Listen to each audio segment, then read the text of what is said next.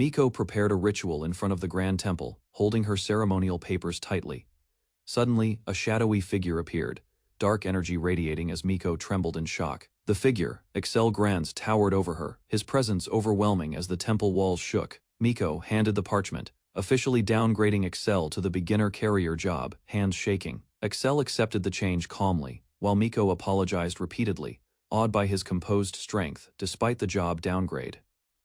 Excel Grans removed his Dragon Knight helmet, feeling relief and a lightness he hadn't known. Miko questioned the unprecedented downgrade, surprised he would leave behind the highest grade job. Excel explained the circumstances, the dragon god defeated, and the helmet's necessity ending his role as Dragon Knight. Miko worried the new carrier job might be weak, her doubts apparent as she observed him. Excel handed her the parchment listing his new skills, fully embracing his beginner carrier role. Excel studied the transport sack, discovering its interior expanded far beyond ordinary dimensions. He checked his new stats, realizing carrier skills were simpler and more practical than Dragon Knight abilities. Miko marveled, recognizing the uniqueness of Excel's job change and its unprecedented nature. Excel reflected on his past as a Dragon Knight, recalling the overwhelming power he once commanded. Miko, moved by his optimism, embraced him, appreciating how he remained confident despite the downgrade. Excel explained he no longer needed to fight as much, preferring a quieter, simpler life. Miko listened, relieved, seeing his optimism despite the drastic change in his role. Excel prepared to head into town with Miko's escort, ready to test his new carrier skills. He called out to Baziria, summoning her as he moved confidently forward. A powerful dark figure appeared, waiting for him. But Excel faced it with calm determination and readiness. Excel directed Miko toward the dragon, preparing to leave with Baziria by his side. Baziria, in dragon form, acknowledged him, ready to return to her human state. Excel noted it was her choice, understanding her desire to meet him as a dragon. The dragon revealed it wanted a final meeting with him before he abandoned the Dragon Knight title. Baziria transformed back into her human form, smiling proudly, while Miko watched, awed by the reunion. Baziria completed her transformation, her presence glowing as Miko watched in awe. Excel discovered he leveled up as a carrier, confirming the new skills were effective. Miko praised how quickly he adapted, impressed with his rapid adjustment to the new role. Excel reflected on his former Dragon Knight levels, noting carrier leveling was simpler, but still rewarding. He resolved to continue leveling, walking confidently with Miko, eager to gain new abilities and support her. Excel and Miko returned to the building, exhausted from their journey, Miko visibly sweaty. Miko suggested taking a bath together, but Excel declined, focused on other tasks. Baziria, preparing to bathe, moved gracefully as Miko watched, awed by her transformation. Both women began bathing, Miko quietly following Baziria, sharing the space with excitement. Excel tested the transporter sack skill, curious about its capacity and functionality for their future journeys. Excel examined the backpack, noting its surface appeared normal while hiding extraordinary abilities. He discovered the bag was flexible, able to hold far more than its apparent size, even pushing all the household items inside. The bag remained spacious and two-dimensional. When he placed a maid uniform inside, it vanished into the bag's interior. Miko revealed she had bought it yesterday, and Excel, unconcerned, accepted it without hesitation. Miko explained how the transporter sack's interior led to another dimension, vastly expanding its capacity. Excel reacted in surprise, amazed by the bag's incredible properties and potential. He discovered the bag could hold immense volumes, even multiplying the contents space internally. Miko watched as Excel experimented, curious about what could be placed inside the sack. Excel filled it with the bathtub water, astonished that it all fit without spilling, confirming the skill's full capability. Excel observed the transporter sack's capacity, amazed it could hold massive items without wetting his maid uniform. He noted the water remained clean, unaffected by its storage, and weightless, despite the volume. Curious. He drank some of the water from the sack, testing its usability. Miko, refreshed from her bath, noticed Excel's skill list, glowing again after the experiment. She marveled at how quickly the carrier skill grew, reaching level 30 in a short time. Miko reflected that her role as a caretaker was decided by the heavens, feeling it her calling. Excel confirmed the transporter sack's new grade allowed water and drinks to last about a month with insulation. Miko wanted to take care of Excel during his travels, even learning housework for him. She promised to learn cooking, excited to support him, while Excel looked forward to it. Miko approached the shattered temple floor, preparing for the next part of their journey and adventure. Miko received the divine revelation of Excel's corrected stats list, a moment that had never occurred before. she realized the god of former jobs had made a mistake, affecting Excel's abilities during the job change. The stats correction showed that Excel now, a beginner-level carrier, retained insane S-rank abilities, including the powerful transporter sack skill, defying normal expectations for job changes. Axel prepared ingredients in his kitchen while Baziria explained the transporter sack's special cold-hot function. Baziria watched curiously as Axel chopped vegetables, noting the simple yet tidy arrangement of his house. A stranger arrived at Axel's door, prompting a cautious glance between the two companions. The visitor revealed himself as Fang, the hero of the Holy Sword, instantly recognized by Axel. Fang expressed relief and joy that Axel remembered him, and the reunion brightened the room. Fang arrived at Axel's house holding sake, explaining he came to celebrate Axel's job change. Fang mentioned he had other matters to attend to but had surprisingly much free time. He revealed he was staying at an inn nearby to remain close to Axel.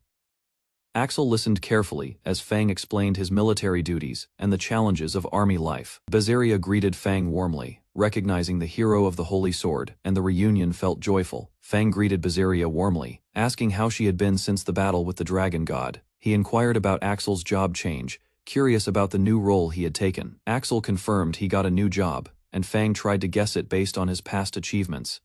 Fang's predictions were all wrong, and Axel revealed his new job was carrier. Fang looked surprised and asked Axel to clarify, struggling to believe such a simple job suited him. Fang repeated in disbelief that Axel's job was really carrier, unable to understand the simplicity. Baziria explained that the job, though a beginner's role, could still be enjoyable. Fang's shock grew as he dramatically declared he would confront the church and question the god of jobs. Axel stayed calm while Fang protested, frustrated that someone so powerful was assigned a low-level position. Fang insisted there must have been other more impressive jobs Axel could take, but Axel remained firm. Fang wondered why Axel had chosen the carrier job, and questioned the god of former jobs. Baziria calmed Fang while Axel explained he didn't mind the beginner job because it was fulfilling. Axel emphasized that the job allowed him to level up quickly and learn many skills. Fang marveled at Axel's rapid progress, despite the job's supposed disadvantages. Axel confidently challenged Fang, hinting he would prove how weak Fang had become compared to him. Fang declared he would fight Axel one-on-one, calling him the Invisible Dragon Knight. Fang admitted he had never heard of such a job before and addressed Axel directly. Axel explained he had to hide his face in public because of his Dragon Knight helmet. Axel and Baziria ran off together, eager to start the showdown with Fang. They arrived at a wide-open battlefield, ready to demonstrate Axel's surprising strength and skills. Baziria watched nostalgically as Axel, the former Dragon Knight, prepared to face Fang, the hero of the Holy Sword. Fang reflected on his admiration for Axel, explaining he had always aimed to become as strong.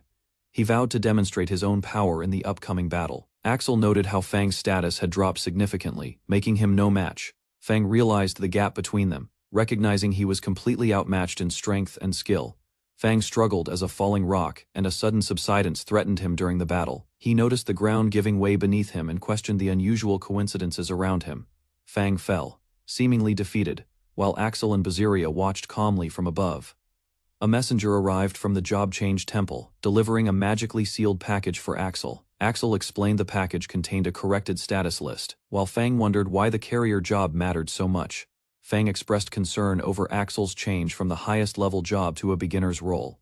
He noted that Axel's abilities were still very high, prompting curiosity about his status. Fang politely asked Axel to show his status table, wanting to understand the situation. Axel agreed without hesitation, smiling as he prepared to reveal the information. Fang and Baziria watched as Axel opened the status, leaving Fang completely shocked by the result. Fang shouted in shock as he saw Axel's stats were extraordinarily high.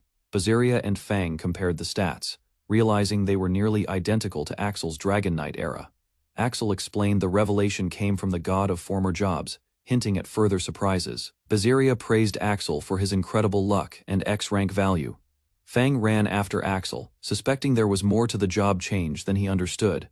Fang realized Axel hadn't known about his corrected stats and had been leveling up naturally. Axel explained that despite starting as a beginner with low stats, he continued improving steadily. Fang admired Axel's resilience and wondered if he himself could do the same in that situation. Axel reflected on how all his powers had been reset, yet he adapted quickly. Fang marveled at Axel's dedication and strength, inspired by his ability to grow without despair. Fang laughed, noting that Axel remained unstoppable despite all obstacles. Fang reflected on how much he respected Axel and admired his dedication. He asked Axel about his fortitude and expressed a desire to be like him someday.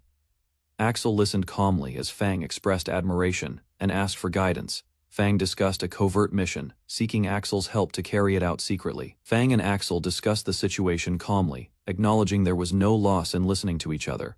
Fang explained that he came to check if he could rely on Axel despite his job change. The request involved transporting Princess Luna, the fourth princess of the country, as a military task. Axel agreed to take the assignment, noting he had never met the princess before. Fang clarified the transport involved someone connected to the king, emphasizing the responsibility of the mission. Axel confirmed to Fang that he was fully authorized to take the assignment. The task involved transporting Princess Luna from the inn to the City of Winds, dozens of kilometers away. Fang learned the princess had already arrived in their town a few days prior.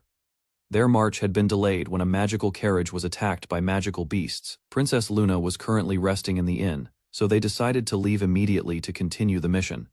Luna Lilium awakens alone in a quiet room, sensing the time has come to face her destiny. She appears before Axel Granz and another companion, introducing herself as the fourth princess, Luna Lilium. Luna expresses gratitude for their help, acknowledging their kindness and support during her journey. Axel responds politely, welcoming her and acknowledging her presence with respect and attention. They plan their next move together, preparing to meet a foreign noble in the City of Wind tonight. Princess Luna Lilium explains the urgency of reaching the meeting, stressing the country's food supply. She emphasizes the importance of punctuality to avoid losing negotiation leverage with foreign nobles. Axel Granz and Fang understand Luna's intentions, realizing the need to reach the city before nightfall. They calculate the timing, noting the negotiations will begin in 3 hours. Suddenly, their path is blocked by a horde of orcs and goblins, forcing the horses to flee. Axel Granz, Fang, and Princess Luna Lilium assess the city, noting the lack of magic carriages. Fang explains the need for speed and strength to protect Luna while reaching their destination quickly. Axel confirms he can be relied upon for the mission, showing his readiness and resolve. Axel accepts the task, agreeing to help for the betterment of the country.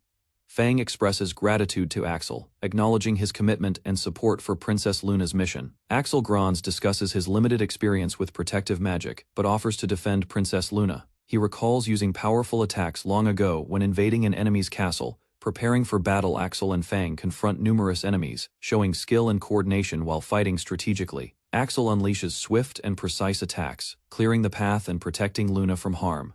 Fang encourages relentless offense, emphasizing persistence even against enemies that seem indestructible, keeping their mission on track. Fang warns Axel about running out of magic power while using protective spells. Axel struggles, but continues defending Princess Luna, dodging falling debris and magical attacks.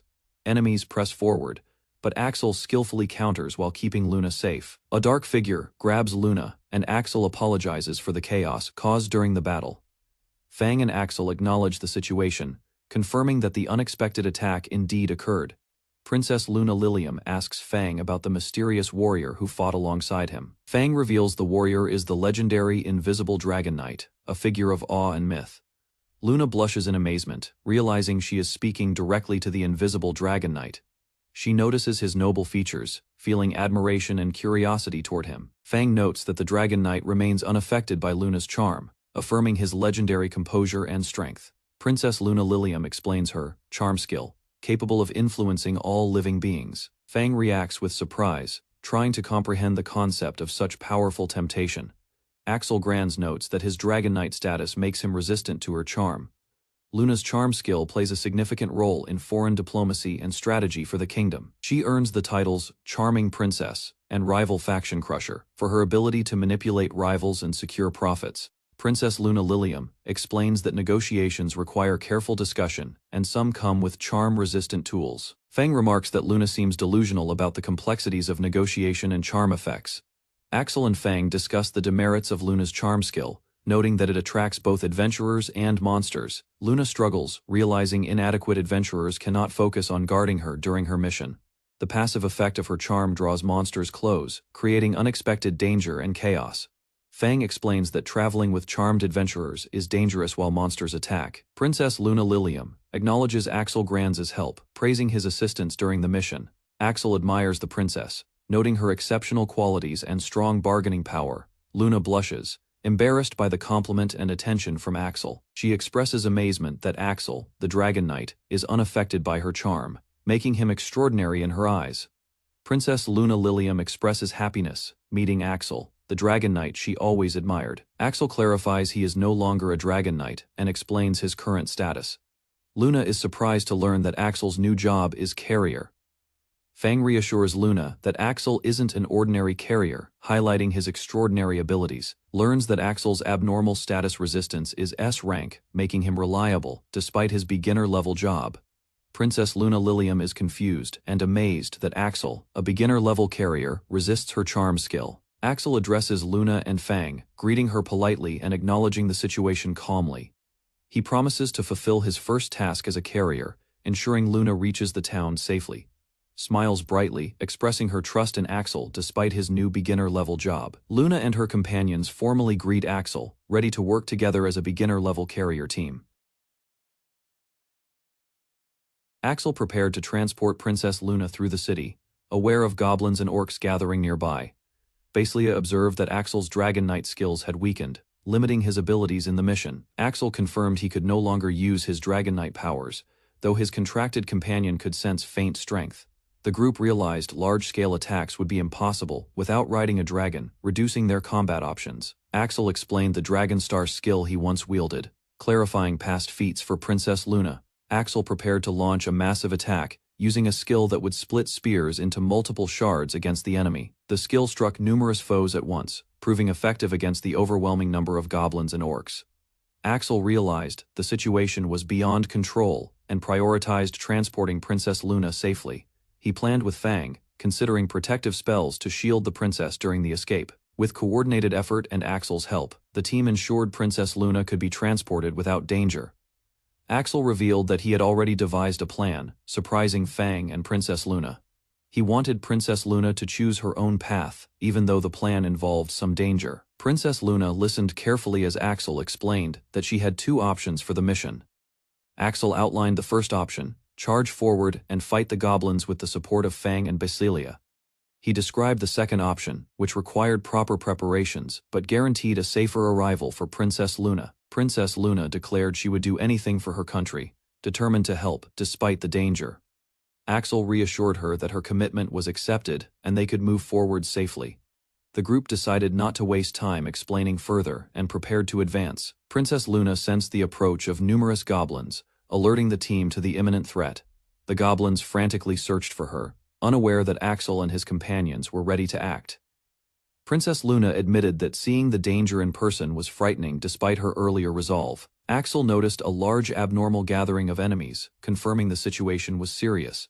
The group identified a powerful enemy, likely a commander-class unit, approaching rapidly. Princess Luna trembled, while observing the enemy's strength, realizing the danger they faced. Axel checked on Fang's preparations, preparing to engage with the team against the incoming threat.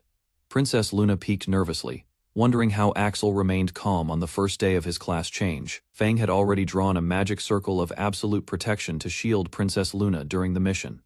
Axel explained that the magic circle could guarantee her safety, though it only protected one person at a time. Princess Luna floated safely within the circle, reinforced by Fang's divine protections and blessings.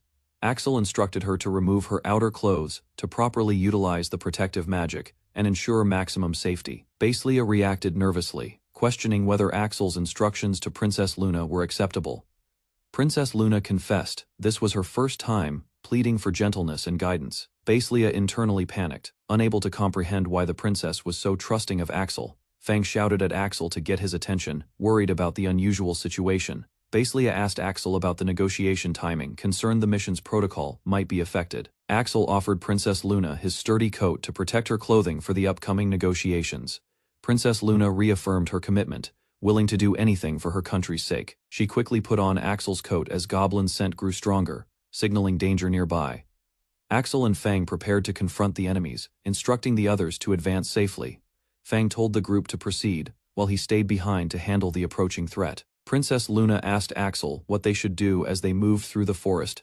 Basilia prepared to transform, ready to take action against the approaching threat. Axel moved decisively toward the enemy, prompting Princess Luna to question his previous decision to stop being a dragon knight. He clarified that while no longer a dragon knight, he could still ride a dragon if necessary. Princess Luna was shocked, having never seen a carrier capable of riding a dragon before, as Axel prepared for the next move. Axel instructed Princess Luna to sit securely as he prepared to ride Baziria. Princess Luna realized she would be riding on Axel directly, blushing in surprise. Axel urged her to hurry, warning that the goblins were closing in quickly. He reassured her that Fang could handle the enemies, allowing her to focus on the ride. Axel told her to hold tight to avoid falling as they prepared to move forward. Axel instructed Baziria to take off and fly as part of the escape plan. Princess Luna realized riding a dragon above the goblins was Axel's strategy all along. Axel corrected her misunderstanding, holding her securely to ensure she stayed safe. Princess Luna expressed surprise at how he held her in the air, questioning his intentions. Axel explained that despite losing Dragon Knight skills, he needed to carry her personally to ensure survival. Axel explained why he could ride Baziria now, relying solely on his own strength. Princess Luna was surprised, questioning how he possessed such incredible strength after losing Dragon Knight skills. Axel clarified that Baziria's super-fast movements required him to cling, using his physical power alone. He reminded her that Fang had cast absolute protection, ensuring her safety during the flight. Axel promised to keep holding on tightly to prevent them from falling as they navigated the dangerous path. Axel explained that Baziria without a handler would be too dangerous due to her high-speed movements. He reassured Princess Luna, reminding her that Fang's protective spell would keep her safe. Axel instructed Fang to handle all the enemies while he, Princess Luna, and Basilia moved forward. Fang confirmed he would manage the threat, ready to fight with full force. Axel hugged Princess Luna tightly, telling her he was counting on Fang to keep the path clear. Axel and Baziria prepare for battle, sharing a determined moment before charging into the battlefield. Baziria leads the charge against a large group of goblins, demonstrating overwhelming strength and control. Axel unleashes a devastating attack, creating a massive shockwave that shatters the ground and sends enemies flying. The goblins react with fear, while Axel's companion watches, astonished by the destructive force. The attack finishes, leaving the battlefield in ruins as Axel's power dominates, ensuring victory over the goblin horde. Axel and Baziria arrive at the city gates, relieved to have reached their destination after the journey. Meanwhile, another companion collapses from exhaustion, struggling to recover after their earlier battle. Baziria panics, realizing her companion's soul is separating from her body, unsure how to respond. Axel reassures everyone, explaining the companion has absolute protection and will survive despite the danger. He prepares to perform CPR as a precaution, carefully tending to his unconscious ally. Baziria apologizes for moving too quickly, while Axel remains calm and observant. She hesitates, realizing she must take responsibility for reviving their fallen companion. Baziria carefully kisses the unconscious companion, initiating a magical revival to restore her soul. Axel watches closely, confirming that the companion has regained consciousness safely. The revived companion scolds Axel gently for leaving her while asleep, grateful to be back. The revived companion confronts Axel and Baziria, shocked and confused about what happened. She realizes Baziria performed the CPR, blushing and surprised by the situation. She recalls that the kiss was her first, feeling flustered and embarrassed. She rushes off, demanding Axel take responsibility. While the others wave goodbye, later Axel and Baziria share a quiet morning together, drinking tea and reading peacefully. The companion asks Axel for some time to speak privately, pushing the cart forward. During the meeting, she thanks Axel for helping with the negotiation, despite his modesty. She explains the situation was arranged by the opposing party and the royal capital's faction. Axel questions what arranged means, staying calm while reading documents. The opposing faction deployed monsters and a monster tamer to block the negotiation, revealing the full scheme. The companion questions the motives behind the magical beasts, seeking clarity about their attack. Axel and the companion reflect on the scheme, realizing the opposing faction deliberately caused delays for profit. They consider the economic advantage gained by exploiting the country's post-war recovery situation. Basilia advises keeping roots secret to prevent future interference, showing strategic foresight.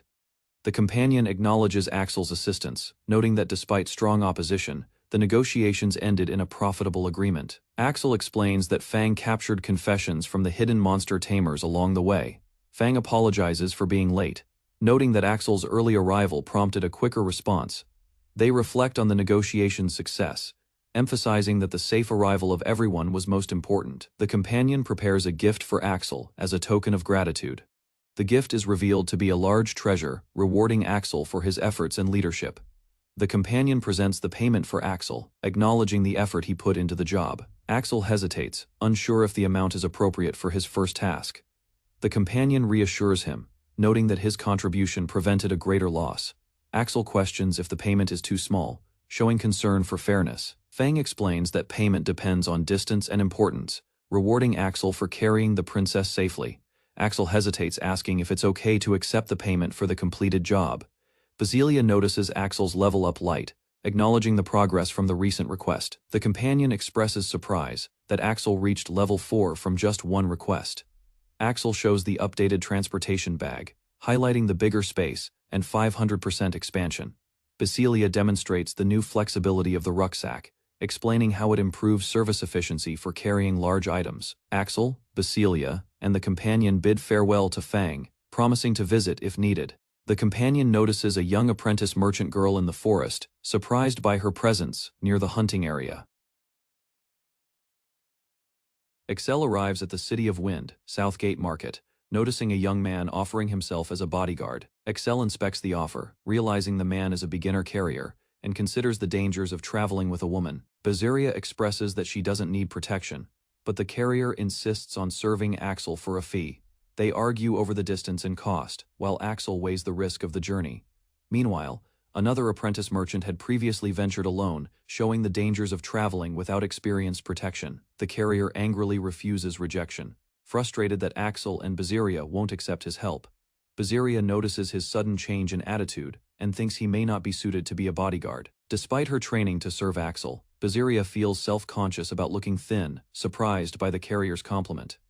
Basilia blushes, realizing the carrier appreciates her appearance in this slimmer form. She happily agrees with the compliment, and together they finish shopping, ready to continue their journey. Axel and Basilia walk through a seemingly safe forest, ignoring prior warnings about danger. Suddenly, a cry for help breaks the calm, and they turn toward the voice. Axel realizes bandits are likely involved, and Basilia acknowledges the threat. The apprentice merchant lies injured on the ground, struggling to call for help. Axel confronts the aggressive carrier from earlier, who now appears, mocking the apprentice and their beginner-level status. The carrier and his band of followers prepare to punish Axel and Basilia for ignoring warnings. The bandits split their focus, leaving the apprentice merchant vulnerable on the ground. Basilia observes the enemy, noting that the carrier is beginner-level, but the girl he's with is valuable. Basilia grows angry at their disrespect toward Axel and her. Axel assures Basilia he will handle the situation, stepping forward to confront the attackers. Axel decides to test his skills, ready to confront the bandits with Basilia. The bandits demand valuables from him, confident in their numbers and strength. Axel boldly declares he will carry all of them to the city guards, showcasing his true power. The carrier and his gang watch as Basilia becomes visibly angry at their disrespect. Axel identifies the apprentice merchant as Natalie Kaufman and plans to protect her from harm. Axel noticed a young girl boasting about her family name and expecting rewards from the guild. He confronted her, explaining beginners were unprepared and would face difficulties outside the city. The girl ignored the warnings while another character raised a weapon, threatening danger for inexperienced adventurers. Suddenly, Axel intervened, swiftly neutralizing the threat with overwhelming speed and precision. The attackers fell to the ground, stunned, while Axel calmly ensured the girl's safety, leaving a lasting impression. Axel appeared, holding his sword casually, observing the aftermath of the previous fight. The remaining attackers, enraged, tried to strike him, ignoring their earlier failures. Axel blocked the attacks effortlessly, moving with calm precision, preventing any harm. The attackers were shocked at his unexpected strength and his casual control of the battle. Axel revealed he was only a carrier, but wanted to practice Dragon Knight skills, astonishing everyone. Axel readied his sword, preparing to demonstrate a new technique against his opponents. He activated Dragon Bite, a skill from his Dragon Knight training, aiming carefully. The attack struck true, knocking the enemy backward and leaving them struggling to recover. Axel observed his speed and precision, noting he could swing the sword efficiently. He analyzed the technique's mechanics with a companion, confirming how the skill activated during the strike. Axel discussed the glowing effect of his skill with his companion, reviewing its impact. He reflected on the danger of revealing his beginner-level job, realizing it could cause future problems. Axel considered how to handle the subdued bandits carefully without further conflict. He decided to place them into his transporter bag, ensuring safe containment. Together with his companion, he confirmed the bandits' safety while securing them, keeping the situation under control. The young merchant, shaken from the encounter, confirmed she was unharmed. Axel suggested she return to the City of Wind to repair her equipment safely. She agreed to go with him, trusting his guidance after the ordeal. Axel accepted her offer, and they prepared to leave, ready to continue their journey. Back in the City of Stars, she thanked Axel for saving her life, relieved nothing worse occurred. The young merchant promised to keep doing her best, valuing her life over material loss. Axel and the companions prepared to leave the City of Stars, returning to work. The merchant expressed gratitude, feeling she hadn't properly thanked Axel for his help. Suddenly, her grandfather arrived, worried for her safety after the bandit attack. Axel reassured him, while the grandfather expressed relief and concern, highlighting the care for his granddaughter. The grandfather recognized Axel and asked about his granddaughter's safety, learning he saved her. Axel explained his role as a carrier, emphasizing the action was more important than his job title. The grandfather introduced himself formally as Dolt Kaufman, submaster of the city's commercial guild. He expressed deep gratitude for Axel's bravery in saving his granddaughter. Axel humbly declined any reward, insisting his actions were just passing by, while the grandfather tried to insist on compensation. The grandfather offered Axel anything within his power as a reward for saving his granddaughter. He emphasized that the commercial guild could provide almost anything Axel requested. The young merchant politely declined dinner, noting their prior commitment in the City of Stars. The grandfather expressed a desire to repay Axel's kindness in the future. Axel introduced himself and his companion Baziria, concluding the encounter while maintaining humility and grace. The commercial guild reminded Axel and Baziria that they might not always be in the City of Stars. They offered a warm welcome whenever the duo visited the City of Wind. Axel expressed gratitude, confirming he would remember the hospitality of the guild. The duo's presence drew attention, revealing Axel's name, which caused quiet surprise among the guild members. The guild noted Axel shared the same name as a famous hero, raising curiosity. Baziria observed the guild member closely, finding him an interesting and noteworthy person. Axel Granz began his new career as a carrier, immediately taking a challenging request. Bazilia observed keenly, intrigued by the transition and his reactions. Traveling extensively, Axel completed tasks efficiently, while meeting new individuals. His reputation gradually grew quickly everywhere during their walk. Bazilia observed Axel glowing mysteriously, suggesting unexpected growth surpassing normal human limits. Notifications indicated another level up occurred. His transporter bag's abilities expanded, improving storage and preservation remarkably. Bazilia appreciated the bag's upgrades, while Axel carefully recommended analyzing effects before further adventures began. Axel studied the transporter bag thoroughly, discovering it preserved stamina, magic, and life energy reliably. Bazilia questioned whether living beings remained fresh, and Axel explained heat energy remained preserved properly. Axel confirmed the bag could carry preserved food safely, astonishing Bazilia with new possibilities imagined. Bazilia became excited, imagining endless meals prepared by Axel while traveling together across various regions. They confirmed the bag's enhanced capacity could now safely carry small animals and mystical spirits. Axel and Bazilia discovered a massive ogre near the cave, possibly hunting recently discovered goblins nearby. The ogre charged aggressively, forcing Axel to decide whether to confront it directly or avoid danger. Axel positioned himself carefully, dodging attacks while preparing for a strategic strike against the ogre. He readied his sword, knowing the fight might continue without relying on combat-specific class skills. Axel requested Baziria cast a precise attack spell, coordinating carefully to prepare for the impending battle. Baziria hesitated, concerned the upgraded bag might catch fire, while Axel reassured her confidently, allowing action.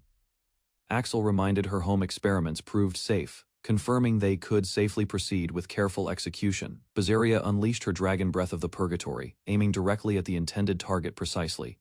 The spell surged forward powerfully, with Axel assisting in guiding its trajectory carefully through the air. The attack successfully entered the bag, while Bazilia ensured everything remained safe, despite intense magical heat. Axel prepared for Bazilia's attack transport, anticipating the ogre might lunge unexpectedly toward their position. Timing perfectly, he launched Bazilia's dragon breath precisely, ensuring accuracy and maximum effect on the target. The powerful spell moved through the air, while Axel controlled trajectory, maintaining safety and proper distance. The magical attack entered the bag safely, leaving both Axel and Berseria unharmed, despite its heat. Axel verified that magical energy preservation worked flawlessly, maintaining original power, impressing both Berseria and himself. Afterward, Axel checked carefully on Berseria to ensure she had not suffered any accidental injuries. Berseria stepped back cautiously, concerned Axel might have been slightly affected during the magical transfer process. She hugged him warmly, relieved that everyone remained safe, emotionally overwhelmed by recent intense events. Berseria acknowledged the attack's success, while Axel praised her accuracy and skill in casting effectively. She humbly expressed thanks, noting her magic contributed more than any previous spells during battles. Berseria quietly recognized her feelings, relieved and joyful, satisfied with the outcome after the challenging events. She expressed pride in contributing, feeling genuinely useful to Axel and their ongoing successful missions. Berseria reflected on Axel's growing strength as a carrier, worrying she might eventually fall behind. Subordinates reported something unusual, immediately alerting Axel and his companions to a newly emerged potential threat. The team discovered a burnt ogre corpse on the highway leading toward the City of Stars. They learned that ogres were deadly creatures responsible for numerous soldier deaths during the Demon Lord War. Axel and his companions examined the corpse, questioning why the report seemed urgent and highly panicked. Investigations revealed the ogre had been completely burned, surprising both guild officials and staff members. Officials confirmed no record existed of skilled magic users passing nearby, raising questions about unknown threats. The guild decided to gather additional information later, recognizing potential danger from unidentified magical activity nearby. Berseria quietly reflected on recent events, questioning the real occupations of others while feeling relief. Axel and Berseria returned safely before dark, walking together through the quiet streets of the city. The Job Change Temple's Miko awaited them, prepared to assist and meet with them promptly. Fang greeted Axel, noting his expected arrival, catching him by surprise after his casual journey. Fang offered to return some payment, feeling previous compensation provided sufficiently for the services rendered. Axel and Berseria discussed payment matters, noting extra deposits had been made, allowing them to request more. Fang directly asked why Axel received the job, appreciating the clear and straightforward explanation given. The Miko explained that job details required approval, surprising Fang and others observing the situation closely. Axel reassured the group that everything was fine, calming the atmosphere and maintaining a relaxed mood. He noted discussing matters with someone familiar with his circumstances, simplified explaining complicated job-related details efficiently. Fang eagerly pledged to support Axel, promising to offer full effort whenever assistance was requested. Axel and the Miko agreed to share explanations with others, restoring her confidence and easing concerns. They moved inside, where tea was served, creating a calm and organized environment for discussion. Axel and Berseria examined the long list of compatible jobs, surprised at how extensive it appeared.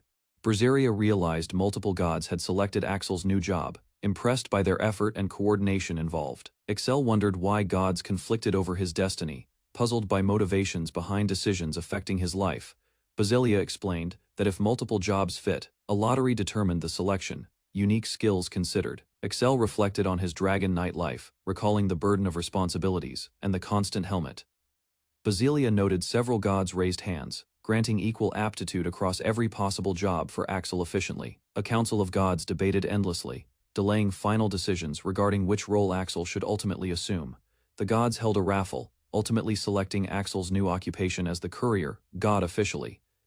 Axel felt surprised and nervous, realizing he had truly been chosen for this important role. He understood the reasons behind becoming a carrier, though Berseria highlighted unexplained unusual ability values. Gods remained indifferent, curiously observing Axel's unusual skill distribution, leaving the situation unresolved temporarily. Axel accepted his new job, noting carrier attributes were low, yet he felt ready confidently. Berseria explained the Job Change Temple descended into chaos because Axel disrupted the traditional selection expectations. Another character remarked that if details leaked, perception of the carrier job would be completely reversed. The red-haired hero agreed to continue normally as a carrier, avoiding unnecessary complications or disturbances. Berseria added that even as a beginner job, Axel's growth rate remained surprisingly abnormal overall. The gods began investigating his abilities, preparing to descend to the surface to assess unusual progress. Berseria told Axel to notify her about new information and not hesitate visiting the temple. The group walked away, with Axel reflecting that circumstances had clarified, despite lingering minor confusion. The red-haired hero noted even the heavens appeared chaotic, due to Axel's previous actions and influence. Other companions expressed relief that the job change had no irregularities, allowing travel to continue safely. Basilia hugged Axel teasingly, suggesting he might have obtained a better job if luck differed. Basilia noted Axel's carrier stats were extraordinarily high, with exceptional luck surpassing even Dragon Knight capabilities. Axel reflected that his current job was convenient, accepting his abilities confidently without any reservations. Other characters expressed determination to follow his example, providing support and encouragement for him to excel. The group rested after long efforts, enjoying a calm, peaceful meal together in serene environment. Axel acknowledged that the job change contained irregularities, but appreciated that it proceeded without major issues. Basilia invited Axel to visit guilds with her, offering to accompany him throughout the journey. She reassured him she would go anywhere if he stayed with her, holding his hand. Axel questioned the need for visiting guilds, reminding her they had already completed the carrier job. He explained he wanted to thoroughly learn the basics of the carrier job carefully and properly. Basilia emphasized it was crucial to understand the job deeply, acting carefully, using prior hero connections. Axel wanted to gain further knowledge from the Merchant Guild and asked Basilia for assistance immediately. Basilia promised to try her best, gathering any useful information to support Axel's ongoing progress. Axel reassured her that he would remain in her care during the information-gathering process effectively. The group decided to seek people connected with carriers to learn more about job requirements. Quietly entering the vast Merchant Guild, Axel carefully navigated through the City of Stars. Whispered comments arose among guild members, noticing the new beginner job arriving unexpectedly. Loyal and protective, Basilia silently confirmed that Axel possessed qualities desired by many others. Observers in confusion looked on as Axel maintained calm and unshaken demeanor throughout. Recognizing them, an elder guild member expressed surprise at seeing Axel and Basilia present. Arriving at a guild branch, Axel and Basilia startled staff with their sudden presence. They were escorted to a VIP room, leaving other guild members puzzled and uncertain, enjoying tea and a variety of cakes. Basilia displayed loyalty and genuine contentment. Praising Axel's achievements, the guild elder highlighted the considerable profits previously obtained successfully. Ready for action, Axel prepared to protect a young girl when words failed. Reflecting on his efforts, Basilia realized simple thanks could not express her deep gratitude. From afar, the city extended below, showing influence slowing enemies and spreading widespread rumors. Listening silently, Axel noted Basilia emphasizing his help benefiting many merchants besides just her. Understanding consequences and gratitude, Axel considered the impact his actions had throughout the region. Humbly, Basilia expressed thanks again, showing quiet admiration for Axel's significant assistance provided. Axel explained his intention to gather knowledge from senior guild members regarding job basics. Arriving mistakenly, Axel received reassurance from the guild elder that he was not incorrect. Smiling kindly, Axel offered his power and position to assist those in need. Introducing Axel with his name, the elder guild member opened previously inaccessible important doors. Together, Axel and Basilia entered the prestigious transportation guild Sagittarius, busy with authorities. Representatives immediately recognized Axel and Basilia, confirming their reputation as a highly effective combo. Explaining carefully, Marion said Axel's job change required him to understand carrier responsibilities. Curious about introduced contacts, Axel inquired about Kaufman's connections and the people he knew. Marion highlighted Axel's rare ability to evaluate other high-ranked members accurately and carefully. Confidently, Axel chose to investigate freely, trusting his judgment for upcoming important decisions. Hugging Axel suddenly, Marion caused Basilia to react with surprise at the unexpected embrace. Noticing Basilia observed Axel's evaluation by a high-ranking transporter, feeling nervous and cautious. Smirking confidently, Marion held Axel tightly while he remained calm, assessing the situation properly. Recognition as an imperial courier highlighted Axel's significance among the country's few elite transporters. Admiring Marion's skill, Axel complimented her while Basilia observed her impressive abilities silently. Moving closer, Marion suggested an upper body assessment, demonstrating her authority and calm confidence. Clearly, observing carefully, Axel wondered if Marion could perceive his skills or physical characteristics accurately. Requesting instruction, Axel asked about his new job, and Marion willingly confirmed readiness to teach. Noting his potential, Marion observed Axel as exceptional among transporters. Impressed with his dedication, praising his heroic achievements, she emphasized Axel's impact while highlighting the guild's impressive facilities, downplaying praise. Axel noted Marion's intentions were personal, motivated by her desire for conversation. Reminding him to balance playful behavior with duty, Marion maintained guild decorum and professional standards. Acknowledging guidance, Excel understood judgment should not rely on others evaluating skills unnecessarily. Confirming prior disclosure, Marion laughed easily, showing her comfort while providing honest and reliable information. Observant, Excel remembered seeing Natalie previously, showing attention to detail during his earlier guild visits. Encouraging questions, Marion assured Excel she could provide answers even when absent from the guild. Introducing Kohak Willa, Marion showed her colleague's diligent role while managing overwhelming piles of paperwork. Nervously, Kohak greeted Excel with a slight bow, intimidated by the unexpected attention suddenly. Offering guidance, Excel handed her papers, explaining they would teach him essential operational procedures. Clarifying, Marion explained these were core guild members for Excel to remember while she oversaw others. Curious about the guild, Excel asked if Sagittarius functions were limited to Marion herself alone, explaining carefully. Marion emphasized how jobs were selected and assigned, ensuring no shortage of personnel. Offering assistance, Excel approached Marion, demonstrating readiness to participate and learn guild operational processes efficiently. Guiding him, Marion suggested provisional enrollment to teach him about guild work systematically and effectively. Excel agreed, realizing provisional membership would improve understanding, while Berseria silently observed the interaction thoughtfully. Supporting him, Berseria advised Excel to act according to his preferences, while offering guidance and reassurance.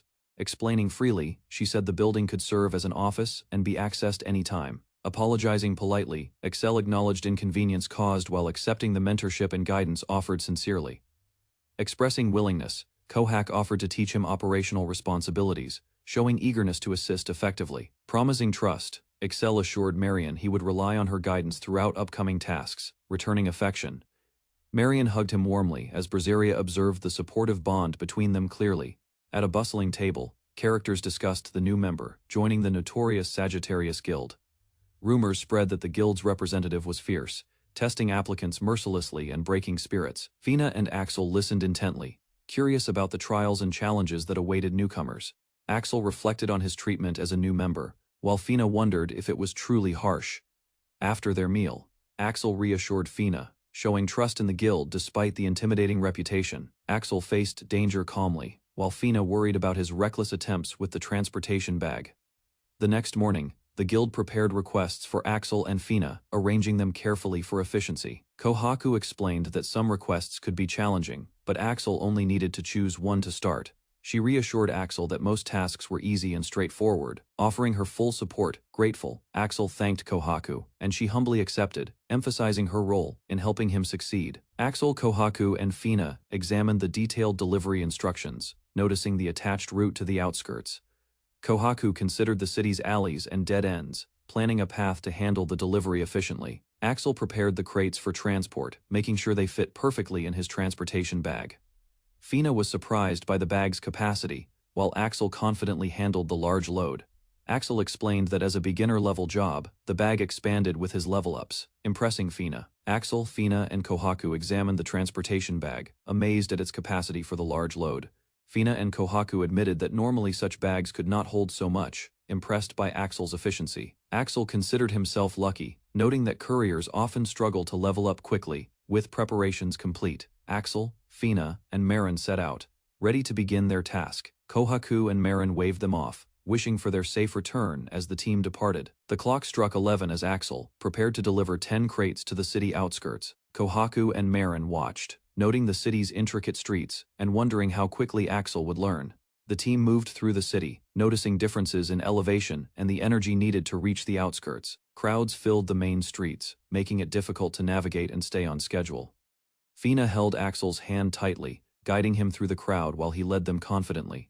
Fina declared her dedication to follow Axel anywhere, determined to stay by his side. Axel and Fina ran through the city, realizing a dead end forced them to change paths. They leapt across buildings, navigating the rooftops with agility and precision. Axel led the rooftop route confidently, timing their moves to stay ahead. The city's internal walls restricted access, highlighting the few places they could safely pass. Kohaku noted that a skilled courier could reach the outskirts in under an hour. Axel and Fina raced across rooftops, aware that they had exactly 1 hour to complete the delivery. Time was limited, and every second counted as they navigated the city's complex rooftops. Marin and Kohaku discussed the schedule, confirming that minor delays were acceptable, but efficiency mattered. Marin agreed with the assessment, ensuring that the team understood the rough time estimate. Axel ran along the rooftops, knowing handing such a strict job to a beginner was unusual. The scheduled delivery time was only a rough guide, not a strict limit, but urgency remained. He navigated narrow passages and busy streets, moving swiftly between buildings. Axel leapt across gaps, keeping his momentum as the city rushed below him. Arriving in record time, he surprised the recipients with a perfectly timed delivery, vanishing just as quickly. Observers watched in shock as Axel appeared to fly away, leaving them astonished. Fina gasped, exhausted from keeping pace, but still determined to follow Axel everywhere. Axel and Fina ran through the city from a low-angle view, moving swiftly over rooftops. They navigated the city with agility, surprising everyone with their speed and precision. Marin and Kohaku observed from afar, realizing this job required a different skill set than fighting bandits. Marin explained that the job was about calculating the shortest and most efficient route, not speed or strength. Axel and Fina ran across the city, learning the layout and understanding routes for courier tasks. Axel felt he was starting to grasp the city's full structure with the help of the map. He landed safely after a jump, noting the timing of his movements as part of the learning process. Returning to Marin and Kohaku, Axel confirmed he was back, ready to report his progress. Axel and Fina returned, exhausted but triumphant, announcing they had completed their delivery. Axel handed the receipt to Kohaku, confirming the completion of the task. Fina and Axel explained what happened to the crates, with Kohaku managing the paperwork efficiently. Marin was surprised that the delivery was completed in only 10 minutes, far faster than expected. The Research Institute confirmed the package's arrival, awarding Axel and Fina rewards for their swift and accurate delivery. Fina expressed that giving her all was worth it, happy the reward was increased. She and Axel explained their delivery was already completed. Surprising Marin, Axel modestly said he did his best and ran, without revealing how he managed the feat. Marin was baffled at how Axel completed a round trip in 10 minutes, barely understanding it. A sudden commotion occurred as a crazy monsters appeared, startling everyone and leaving the scene tense. Onlookers were astonished to see Axel and Fina appear after jumping across rooftops. Observers speculated that they were the rumored new members of Sagittarius.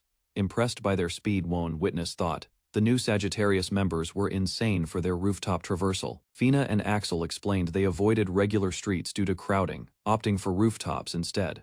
Their daring strategy amazed onlookers, leaving everyone impressed by their incredible courier skills. Marin and Kohaku questioned how Axel thought jumping across rooftops would be faster than normal streets. Axel explained he had permission to use the rooftops and ensured he didn't damage anything. He mentioned that, as a beginner, he still saw many new things on his route. Axel thanked Marin and Kohaku, noting that the map they provided had been very useful. Both girls shyly acknowledged their help, feeling glad they could support his task effectively. Axel arrived at the City of Stars, surprising everyone with his efficiency and speed.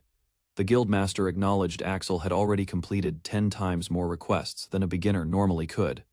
Despite expectations to memorize streets and people, Axel navigated effortlessly through the city by spending most of his time in the air. His aerial skills impressed the master, and children watching began to admire his flying. Axel earned a reputation as the flying courier, astounding everyone with his unmatched speed and skill. Axel had amazed everyone with his speed and skill, completing tasks beyond expectations. The overseers realized Axel had surpassed the beginner level, having completed 10 times the normal requests. He navigated the city effortlessly, gliding above streets and rooftops without memorizing the usual paths. Axel's swift movements and punctuality earned him the nickname the Flying Courier. Children admired him as he soared through the sky, becoming a local legend. Even his instructors acknowledged his exceptional talent, congratulating him for mastering the courier skills. Axel received praise from the Guild Sagittarius for his exceptional work as a courier. His efforts were recognized, and the guild expressed their gratitude for his invaluable contribution. Marion celebrated Axel as the first new recruit in a long time. The guild prepared a small gathering to honor his achievements.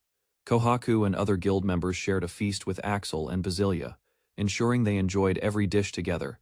Marion presented Axel with a gift, marking his successful integration and graduation into the guild. Axel opened the gift and discovered an inspirational message, a reminder of the importance of his work and the value of transporting others' time.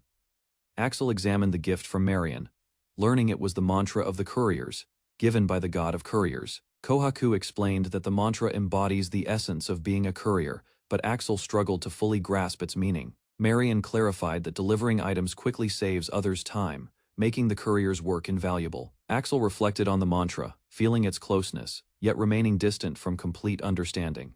Basilia and Marion encouraged Axel, reminding him that a courier's effort could even move concepts and time itself. Marion explained that the mantra of the couriers, though difficult to understand, was highly effective. She noted that some people could level up their courier skills simply by reading it. Axel absorbed the knowledge and immediately experienced a courier level up, amazed by the new ability. Marion and Kohaku expressed happiness that Axel benefited from their gift and guidance. The group marveled at Axel's new skill, the past transportation, which even surprised Marion as an advanced courier ability.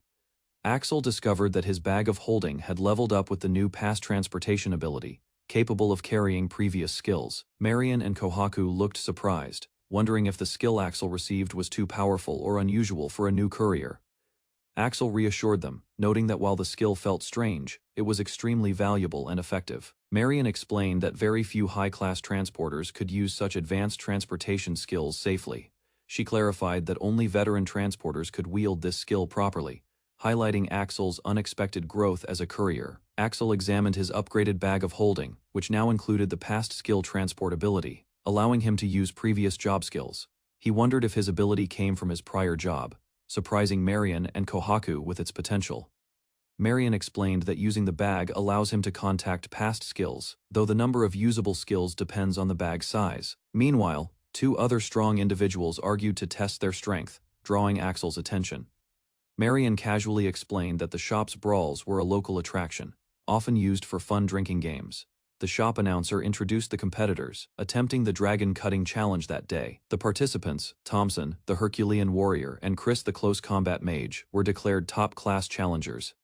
Both warriors launched their attacks simultaneously, striking the target with immense force. The powerful strikes shattered the target, creating a dramatic display of skill and strength. The announcer noted the failure to cut perfectly, doubling the entrance fee for the challengers who broke the weapons. Axel noticed the commotion around the dragon cutting challenge, and wondered about the dragon scale mentioned.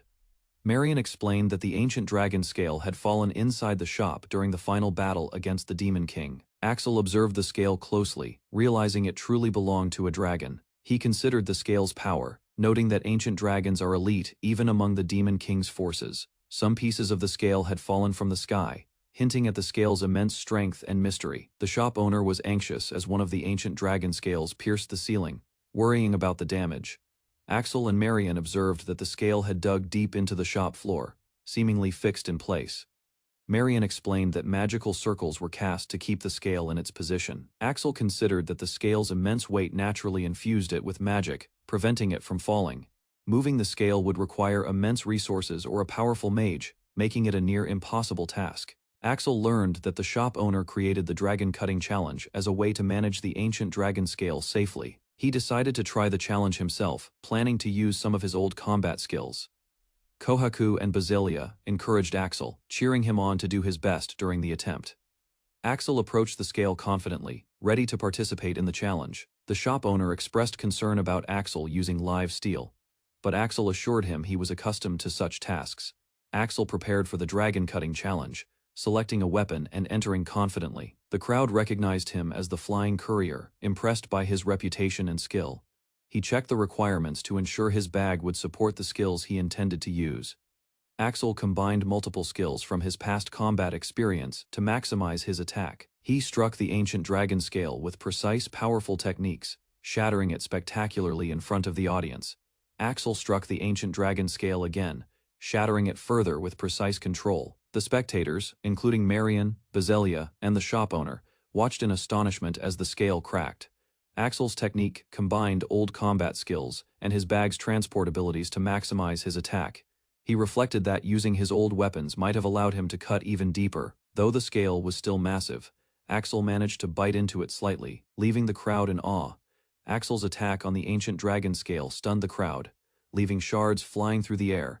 Basilia cheered proudly, thrilled by Axel's skill and precision in the challenge. Axel continued striking the scale, impressing everyone with his control and strength. The shop owner exclaimed in awe, acknowledging Axel's incredible ability to cut into the scale multiple times. As a reward, Axel received gold and admiration from the crowd, leaving the shop energized and excited. Axel receives a graduation gift from Marion and Kohaku, a special bag that allows him to carry skills from his past job. Kohaku explains the mantra of couriers, the importance of saving others' time, and how Axel's new skill will help him. Axel experiments with the bag and successfully levels up his courier skills.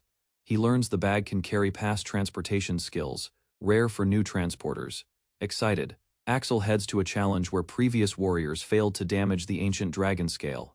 Axel-san walked with the girls, leaving everyone in awe of his strength and skill. He evaluated his new abilities, realizing the skill felt surprisingly easy and manageable. He considered the rules but decided his previous experiences gave him confidence.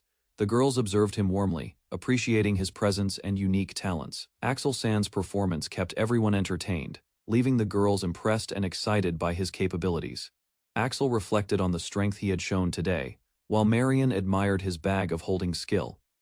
Axel considered his own abilities, feeling surprisingly weak despite his recent accomplishments. He thought about his past job, realizing it had prepared him for the challenges he now faced.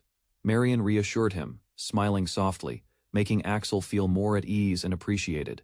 The group celebrated Axel's achievements, enjoying a lively meal and raising glasses to his growth. Axel-san finished demonstrating his skill, leaving everyone in awe of his strength. He reflected quietly, feeling the previous challenge was weaker than expected. Kohaku and Marion observed him, impressed with Axel-san's ability and past experiences. Marion smiled, accepting the situation and feeling reassured by Axel-san's presence. They shared a light-hearted moment, celebrating the day's events with joy. Even after the spectacle, the onlookers questioned how Axel-san, a beginner, could wield such power. Axel tested his new carrier abilities, realizing he could bring 2 skills from his past Dragon Knight job. Basilia observed him while eating, noting how the bag's size influenced the number of skills Axel could wield. Axel prepared for his next journey, carefully calculating transportation bonuses to optimize his efficiency. He met Doroto, the shop owner, to gather essential supplies for his upcoming tasks. Axel demonstrated his strength, striking with precision, leaving dents on Mattia's dragon scale as proof of skill. Axel destroyed a dangerous obstruction with precision, ensuring the shopkeeper's safety. The shopkeeper gratefully offered a generous pile of meal tickets as thanks. Axel calmly acknowledged the removal of the dragon scale, noting it had been an obstacle. The shopkeeper praised Axel's constant awareness and ability to handle even ancient dragon problems. Axel's reputation spread beyond the town, impressing distributors and citizens alike with his skill. Axel learned his reputation had grown, impressing the shopkeeper with his strength and influence. Basilia remained focused on her meal, while the shopkeeper offered Axel a role as a guild specialist. The shopkeeper expressed gratitude for Axel saving his granddaughter, leaving the offer open any time. Axel prepared for new quests, recognizing they would be far more dangerous than before. He considered taking higher risk, longer distance assignments, ready to prove his abilities on even greater challenges. Axel reviewed the Star City's location, realizing nearby suburbs and institutions faced higher risks from magical beasts. He acknowledged the city's proximity to the unexplored primordial forest, a dangerous and mysterious territory. Walking through the guild, Axel noted that safer jobs existed within the city, while riskier quests demanded leaving its boundaries. He examined assignments requiring travel into the dungeon of unknown origin, spanning over 100 floors deep. Basilia explained how resources circulated safely, and Axel concluded that the city was generally secure for living and working. Axel explained how magical beast stones released energy into the earth, supporting the town's growth. The town thrived on fertile land bordering the primordial forest, benefiting from the dispersed magical energy. Basilia announced that this high-difficulty job would require her to accompany Axel for support. Both Basilia and Axel prepared, recognizing that the task demanded simultaneous transportation and magical beast combat. Axel admitted his lack of experience in such combined quests, but resolved to complete the challenge alongside his companions. Basilia offered to accompany Axel on the quest, despite his other responsibilities. She reassured him that her high-level job Imperial Court Messenger role was only for show. Basilia confirmed she had ample experience handling high-difficulty short-range jobs, easing Axel's concern. She readied her gear, preparing for the upcoming transport and combat challenges. Basilia revealed an additional skill, surprising Axel and reinforcing her capability to support him in the mission.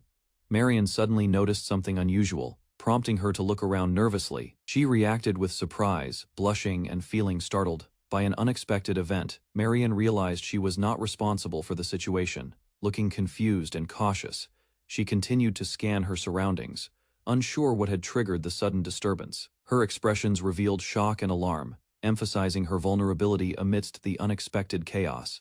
Marian attempted camouflage, surprising Axel with her sudden stealthy maneuver. Basilia observed closely, evaluating Marian's technique and noting areas for improvement. She demonstrated the unstoppable skill, showing how it enhances movement and agility. Marian and Basilia approached the herd of magical beasts, moving with precision. Basilia explained how she could pass through magical beasts and transport items unnoticed, showcasing her skill in action. Kohaku explained how Marian spent her free time visiting magical beasts' habitats. She traversed the dungeon's middle depths with ease, navigating areas difficult for other adventurers. Kohaku presented letters of thanks and compensation for Marian's successful work in dangerous zones. Basilia acknowledged Marian's skill, noting how convenient it was for transporting items safely. Axel admired Marian's efficiency, grateful for her guidance and assistance while he completed his duties. Axel praised Basilia for her dedication, noting how amazing she had been on the high-difficulty quest. Basilia encouraged him to pamper himself as a senior and experienced guide in the transportation business. Axel reflected on how Marian and Basilia seemed perfectly in sync, supporting him seamlessly.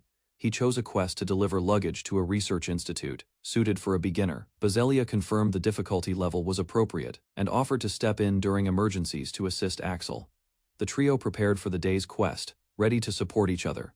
They walked along a magical beast-infested pathway, carefully monitoring scents and surroundings. Basilia explained the location of the Magical Beast Research Institute, noting that nearby creatures were few and small.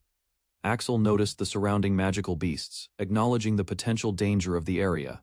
He identified a gray werewolf among the beasts, recognizing it as a significant threat during their journey. Magical beasts recklessly fired ice-type magic, showing their dangerous power. The beasts were large-scale creatures, feared even by those from the primordial forest. Marian and Axel discussed the creatures, confirming the Magical Beast Research Institute was not collecting them. The group moved cautiously through the forest, aware of the beasts' presence but unthreatened. Marian observed the beasts carefully, noting their behavior, while Axel and Basilia followed closely behind. Marian approached a dangerous area filled with ice-type large-scale magical beasts known to cause widespread destruction. The beasts, feared even by those from the primordial forest, roamed the area freely, creating chaos and uncertainty. At the research institute, the staff realized the gray werewolves were approaching, threatening the facility. The researchers called for a battle-class fighter, hoping reinforcements could arrive in time to defend them. Axel appeared swiftly, standing before the charging werewolves with two companions, ready to confront the threat.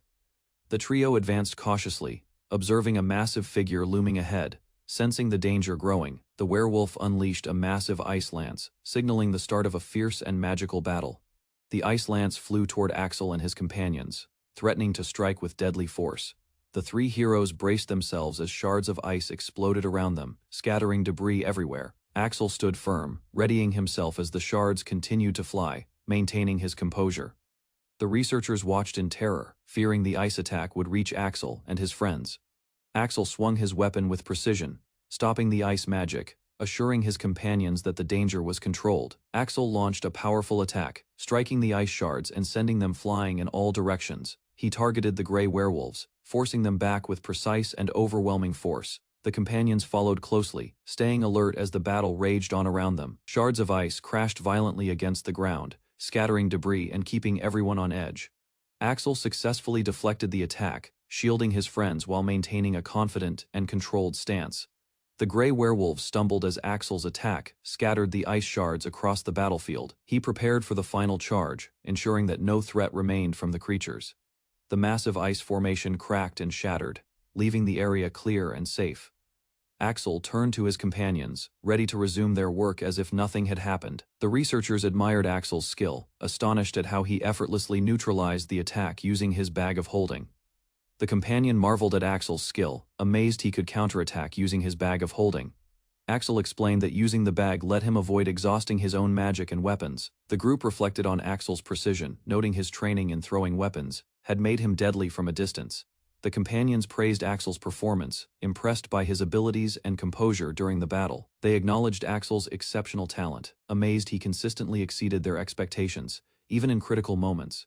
The companion expressed awe at Axel's skills, amazed by how he countered the magical attacks.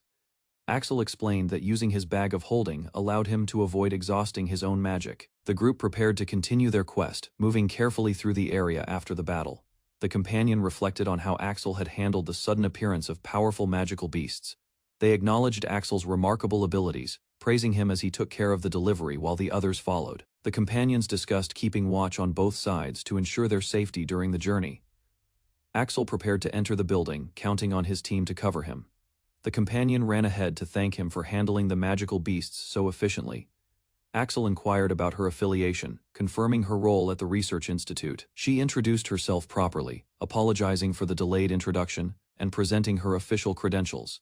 The companion introduced herself as Nonoa, head representative of the Magical Beasts Research Institute. Shasper personally thanked Axel for his skillful handling of the gray werewolves, praising his quick counterattacks.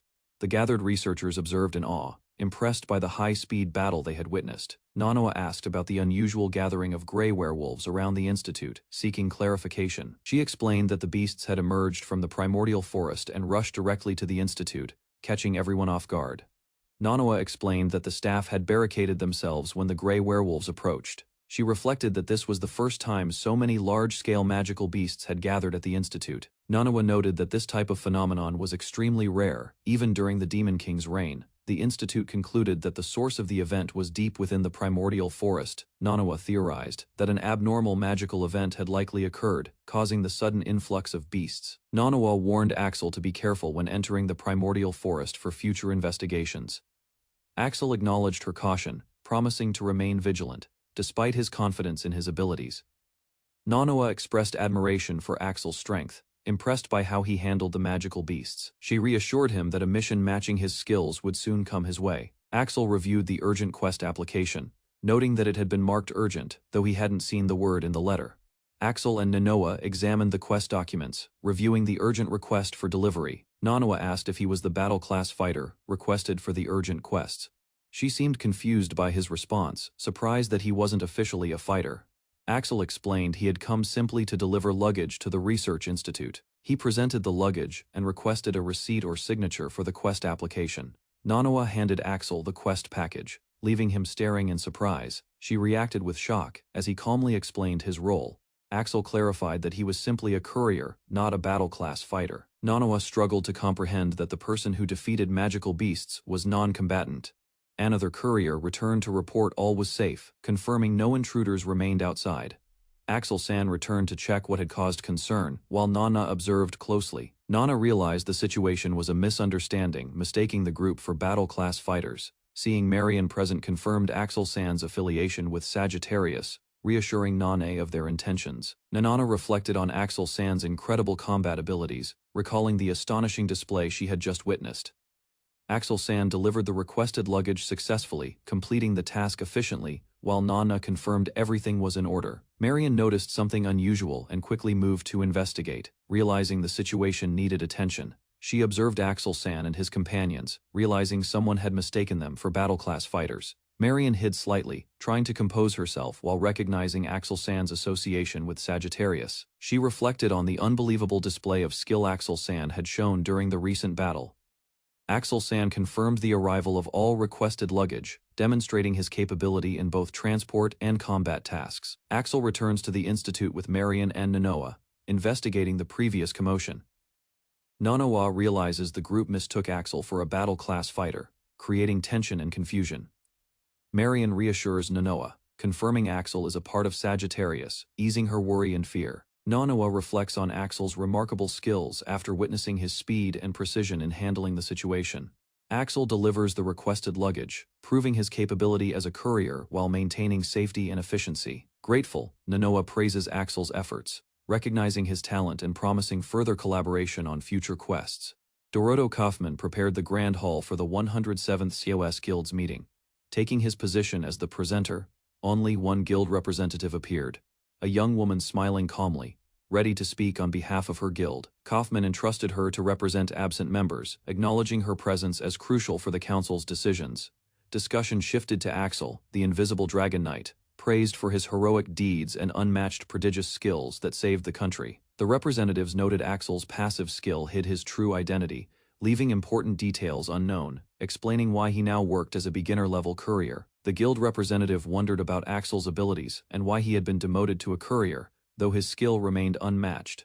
She walked through the city alongside Axel, observing the peaceful streets and pondering the secrets behind his power. An urgent report arrived from the Magical Beasts Research Institute, warning of unusual sightings of gigantic magical beasts near the city. The council debated the potential threat, noting similar events had occurred during the Demon King's time, indicating danger. Preparations began quickly, assigning guild members and transporters to respond, while Axel's presence remained quietly indispensable as always.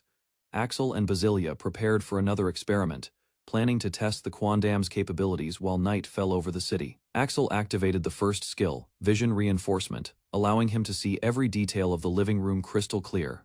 Basilia proudly admired her work, explaining she had cleaned the room thoroughly, ensuring everything sparkled. She emphasized even the floors were spotless, showing her dedication and meticulousness in maintaining the space. Axel expressed gratitude for her effort, smiling and appreciating the care she had put into the cleaning. Axel noticed large letters on the floor spelling a message, a result of Basilia's cleaning with enthusiasm. Basilia blushed, embarrassed that Axel had seen the message so clearly due to his vision reinforcement skill. Axel explained calmly that his field of vision had expanded after removing his helmet, making the incident unintentional. They prepared for the next experiment, walking together through the large, well-kept room, reminiscing about previous tests. Basilia invited Axel to try riding her again, and he approached the dragon, ready to test her abilities. Axel mounted Basilia, ready to test her abilities, feeling the increased strength from his jump reinforcement skill. He leapt through the air, holding Basilia as they soared above the city, her wings steady and strong. Basilia asked if his jumping strength had improved, curious about his experience since their last experiment. Axel explained it had been a long time since he used jump reinforcement, so his feel for it was slightly off. He added that the weight of his helmet might have also affected his jump, keeping the experiment's results realistic.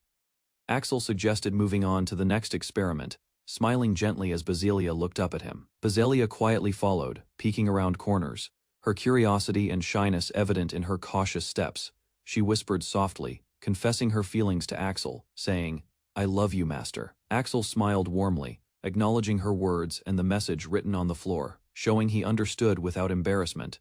He noted that his hearing had been reinforced while his vision reinforcement effects faded, marking the exchange between them. Axel explained that in order to use hearing reinforcement, vision reinforcement must temporarily disappear, carefully managing his skills. He confirmed that the quandam could only use a limited number of skills at once, depending on its capacity. Basilia followed closely, listening as Axel described the order in which he would use his skills for efficiency. Axel acknowledged that Basilia's abilities had improved, noting the effects of her skills had grown stronger with time. Basilia admitted she didn't feel her skills had increased, but Axel smiled, reassuring her that the results proved otherwise. Axel speculated that the Dragon Knight helmet had a hidden effect reducing his skill's power, surprising Basilia. He walked through the city streets, alert to any unusual sounds, with Basilia riding close by. Axel explained hearing reinforcement could detect sounds normally inaudible to humans, like certain magical beasts' high-pitched noises. Basilia asked if the helmet had caused him to miss these sounds in the past, concerned about its effects. Axel reassured her that it was the helmet, not his hearing, and that meeting her had been the best outcome. Basilia hugged Axel, refusing to speak ill of past events, showing trust and closeness between them. Axel reflected on the experiences, valuing the lessons learned and acknowledging their importance for both of them. They decided to continue experimenting a little longer before going to bed, keeping their routine consistent. That night, Axel rested in his room, contemplating the day while Basilia peacefully slept nearby. In the morning, Axel noticed the town was unusually noisy, sensing that things felt unsettled despite the calm of their own room. Axel, Basilia, and their companions arrived at the library, greeted warmly as they discussed a new quest from Kaufman. The library revealed a high-difficulty, top-class induction quest, requiring Axel's skills to manage the magical beasts in the primordial forest. Basilia asked if completing the quest would qualify her as a fully-fledged courier, eager to prove her abilities. The librarian explained the challenge's difficulty depended on the danger of the destination and Axel's fighting capacity. Axel realized the town's recent noise was connected to this quest, signaling the upcoming threat from the magical beasts. Kaufman and the others confirmed that the Star Capital had been secured. yet precautions remained necessary. He explained that an elite unit would be dispatched to suppress the magical beasts, requiring a skilled battle advisor. Axel accepted the quest, knowing he would face the dangers of the primordial forest alongside Basilia. He reviewed the advanced level battle class members, realizing the high stakes of the mission and the expertise of the troops. These elite veterans had fought since the Demon King War, ensuring the magical beast suppression unit was capable and formidable. Axel learned the quest's danger was extremely high, requiring him to travel to the primordial forest and prove his abilities. He accepted the challenge confidently, agreeing to take on the high-difficulty task without hesitation. Basilia encouraged him, explaining the quest would act as a graduation induction to determine his qualifications as a fully-fledged courier. Axel acknowledged the opportunity to prove his worth, ready to demonstrate his skill and experience. He resolved to gain the necessary experience through this quest to become a certified courier, with Basilia running beside him. Axel Granz and Basilia arrived at the city square, observing a group of adventurers preparing for a mission. Sieg, the leader of the Starlight Guild, stepped forward proudly, introducing himself as a claymore swordsman. He presented his guild comrades, each standing ready and confident, signaling their unity and strength. Axel introduced himself as a courier and Basilia as his partner, explaining their role in support. Siege welcomed them warmly, acknowledging Axel's reputation and expressing relief that such capable allies had arrived. Axel Granz prepared to move, soaring above the city with Basilia, while Siege observed from below. Axel executed a precise flight maneuver, gliding and flipping gracefully across rooftops, showing his mastery. Siege shouted in surprise, realizing Axel's abilities exceeded expectations and acknowledging his reputation. Siege analyzed Axel's equipment and skills, questioning why such a capable courier was classified as beginner level. Axel calmly assured Siege that his level was sufficient, confident in his own capabilities and experience. Siege praised Axel and Basilia, explaining the town knew about their past efforts and contributions. Axel acknowledged the recognition, reflecting on how their consistent completion of quests had built their reputation. The group gathered, and Axel apologized for being a beginner-class courier, while the others reassured him it was fine. Basilia confirmed their protection, letting Axel rest easy while they supported him on the journey. Axel observed the supplies and good vibes in the party, realizing their teamwork and trust would make missions smoother. The group faced a pack of monsters, deciding it was not worth wasting effort on the weaker foes. Sieg led the charge, instructing the others to move forward and engage efficiently. Axel asked about the Starlight Guild's past battles, curious about their experience during the Great Demon King War. Basilia explained she had seen many types of monsters, while Axel and Sieg noted the heroes' effectiveness in past battles. The group reflected on the heroes' feats, acknowledging their skill and teamwork in defeating overwhelming enemy forces. Sieg reflected on past heroes, admiring their skill and courage, inspiring his own growth and training. He began practicing with swords and spears, aiming to emulate the hero's strength and tactics. At first, he only had a large sword, but he sought to master additional weapons for versatility. Axel provided snacks and provisions, giving energy and medicinal benefits to the exhausted group after fighting monsters. Sieg discussed the investigation into the ancient dragon's scale, noting the team's ongoing quest to uncover its mysterious origins. Axel and Basilia listened as the team investigated the falling dragon scale, connecting it to the Great Demon King War. They theorized that the dying ancient dragon had flown over the star capital and dropped a scale above Misha. Axel questioned the possibility of fighting a dragon, while the others explained the dragon's energy reduction strategy. The group recalled the terrifying first sight of the ancient dragon in battle, acknowledging its monstrous presence. Basilia noted how their leader had been unusually affected, sweating more than usual, reflecting the dragon's overwhelming impact on heroes. Axel and Basilia discussed past battles with the ancient dragon, reflecting on the danger and panic it caused. Basilia prepared for action, signaling the group that enemies were approaching before they could fully test their skills. The team spotted a pack of gray werewolves in the forest, noting their rarity and unusual behavior. Siege explained that the magical beasts had been chased from their natural habitat due to outbreaks and increasing threats. Axel led the team forward, realizing the creatures were targeting humans far from the town's defenses, and prepared to intercept. Sieg prepared for battle, keeping his guard up despite the wolves being easy opponents. He called the team together, instructing them to support Axel and each other in the upcoming fight. The group readied themselves, moving forward with weapons drawn, showing coordination and trust. Siege led the charge, shouting the signal to advance and take action. Basilia followed, demonstrating her skill and readiness, as the team faced the approaching enemies together. Berselia launched an attack, striking toward the incoming werewolves, with precision and speed. The wolves reacted, showing aggression and preparing to counter the group's assault. Sieg leaped into action, closing distance and engaging the nearest wolf with skillful strikes. The team's coordinated attacks shattered the ground around the wolves, forcing them back while maintaining formation. Axel and Berselia observed the werewolves, noting their battle proficiency and classifying them as strong, skilled fighters. Berselia handed Axel a magical power potion to restore energy before the fight. Axel provided Sieg with a replacement weapon to ensure he could continue in battle. Sieg received the replacement weapon and engaged the attacking wolves, maintaining focus. Sieg narrowly avoided an attack, demonstrating quick reflexes and skill under pressure. The team continued fighting, with Sieg realizing his weapon broke at a critical moment, highlighting the danger and intensity of the battle. Berselia tossed a magical power potion to Axel, restoring his energy for continued support. Axel handed Sieg a replacement weapon, ensuring he could maintain combat effectiveness against the attacking wolves. Sieg caught the weapon mid-air and re-engaged the enemies, staying agile and focused. Sieg confirmed Axel's first-time participation in such a guild operation, noting his smooth coordination and support. Berselia praised Axel for efficiently replacing weapons and supporting the team during combat, demonstrating teamwork and foresight. Sieg complimented Axel on his skilled approach, asking if he had similar experience in his previous occupation. Axel reflected on his past as a dragon knight, recalling how he supported reckless heroes in battle. He noticed Berselia beside him, collecting magical stones with a smile, reminding him of her steady support. Axel remembered caring for a reckless dragon king in his past, connecting his current actions to his experience. Sieg encouraged Axel to keep up the good work, expressing confidence in his abilities and consistency. The team arrived at a forest path, preparing to face their next prey with caution. Axel spotted a gigantic gigan troll with a bloodied arm, noting its size and strength.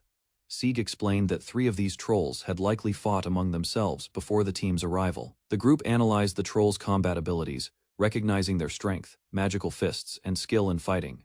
Sieg confirmed that while the trolls were resistant to physical attacks, they were vulnerable to magical power, guiding the team's strategy. Sieg observed the trolls' wild disposition, noting how unpredictable and dangerous they could be in battle. He planned a surprise attack, relying on Axel's support to quickly end the fight. Sieg instructed Axel to provide backup by throwing weapons from their supplies, ensuring the team's safety. He explained the trolls' weakness, targeting the heart with magical power while the rear guard repelled them. The team charged forward, ready to finish the battle efficiently, combining strategy, strength, and magical support. The team advanced through the forest, preparing to face the next prey, spotting a massive gigan troll. Sieg analyzed the troll, noting its size, bloodied arm, and immense power compared to average trolls. Sieg gave tactical instructions, asking for magical support while keeping the team safe from direct hits. Berselia confirmed her support for the team, ready to strike with magic in coordination with the front line. She unleashed an advanced ice magic spell, aiming to pierce the troll's core and finish the battle decisively. Axel, Sieg, and their team approached the forest carefully, spotting the massive gigan troll ahead. The leader explained the troll's strengths, emphasizing its nearly indestructible skin, but vulnerable core, preparing the group for coordinated attacks. Sieg readied weapons, while Axel and the others positioned themselves for a tactical strike. The battle began with the team attacking from multiple angles, testing the troll's defenses and keeping close coordination. Sieg warned the leader as an unexpected blow threatened him, reinforcing the danger and urgency of their assault. The Starlight Guild approached a dense forest, preparing for their next prey. Sieg and Axel observed carefully. They discovered a massive gigan troll, its arm dripping blood, much larger than any ordinary troll. The guild analyzed the creature, identifying its magical power and physical vulnerabilities, while coordinating their attack strategy. Sieg and Axel moved in, preparing to strike, while the others readied supportive spells and ranged attacks. A coordinated assault began. Axel threw weapons, and the guild combined magic and melee. They struck the troll's weak points, ending the battle successfully. Sieg, Axel, and their team investigated the aftermath of the ancient dragon's fall, collecting its scattered scales. The group analyzed the dragon's behavior, theorizing its flight over the star capital and eventual scale drop above Misha. Sieg asked about fighting dragons, learning from Axel that their leader had once witnessed a massive, terrifying dragon firsthand. The team discussed the danger posed by magical beasts, forced out of their forest homes, including gray werewolves. Prepared for combat, they advanced cautiously, readying weapons, magical power, and tactical coordination to face the beasts. Axel Granz and his companions entered the primordial forest, discovering defeated gigantrolls lying in a shallow pit. They realized the creatures' magical hearts had been consumed.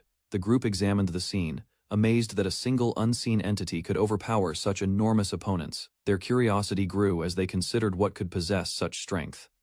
One companion spotted a fragment resembling a dragon scale. Axel theorized that the ancient dragon from the Great War might still linger in this forest, its presence long hidden. They approached the colossal remnants of the dragon's shed skin. The massive skeletal-like form stretched across the forest floor, evidence of a regenerating creature. The group confirmed that dying dragons leave behind shed skin when healing.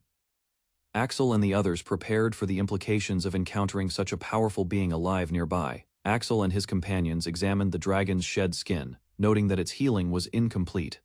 The missing scales suggested the dragon had not fully regenerated. They discovered a trail of blood leading away from the shed skin. Axel reasoned that the ancient dragon had flown off before completing its recovery. Basilia explained that the dragon had likely left the forest seeking sources of magical energy. Axel realized it hadn't yet consumed enough magical creatures to fully heal. Suddenly, Basilia received a telepathic message from their submaster, signaling a critical situation elsewhere. The group saw the dragon attacking a city in the distance, forcing them to prepare for immediate intervention. The ancient dragon descended upon the city, its massive body causing buildings to shake as it prepared to attack. It hovered above the star capital, casting a shadow over the streets and causing panic among the residents. The dragon unleashed a powerful roar, signaling its aggression and intent to strike, the city trembling beneath its wings. On the ground, leaders observed the threat in disbelief. They had not expected the ancient dragon to directly charge into the town. Emergency preparations began as they coordinated reinforcements via telepathic communication, attempting to protect the city from the rampaging dragon.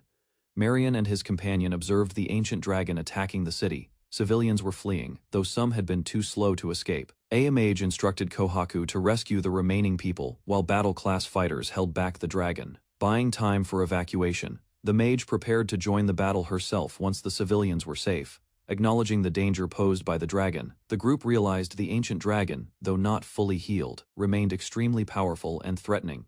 The dragon roared in the city, its destructive force amplified by the aftermath of previous battles, challenging the defenders to respond immediately.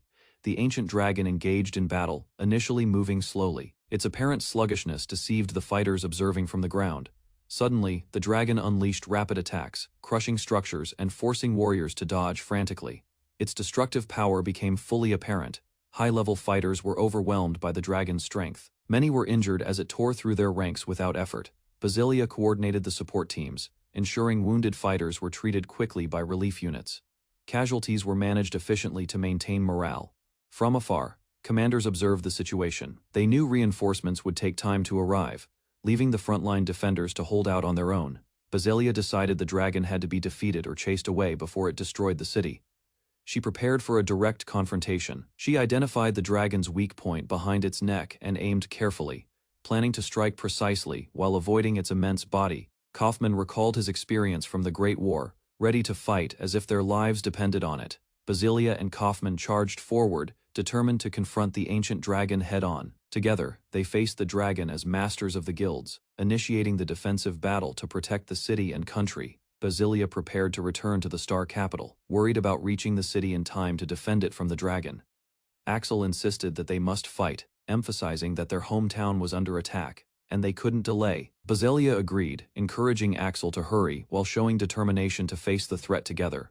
She transformed, preparing to unleash her full power against the ancient dragon. Axel and Basilia, now ready in full combat form, carried the civilians with them, and charged toward the dragon to confront it directly. Basilia excitedly identified the Copper Dragon King, recalling the battles with the Invisible Dragon Knight, connecting past encounters to their current situation. Axel reacted with surprise at the recognition and the shared name, preparing for the upcoming challenge. He began leading Basilia and the others toward a safe plan, ready to demonstrate his abilities and guidance. Basilia could carry only one person at a time. Axel suggested using the bag of holding to transport everyone efficiently. The group prepared to enter the bag of holding, which allowed them to breathe comfortably and rest while being carried safely to the star capital. Axel instructed the group to hold a strategy meeting while traveling in the bag of holding, keeping him informed from outside. He explained that the task ahead was not a normal quest, but a full dragon extermination. Basilia assessed the ancient dragon, noting its overwhelming strength, rock-solid skin, speed, and instinctive reactions, which made it incredibly difficult to fight. She realized that if the dragon broke through their current area, the relief units and evacuating residents would be endangered. The dragon surged forward with terrifying force, putting everyone on high alert as the battle intensified and the city's defenses were tested. Basilia and the others landed after their flight. She was exhausted but focused, trying to assess the situation on the battlefield. Kaufman reported that only he and Basilia seemed able to move after the dragon's attack. They were the last active defenders against the massive threat. Kaufman revealed he had sustained injuries, including a fractured arm and rib, but remained determined to continue fighting. Basilia, panting and fatigued, was reminded of her role as a guild representative and the importance of surviving for the city's defense. She resolved to stay and protect the town as much as possible. Understanding that her leadership was critical in the ongoing battle against the ancient dragon, Basilia struggled to stay conscious, determined to hold out until the arrival of the great heroes. She and Axel continued moving forward, barely managing to keep pace while assessing the dragon and the battlefield. Basilia reaffirmed her commitment as a guild submaster, recognizing she could not withdraw despite the danger. She aimed to dent the ancient dragon's skin as much as possible, while staying close to Kaufman for support. The dragon shifted its target, prompting immediate action from Basilia and Kaufman as casualties and civilians were in the dragon's path. Marion floats above the shattered battlefield, observing the destruction the ancient dragon caused. The dragon's massive claws and wings create chaos, scattering debris and striking fear into the surviving soldiers.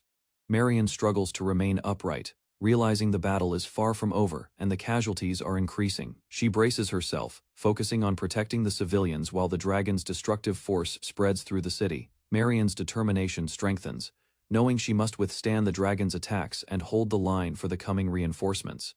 Basilia Hydrantia braces as the dragon unleashes a powerful attack. Axel Grands dives forward, shielding her from the impact while analyzing the dragon's movement. Axel narrows his eyes and grips his weapon, preparing a precise counterattack. His focus is absolute, anticipating every strike. The dragon recoils as Axel positions himself strategically. Basilia watches, amazed, realizing his overwhelming strength and skill in handling the ancient beast. Axel stands confidently beside the dragon, having completed a high-level quest. Heroes Marion and Derudo recognize his return, their relief evident. With a calm smile, Axel faces the dragon once more, declaring that the battle has extended into overtime, ready to continue the fight. Axel arrived at the battlefield just as chaos erupted. Swords and debris scattered, showing the aftermath of a fierce confrontation. He rushed toward the injured companions. Axel checked the young woman's condition carefully. His calm eyes scanned for any serious injuries, ensuring she could continue. The girl looked up at Axel, grateful but shaken. Despite the destruction around them, she found reassurance in his presence. An ally appeared, surprised to see Axel. He explained his arrival, ready to strengthen their forces for the ongoing threat. Axel led everyone forward, helping them regroup together. They moved confidently, prepared to face the next danger. The group struggled forward, some suffering from exhaustion. Basilia carried a teammate while others followed closely, determined despite fatigue. The team quickly identified a defensive wall. The leader decided to evacuate the injured there while others prepared for defense. Axel took command, planning the evacuation and assigning Basilia to guard the area. Everyone relied on his experience and strength. He positioned the group strategically, instructing them to carry casualties and handle threats. His confidence inspired them. Axel confronted the dragon, ready to fight. With his full power available, he vowed to protect everyone. Axel faced the ancient dragon, a hint of nostalgia in his eyes. The battlefield grew tense as the monster stirred. He advanced boldly, acknowledging that much had changed since their last encounter. His resolve, however, remained unshaken. Axel declared his intent to defeat the dragon, determined to complete his mission with precision. He summoned his weapon, Vestigial Remnant, preparing for a full power strike. Every move was calculated. Axel invoked the Dragon Blade, ready to confront the ancient threat and protect his allies from harm. Basilia completed the defense encampment, ensuring the group had a safe zone. Her magic formed a protective circle around the area. She prepared to heal the exhausted allies while the team observed the battlefield from a secure distance. An ally instructed Basilia to maintain the area's defense while he positioned himself for offensive support. Basilia transformed, revealing her powerful true form. She prepared to guard the civilians and support the team. The dragon recognized her presence as she took command of the defensive perimeter, ready to face any incoming threat. The allies recognized Berzelia in her true form, confirming her strength and presence. Her appearance reassured the team. One of the senior members realized Axel's identity as the legendary Invisible Dragon Knight, confirming his reputation. Berzelia revealed she was Axel's partner dragon, clarifying her close connection to him. She explained to the group about Axel's previous occupation, ensuring everyone understood his abilities and leadership. The dragon acknowledged Axel's identity, confirming that he recognized the former Dragon Knight. Their past connection established trust for the upcoming battle. The team discussed Axel's role, questioning whether he should ride Berzelia into battle. The dragon listened carefully. The senior member acknowledged Axel's legendary identity, recognizing him as the Invisible Dragon Knight. Berzelia reminded everyone that she was Axel's partner dragon, reinforcing her bond with him and their combined strength. She explained Axel's current status as a courier and clarified misunderstandings about his abilities and responsibilities. Berzelia declared that Axel could fight better without her, prompting surprise as she confidently entrusted him with the battle ahead. The group discussed Axel's role in battle. Berzelia explained that he could fight more effectively without her riding on him. The team recalled Axel's legendary identity as the Invisible Dragon Knight. They realized his skill could tip the battle in their favor. Berzelia confirmed her partnership with Axel and clarified his current position as a courier, removing misunderstandings about his combat role. She emphasized that Axel could act independently while the team focused on strategy and protecting civilians. Berzelia explained that Axel could use a dragon hunting skill at partial power, preparing him for the confrontation ahead. Axel prepared for the ancient dragon's attack, keeping a focused expression. Every movement was precise and deliberate. Berzelia encouraged him, explaining that such an opponent could not match his skill and experience. Axel advanced toward the dragon, his blade ready. The team observed as he moved with deadly precision. He directed the dragon's attention, warning it to stay still or risk being struck. His coordination was flawless. The dragon launched a claw attack, but Axel anticipated it. His skill and timing allowed him to counter with exact strikes, defending himself and preparing for a larger offensive. Axel readied his weapon in throwing mode, aiming carefully at the dragon. Every strike was calculated. The dragon lunged with a biting attack, testing Axel's reflexes and precision. Axel analyzed the dragon's wound on the neck, noting that the surrounding core was healing it quickly. He considered the potential danger if the dragon became more violent, understanding the risk to the nearby town. The dragon prepared a claw attack. Axel anticipated it, ready to counter while Berzelia and the team watched the battle unfold. Axel recalled his past victory against the ancient dragon, using his experience to lure it strategically toward him. He boosted his power, readying a decisive attack, while Berzelia supported him from the side. Axel executed a drag-kneel break, striking at the dragon's core with precision, testing its strength and defenses. The team watched in awe, seeing the battle unfold. Berzelia's confidence in Axel's skill reassured them as the dragon struggled against his assault. Axel Granz arrived at a city ravaged by chaos. Debris scattered everywhere, smoke rose from the ruins, and buildings crumbled under the aftermath of a massive battle. A colossal dragon stood among the wreckage, its scales glinting in the faint sunlight. Axel confronted the creature with unwavering determination, his power unmatched despite his lower-ranking role. After a fierce fight, the city lay quiet. Axel observed the destruction, ensuring the mission succeeded. The streets were scarred, yet the essential structures remained intact. Marion approached Axel, relief and admiration in her eyes. She embraced him, grateful for his efforts and protection. Axel confirmed his wounds had healed, ready for the next challenge. The bond between him and Marion deepened, their trust unshakable. Marion reassured Axel that her wounds were minor, already treated by the Starlight Guild. She stood firm, showing her readiness to continue, despite the chaos. She walked confidently past him, her bandages still visible, reflecting the support of her allies and the guild's efficiency in battle. Together, they observed the distant battlefield, noting that Kaufman and others were still engaged. Their group had survived, and the city remained standing. Axel smiled, acknowledging the temporary safety. Marion expressed gratitude, emphasizing that Axel's efforts prevented any casualties. Plans were made to formally reward Axel.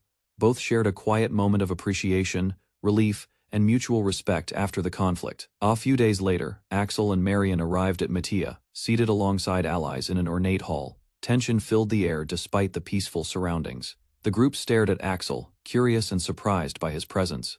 Marion and others looked on, quietly observing him. The discussion continued, revealing their amazement. Axel remained calm, answering questions as the group adjusted to his unexpected reputation. It was revealed Axel had once been the Invisible Dragon Knight, legendary for his unmatched power and skill. The guild confirmed his abilities after the recent battle. Questions arose about his choice to become a courier, deepening the group's curiosity and respect. Axel explained his past to the group, revealing the difficulty in describing his transition from Dragon Knight to courier. Marion listened closely, leaning on him for reassurance. He elaborated that after defeating the Demon King, he was forced to relinquish his role as a Dragon Knight, taking on a simpler position to live more quietly. A guild member offered food generously, showing respect and care to those who had endured the battles alongside Axel. Axel explained his job change was pragmatic, a natural decision rather than an extraordinary one. The group reacted with surprise and curiosity, even as questions arose and confusion spread. Axel calmly answered. His humility and honesty reassured his companions, solidifying their trust and admiration in his quiet strength. Axel's companions expressed surprise at his casual recounting of past achievements, emphasizing the significance of his former top-level position. He explained that leaving his high-ranking Dragon Knight job was a simple, practical decision, and he was untroubled by their astonishment. Marion and the guild members reassured him, valuing him as Axel, the courier, rather than focusing on his legendary past. Marion presented a small token of appreciation, a simple gesture, acknowledging Axel's contribution and leadership. Axel received a certification ring from the S-Rank Transportation Guild, solidifying his new identity and cementing trust and respect from his companions. The S-Rank Transportation Guild formally acknowledged Axel's abilities, praising his competence and past accomplishments with sincerity. Despite initial doubts, the guild affirmed that his strength and skill merited recognition, officially appraising him as a fully fledged transporter. Axel's companions were reassured that with this certification ring, his transportation abilities would no longer be questioned. The ring could serve as support, symbolizing trust in Axel's reliability and skill in the eyes of the guild. Axel gratefully accepted the ring, eager to continue his work, confident that this acknowledgement strengthened his position and the group's faith in him. Axel was congratulated for completing his induction course. Marion and the guild members celebrated his growth as a transporter. They praised his independence and ability to complete quests on his own, recognizing his remarkable progress and reliability. Marion hugged Axel, expressing heartfelt admiration for his achievements and the skill he displayed in fulfilling his duties. She handed him a quest assignment, explaining the responsibilities involved, including transporting resources safely to a distant location. Axel accepted the quest, ready to embark on the journey with confidence. Knowing his companions trusted his ability to lead and deliver success, Axel shared his desire to see the water capital and try the local seafood, showing excitement for the journey ahead. The group prepared for the quest, agreeing that it would end once the luggage was safely delivered to its destination. Axel carried essential items, including Dragon Knight weapons, food, and money, ensuring readiness for any challenges during the trip. He confirmed that he had brought everything useful, demonstrating careful planning and responsibility for the mission. Marion and the companions expressed confidence in Axel, trusting his dedication to the quest and his capability to complete it successfully. Marion expressed that she would feel lonely without Axel, showing how deeply she valued his presence during the journey. The companions acknowledged that Axel's absence from the Star Capital felt unusual, highlighting the bond they shared. Axel reassured them that he would return after completing his quest, easing concerns while emphasizing his responsibility. He expressed gratitude toward Marion and the guild member for their unwavering support and guidance throughout his training. The group shared a warm moment of appreciation, celebrating Axel's growth and recognizing the help they had provided along the way.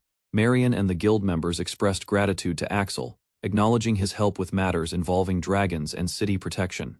Axel received a portion of the sales from the ancient dragon's scales, handed over with care and respect by the guild. He initially questioned the large amount of money, but the companions reassured him that it was deserved. Given his role in defeating the dragon, the city had been rebuilt using much of the funds, yet many dragon scales remained for sale, illustrating the magnitude of the victory. Axel offered to deposit the remaining funds into an account under the guild's name, ensuring future management and proper use for the city's needs.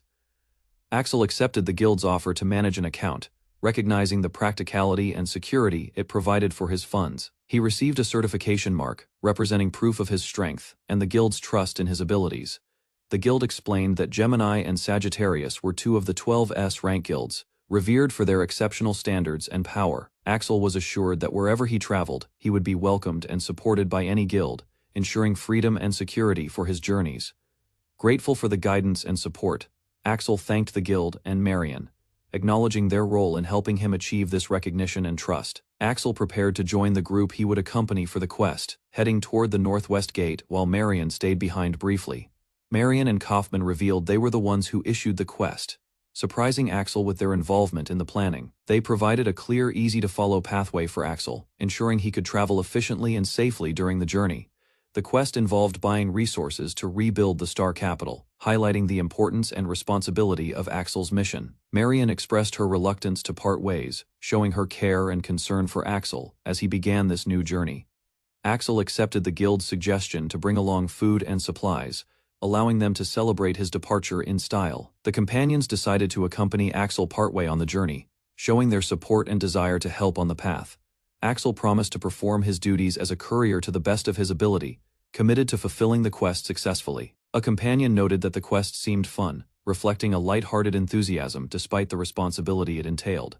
Axel acknowledged his previous occupation, but showed readiness to embrace his current role, confident and motivated for the journey ahead. Axel-san reflected on his experiences, realizing the excitement and challenges of working as a courier in the bustling Star Capital. He walked through the city streets, observing workers and travelers preparing shipments, noticing how the city had almost fully recovered from previous devastation. Axel-san continued his journey, accompanied by his companions, moving through the streets, while noticing the ongoing restoration work and the structured flow of commerce around him.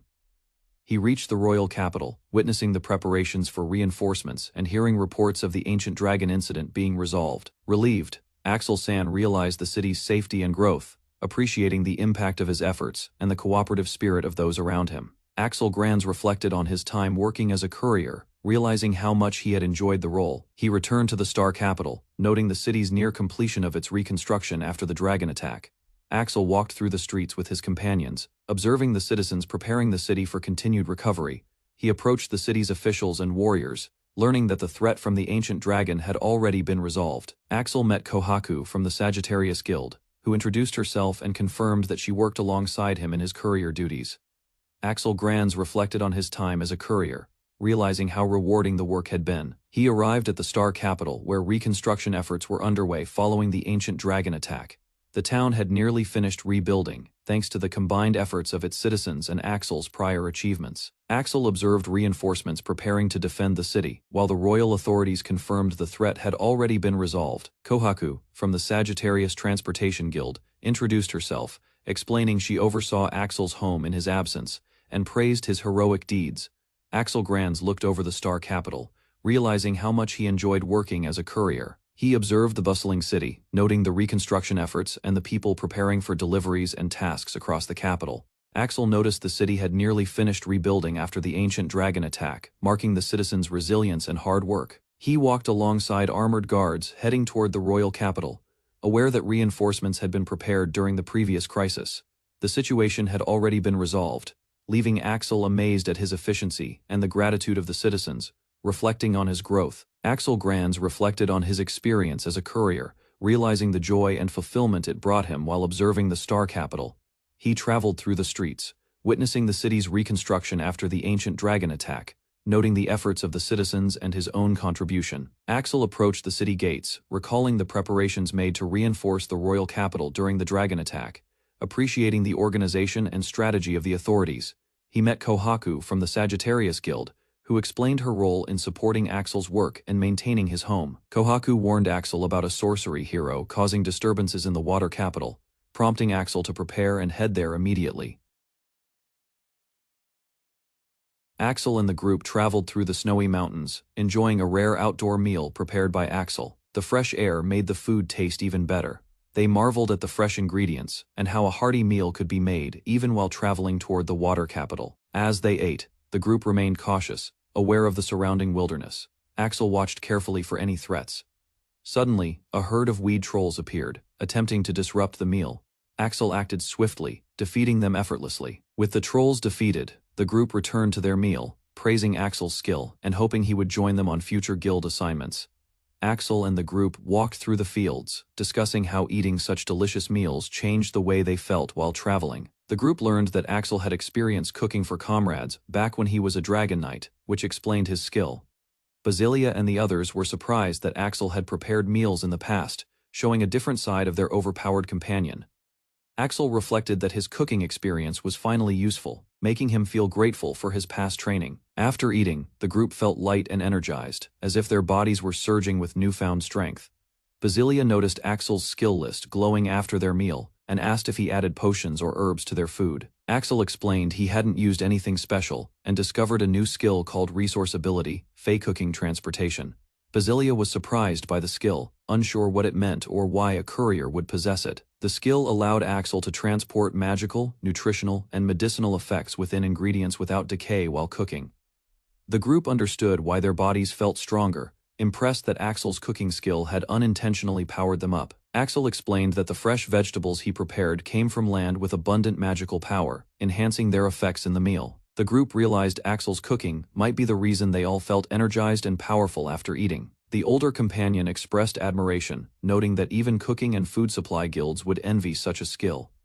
The group recognized Axel's innate talent for preparing delicious meals without relying solely on his skill. Basilia and the others praised Axel, noting that his abilities would allow him to excel in culinary fields as well as courier work. Axel reflected that obtaining the new cooking-related skill would help in his daily routine, as long as the meals were well received. He realized the skill allowed him, as a courier, to transport energy and nutrition efficiently through ordinary meals. The group approached the inn town earlier than expected, surprised at how quickly they traveled. They acknowledged Axel's cooking power had significantly sped up their journey compared to normal travel from the star capital. Axel parted ways for business discussions with a guild member, while Basilia and the others admired his skill and efficiency. Axel told the group he would return shortly after checking for information about the water capital. He asked Marion if she wanted to accompany him on the journey to the water capital. Marion agreed, mentioning she had an errand at the Maritime Affairs Guild headquarters there. Axel noted that a guild like that existed in the water capital, showing interest in the aquatic-focused guilds. Basilia and Axel discussed the layout of the guilds, learning that the water capital specializes in fishing, shipbuilding, and aquatic products.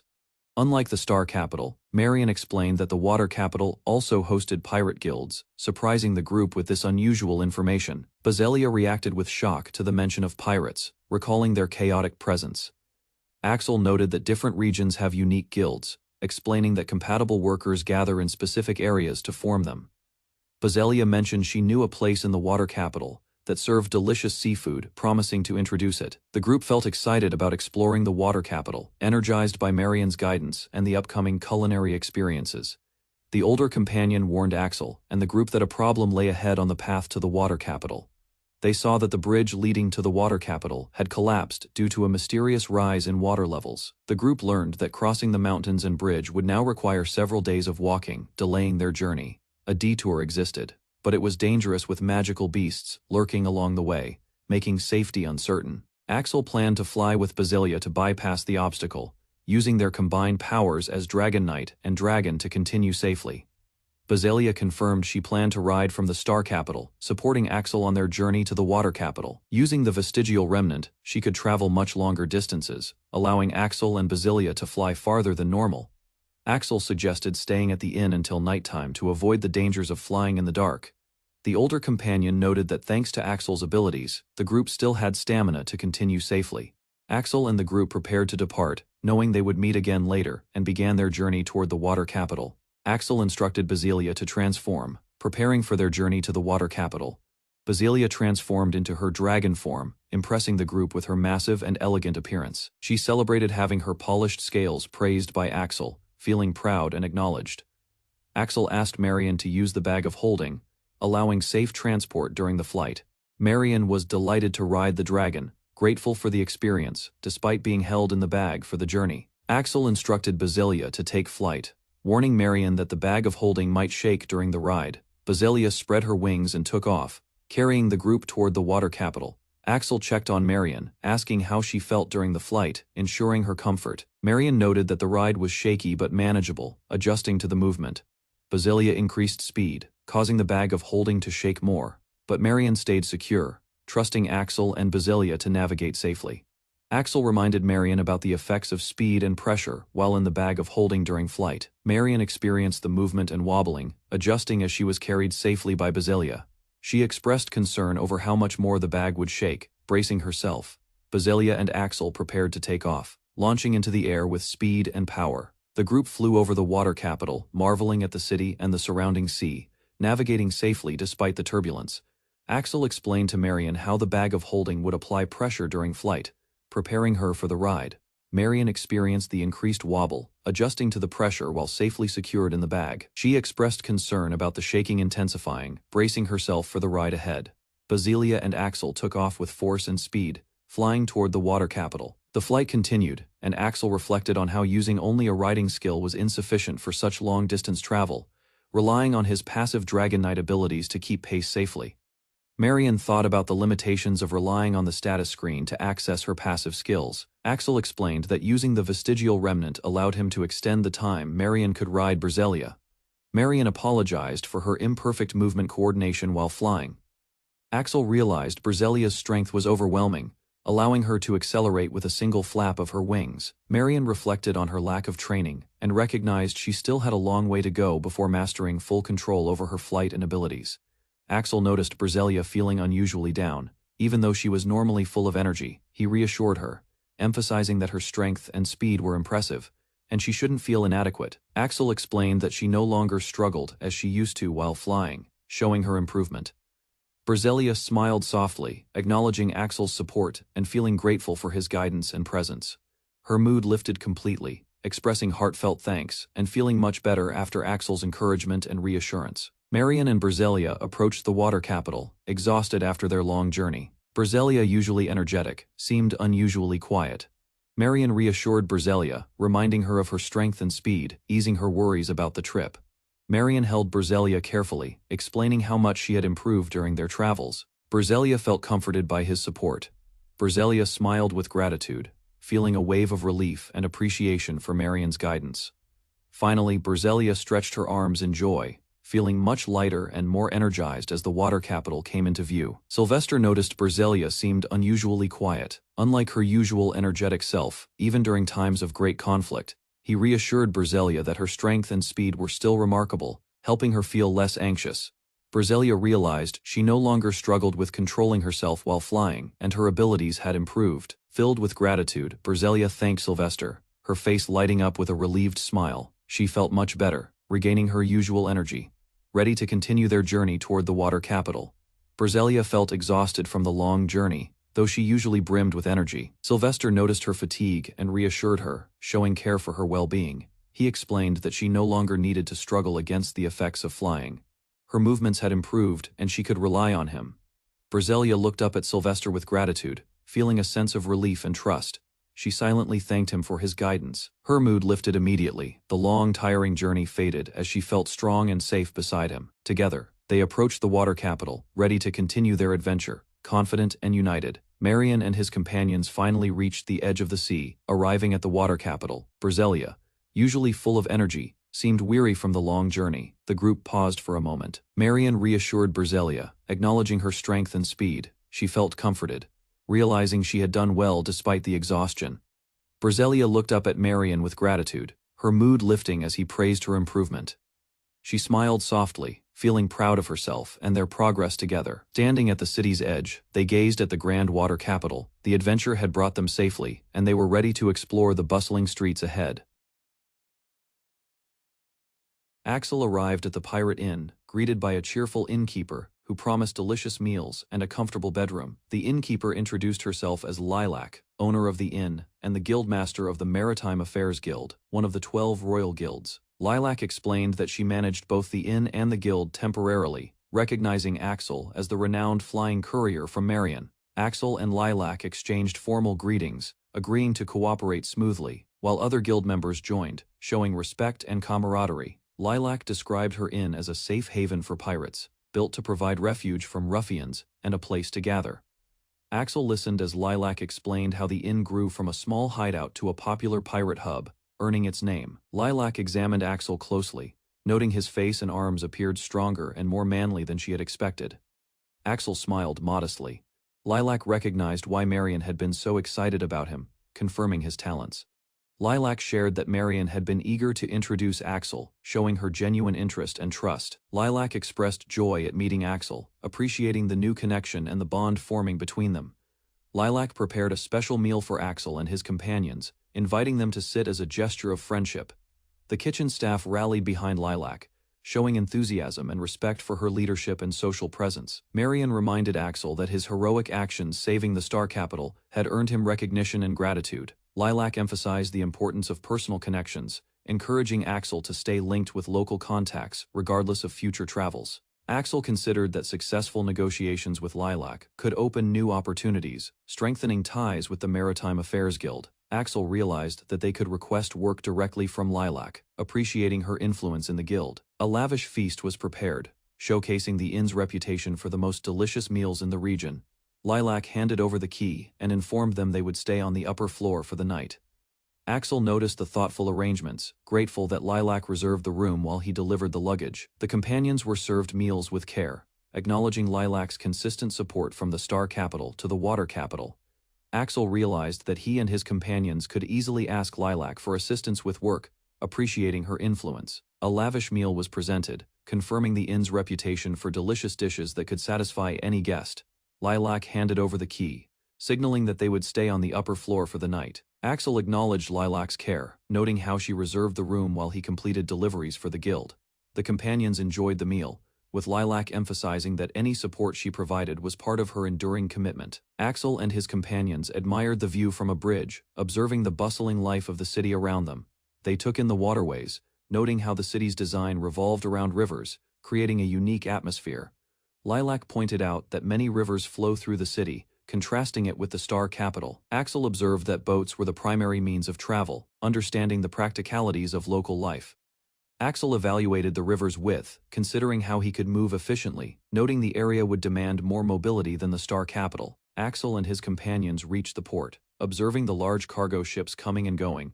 Understanding the city's trade activity, they explored the town, quickly getting a feel for its layout and navigating the streets efficiently. Axel noticed a cargo loading mistake, emphasizing the importance of double-checking shipments to prevent errors. Lilac apologized for the awkward situation, maintaining her composure while showing concern for the operations. Axel reassured her, coordinating with Lilac to ensure the large sailing ship could be loaded on time without disruption. Lilac informed Axel about the time it would take for their fastest courier to deliver the cargo to the port. She noted the heavy load would require more time, warning that the regular liner would depart before they could finish.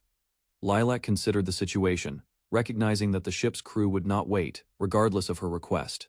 Axel offered to carry the cargo himself, volunteering to ensure the delivery could be made on time. The companions expressed gratitude to Lilac, insisting she could keep the lodging fees free in appreciation for her support.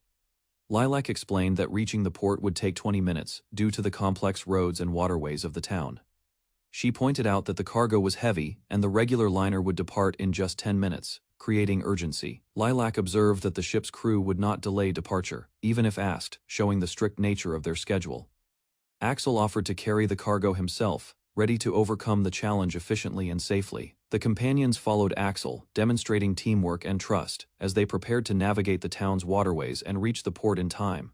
Axel prepared to leave the inn, Lilac reminding him not to overexert himself during the journey. The trio sprinted across the rooftops, leaping between buildings with precision and teamwork. They continued their agile movement over the city, navigating the urban landscape efficiently while holding the cargo. Finally, Axel and his companions arrived at the port, their effort rewarded by reaching their destination in time. They encountered a group of port workers who were surprised by their sudden arrival, highlighting the urgency and unexpected nature of their mission.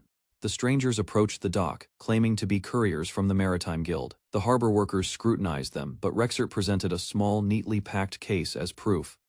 The workers inspected the case carefully, noting the guild's magical seal and the signature of its leader. Satisfied, they confirmed it could be loaded onto the liner, handing the heavy case to the newcomers. Cautious but trusting, the workers asked for verification, surprised that such ordinary-looking people were indeed couriers. The old worker struggled under the heavy case, barely managing to keep his balance as he trembled. Rexert quickly stepped forward, offering a hand and helping lift the load with ease. Both couriers carried the cargo together to the waiting ship, receiving thanks from the relieved workers. Rexert reflected on how his previous experience in the Star Capital could make him useful in the Water Capital. A young observer asked after Axel, concerned for his safety, highlighting the respect and trust earned. Inside the guild hall, a colleague worried that Rexert might have overexerted himself carrying the heavy cargo. Berzelia reassured them, explaining that Axel was strong and a fast, experienced courier. They watched the regular liner depart, the harbor quieting as the ship sailed away. The onlookers reflected on how difficult it must have been for Axel to deliver the luggage alone. Axel returned, tired but smiling, confirming that the delivery was completed on time and without incident. The guild members gasped as Axel presented the signed acceptance from the liner captain. Berzelia reflected on how Axel's skill surpassed even the high praise she had heard from Marion. Exhausted from the day's work, Berzelia leaned against Axel, appreciating his strength and dedication. She admitted she couldn't blame Marion for admiring Axel, his abilities far exceeding her expectations. The group expressed heartfelt gratitude, with the guild members and Berzelia acknowledging Axel's help and skill. Axel reassured Berzelia and the others that he helped because he wanted to, not out of obligation.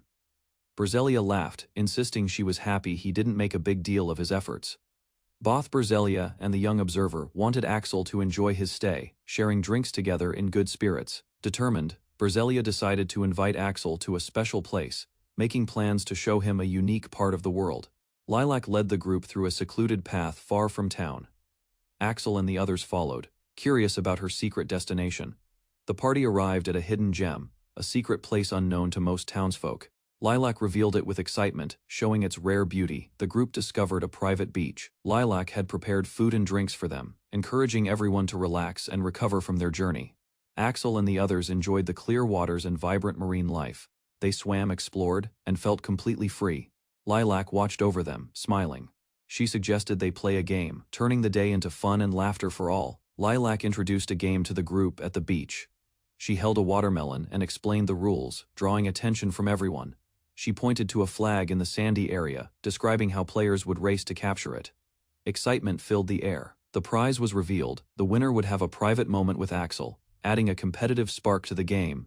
Participants reacted, some laughing nervously while others prepared to play, feeling both tension and fun. One character, confident and playful, declared she'd rather have Axel than the flag, showing determination and affection. Axel responded to the girl's playful challenge, holding her close. Others watched, surprised, and a bit nervous. The girl, holding a piece of watermelon, realized she was acting as the symbolic winner's tape, following Axel's lead. The other girls prepared themselves, glancing toward the starting area. Determination and anticipation filled the beach. One of the girls thought about understanding Axel better, using the game as a reason to get closer to him. Another girl decided to prove her loyalty, preparing to show that she truly belonged to Axel. The girls lined up, ready for the race. Axel signaled the start, tension and excitement building. Lilac launched forward, sprinting with energy across the sandy beach. The competition began immediately. One girl struggled with the rough sand, falling behind as her pace slowed, grit and frustration showing. Another girl leapt forward gracefully, determined to reach the flag quickly, her speed impressive and focused. The competitors ran with determination, laughter, and playful rivalry, mixing with effort as they raced toward the prize. The girls crouched at the starting line, ready for the race. Axel counted down, signaling them to prepare. With a burst of speed, Lilac launched herself forward across the sandy beach, sand kicking up behind her. One girl struggled against the uneven, gritty sand, slipping slightly but pushing herself to keep up. Another sprinted confidently, using her experience on the beach to gain the upper hand in the race. Axel called out for them to wait, watching the competitive girls sprint toward the finish line, tension and fun mixing. The girls sprinted toward Axel, each struggling against the soft sand while trying to gain speed. Water splashed as they landed, making the beach slippery, challenging their balance as they raced. Breathless, Lilac pushed forward, determination clear on her face as she tried to keep pace. Another girl panted heavily, exhausted but refusing to fall behind, giving her all for the finish.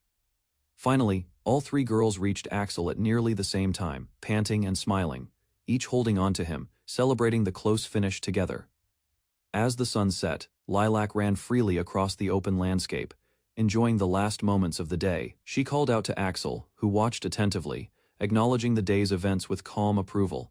The girls discussed their swimsuits and the beach, reflecting on the playful competition they had just completed. Reports arrived detailing a massive outbreak of magical beasts and the sudden appearance of an ancient dragon, despite the danger. The girls acknowledged how close they had come to peril and the series of unexpected events they faced. The girls expressed their gratitude to Axel, smiling warmly, acknowledging he had saved them throughout the day. They followed him as he walked, realizing the courier they knew was secretly the legendary dragon hero. Axel confirmed his identity as the Invisible Dragon Knight, explaining his current occupation and peaceful lifestyle. One girl playfully tested him, writing a message, teasing him while showing her trust and affection. Lilac laughed softly, content and happy, signaling the end of a chaotic but memorable day at the beach. One girl recalled Axel's presence during the war era, remarking how intimidating he had seemed like a monster. She hugged him tightly, surprised by the contrast between his past and current calm demeanor. Another girl noted that despite his new role, Axel was far from ordinary, showing exceptional skills and composure. His abilities rivaled those of great hero-level adventurers, impressing the group as they reflected on his past feats. The girls discussed another hero in town, acknowledging her achievements while continuing to admire Axel's strength and character. The group discussed the presence of another hero staying in town, a mystery to them all. Axel and the girls observed her approach, noting her speed and magical abilities as she avoided contact. She wielded powerful sorcery, creating a swirl of snow and cold as she moved with precision. Two guards watched her in awe, recognizing the extraordinary strength and danger she carried with her. Her intent was clear. Anyone who claimed the name Axel would face her judgment, emphasizing her fearsome reputation. Anna noticed unusual behavior in the city, feeling something was off with the local activities. Luna explained that this behavior was part of a ritual essential for meeting someone significant.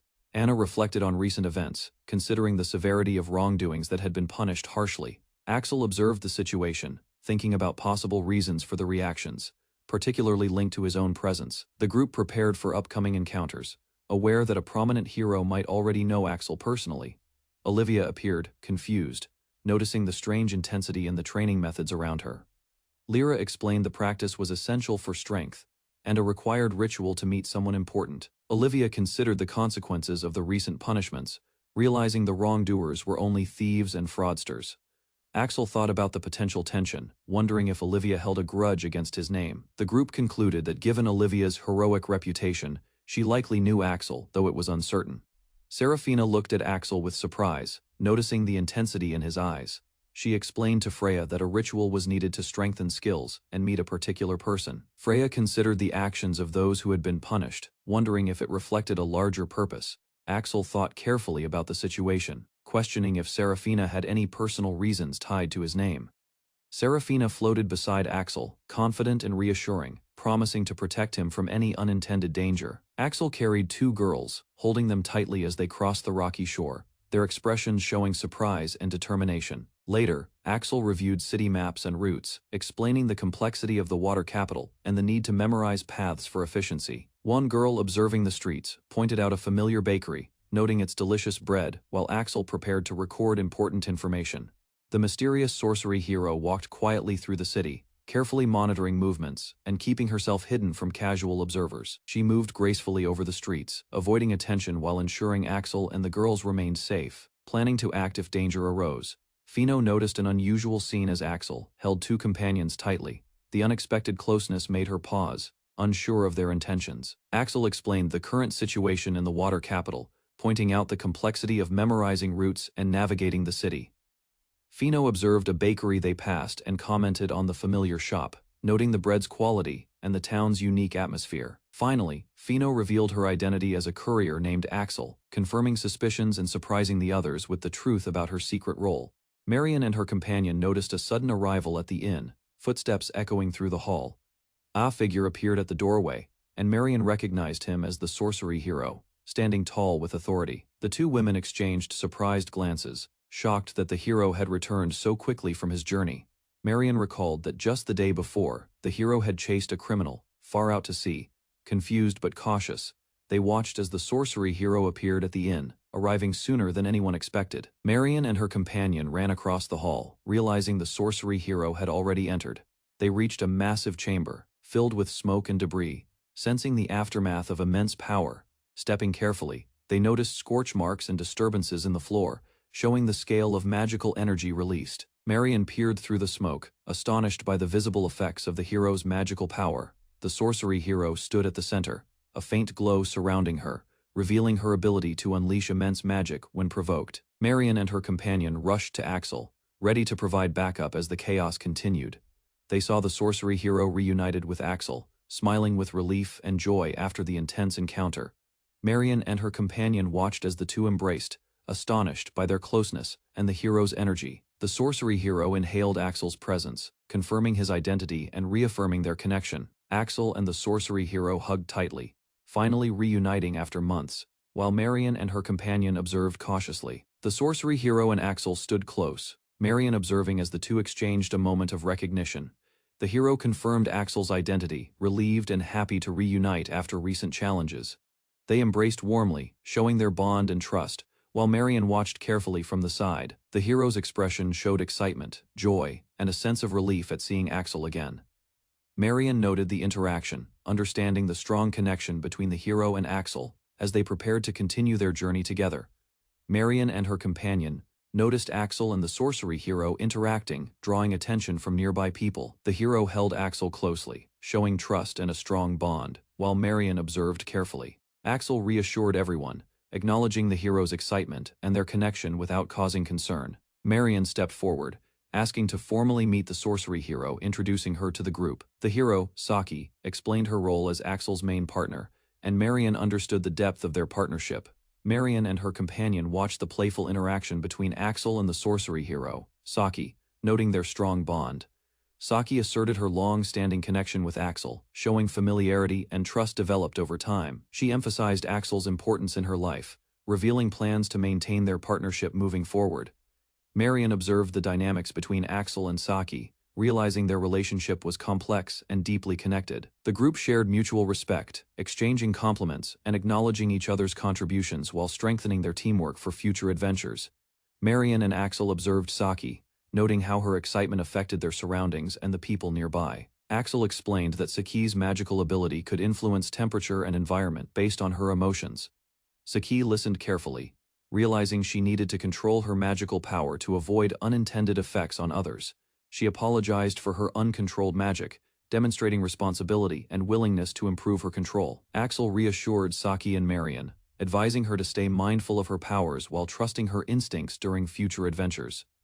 Saki embraced Axel, promising to do her very best, while Marion observed their bond. Axel reassured others, apologizing for any inconvenience caused by Saki's excitement and presence. He inquired about Saki's reason for coming, seeking to understand her intentions and purpose. Saki explained that her visit was to meet Axel personally, emphasizing her commitment to their partnership. She expressed curiosity about Axel's new role as a courier and his life since leaving the Dragon Knight position.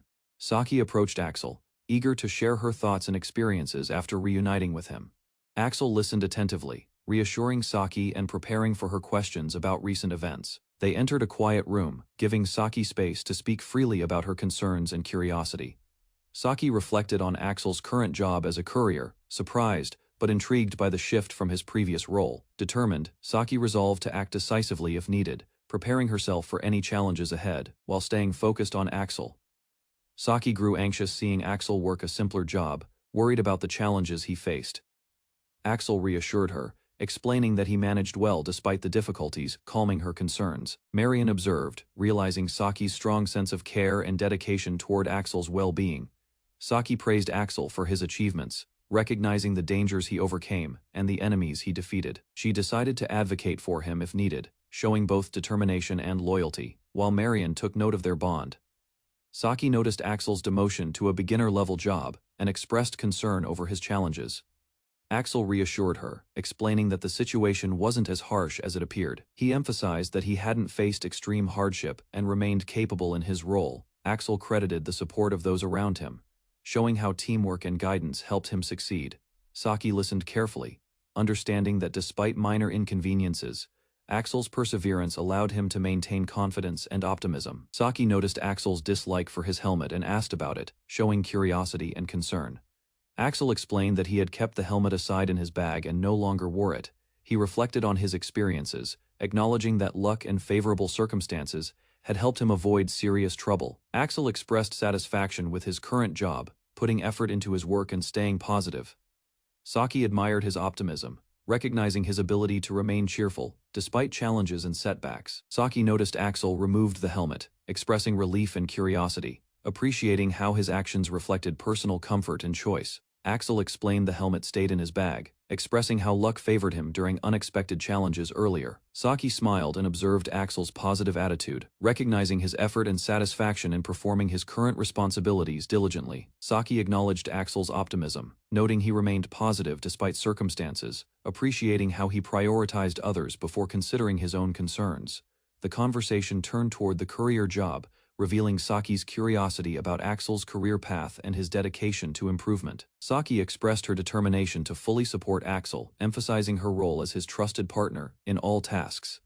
Axel acknowledged her excitement and assured her that her energy, though high, was welcomed and appreciated. Saki insisted on being involved in Axel's courier business, eager to participate actively and contribute meaningfully. Axel explained that he remembered Saki's wishes from previous discussions, showing trust and familiarity between them. Saki proudly noted that her graduate school responsibilities were complete, enabling her to assist Axel without distractions. Together, Saki and Axel reaffirmed their partnership, ready to face upcoming challenges while supporting each other. Axel Granz arrived at the inn town after a long journey across the mountains. He paused, exhausted. Surveying the town's streets, he noticed the bridge to the water capital had collapsed due to heavy rain. The town seemed isolated, making travel dangerous. Villagers discussed rumors of someone crossing despite the destruction. Only a legendary courier could have achieved such a feat. Axel moved through the crowd, unnoticed. People whispered about his incredible speed and the heroic deeds attributed to him. Seated at a tavern, Axel reflected calmly while townsfolk debated his existence. Even destroyed bridges could not hinder him. Fang approached the guild office, asking about the commercial guild submaster. He introduced himself, revealing his affiliation with the royal army. The receptionist recognized Fang's reputation and asked if he was the legendary Holy Sword hero. Fang confirmed. Acknowledging his famous title, Fang followed the receptionist through the guild hall. She hurried to arrange the meeting with the submaster, guiding him inside. Fang entered the room, greeting the submaster warmly. The encounter carried the weight of past connections and long absence. Doruto Kaufman greeted Fang, recalling their previous meeting at the royal capital and past communications through official channels. Doruto Kaufman explained to Fang that Axel was indeed the legendary Invisible Knight. He apologized for not keeping contact sooner. Axel, smiling, confirmed the details had mostly come from himself. Doruto added that Axel would always share information willingly. They reflected on Axel's personality. Despite being a former Dragon Knight, he remained positive and humble, treating achievements lightly. Even at the Star Capital, Axel's reputation as a courier had grown significantly. His name reached many, inspiring respect. Fang presented the notification from the army. Axel's power remained tremendous, even after changing occupation, proving his skill undiminished. Lisnoir explained her plan to share the same room and bed to maintain efficiency, startling the onlookers. She clarified that the room already had Berselia, so additional arrangements were impossible without overcrowding. Despite the small space, Lisnoir insisted the two of them could use the same bed safely and comfortably. Axel tried to respond, but Lisnoir abruptly jumped onto him, causing a chaotic moment in the room. Berselia observed the scene, admitting she had thought of doing the same but restrained herself, witnessing the unexpected collision. Lisnoir warned Axel she would stop anyone attempting to touch him without his consent, asserting strong protection over him. She explained that regardless of circumstances, her loyalty and care dictated her actions, ensuring Axel's comfort and safety. Lisnoir snuggled close, reiterating they had agreed on boundaries, reminding him she could not verbally express her feelings. Axel reflected on Lisnoir's straightforward nature and confessed his own feelings, reassuring her his words matched his intentions. Axel maintained composure while observing his companions, appreciating that Berselia remained steady, avoiding disappointment among his important comrades. Lisnoir expressed excitement, saying Axel's words energized her and motivated her for the day ahead. Axel suggested visiting guilds around town after breakfast to handle errands and check for available jobs. Lisnoir confirmed she would help, having observed Axel's work previously and forming a mental plan to assist efficiently. Axel responded, slightly surprised by her thorough understanding of his abilities, noting her attentiveness during past tasks. Lisnoir remarked Axel moved faster on foot than as a Dragon Knight, maintaining a steady pace through town efficiently. Berselia acknowledged Lisnoir's observation that Axel's running had become more flexible, agreeing with her assessment. Axel explained that his agility increased because he had become accustomed to his new role as a courier. He revealed that he had reached courier level 8 quickly, despite still being considered a beginner-class adventurer. Lisnoir and Berselia praised Axel's rapid level-up rate, noting it exceeded expectations and impressed them both. Suddenly, Lilac arrived in a panic, calling out for Axel, signaling urgency that immediately drew his attention.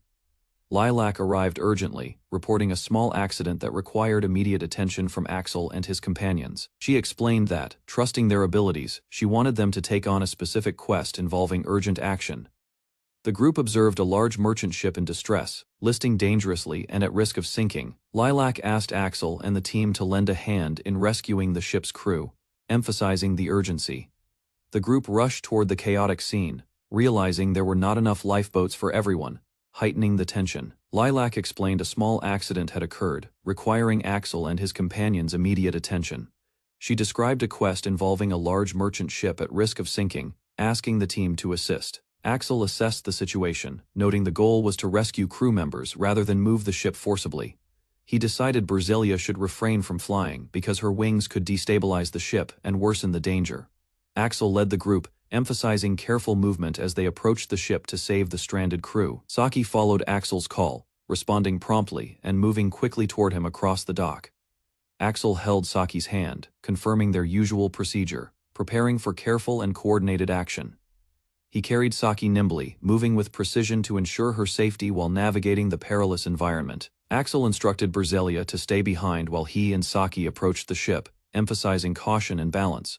Onlookers called out, curious about the actions of the courier and his companions, witnessing their swift, methodical movement. Axel explained to Saki that they had a quest, rescuing the sailors from the endangered ship. Onlookers expressed concern, calling the action reckless for a beginner-class worker, worried about their safety. Axel reassured them, clarifying they would not swim, using controlled, safe movement to reach the ship. He and Saki leapt into the air, heading toward the ships with calculated precision, surprising everyone. The crowd gasped in astonishment as Axel demonstrated incredible jumping strength, bounding across the docks with Saki in hand. Axel hugged Saki close, noting his strengthened foothold and improved skills, reassuring her before they continued. Onlookers watched in shock as Axel jumped high above the sea, leaving many stunned by his ability. He carried Saki with precision, moving nimbly and demonstrating unmatched skill in handling a courier's bag of holdings. The duo approached the ship, impressing bystanders with their controlled and powerful movement across the docks. Axel explained that he had come from the harbor to save the crew, following the quest from the guild. Wilhelm, the ship's captain, introduced himself and apologized for suspecting Axel and his team initially. Axel noticed Wilhelm had an injury and asked if he was all right, assessing the captain's condition carefully. Wilhelm instructed Axel and the group to help the remaining crew escape the sinking ship. He explained that the lifeboats were destroyed after an explosion and there was nothing else they could use. Wilhelm admitted relief that Axel offered to help, asking if he had a solution to save everyone. Wilhelm asked Axel if he could cast a spell to make the crew members fly, noting their arrival wasn't by boat. Saki and Berzelia explained they couldn't safely cast any spells to make people fly. Despite sensing unique magic, Axel admitted he was a courier and inexperienced with that kind of magic, relying instead on his agility. He assured Wilhelm that as long as the crew could walk, there was no need for flying or carrying them. Saki was asked if she could create an ice road to assist, preparing the group for the rescue. Saki confidently affirmed she could create the ice path to assist, smiling reassuringly at Axel. She explained that if the crew could cross, the task would be simple, showing determination. Axel smiled and thanked her, counting on her support for the rescue operation. Saki stepped onto the ship's rigging, preparing to form the ice bridge for the crew. With the ice path ready, she announced that the time to assist Axel and the crew had begun. Axel and Saki arrived at the port, facing a wide gap separating the ship from the harbor. The sea was turbulent, and the path was impossible to cross without aid. Saki extended her magic, creating a solid icy bridge connecting the ship to the shore. She ensured it was stable and strong enough to support everyone. Axel acknowledged Saki's effort and expressed gratitude for her assistance. The group prepared to move carefully across the newly formed bridge. Saki smiled, satisfied with her work. She felt rewarded by Axel's trust and the success of their mission. The team looked ahead toward the ship. Axel and Saki knew they could now safely lead the crew across, completing their rescue operation. Axel and Saki arrive at the harbor, facing the sinking ships with determination. Ice and debris create a treacherous path. Saki extends her magic, creating a safe bridge of ice connecting the ships to the harbor. Axel watches, impressed by her skill. The crew sees the ice road and begins descending carefully. Berzelia follows, helping to guide the sailors towards safety. Everyone moves steadily, avoiding panic. Saki ensures the path holds underweight, and Axel monitors the situation closely. The rescue continues smoothly. Saki, Berzelia, and Axel coordinate efficiently, securing all the sailors and bringing the mission to success. Axel stood at the harbor, observing the massive frozen path leading to the stranded ship. Saki approached, carrying the magical ice-forming tools, preparing to connect the ship safely to the port. With precise movements, Saki completed the ice road, ensuring a stable path for the sailors. Axel expressed his relief and gratitude, watching Saki and Berzelia work efficiently to secure the route.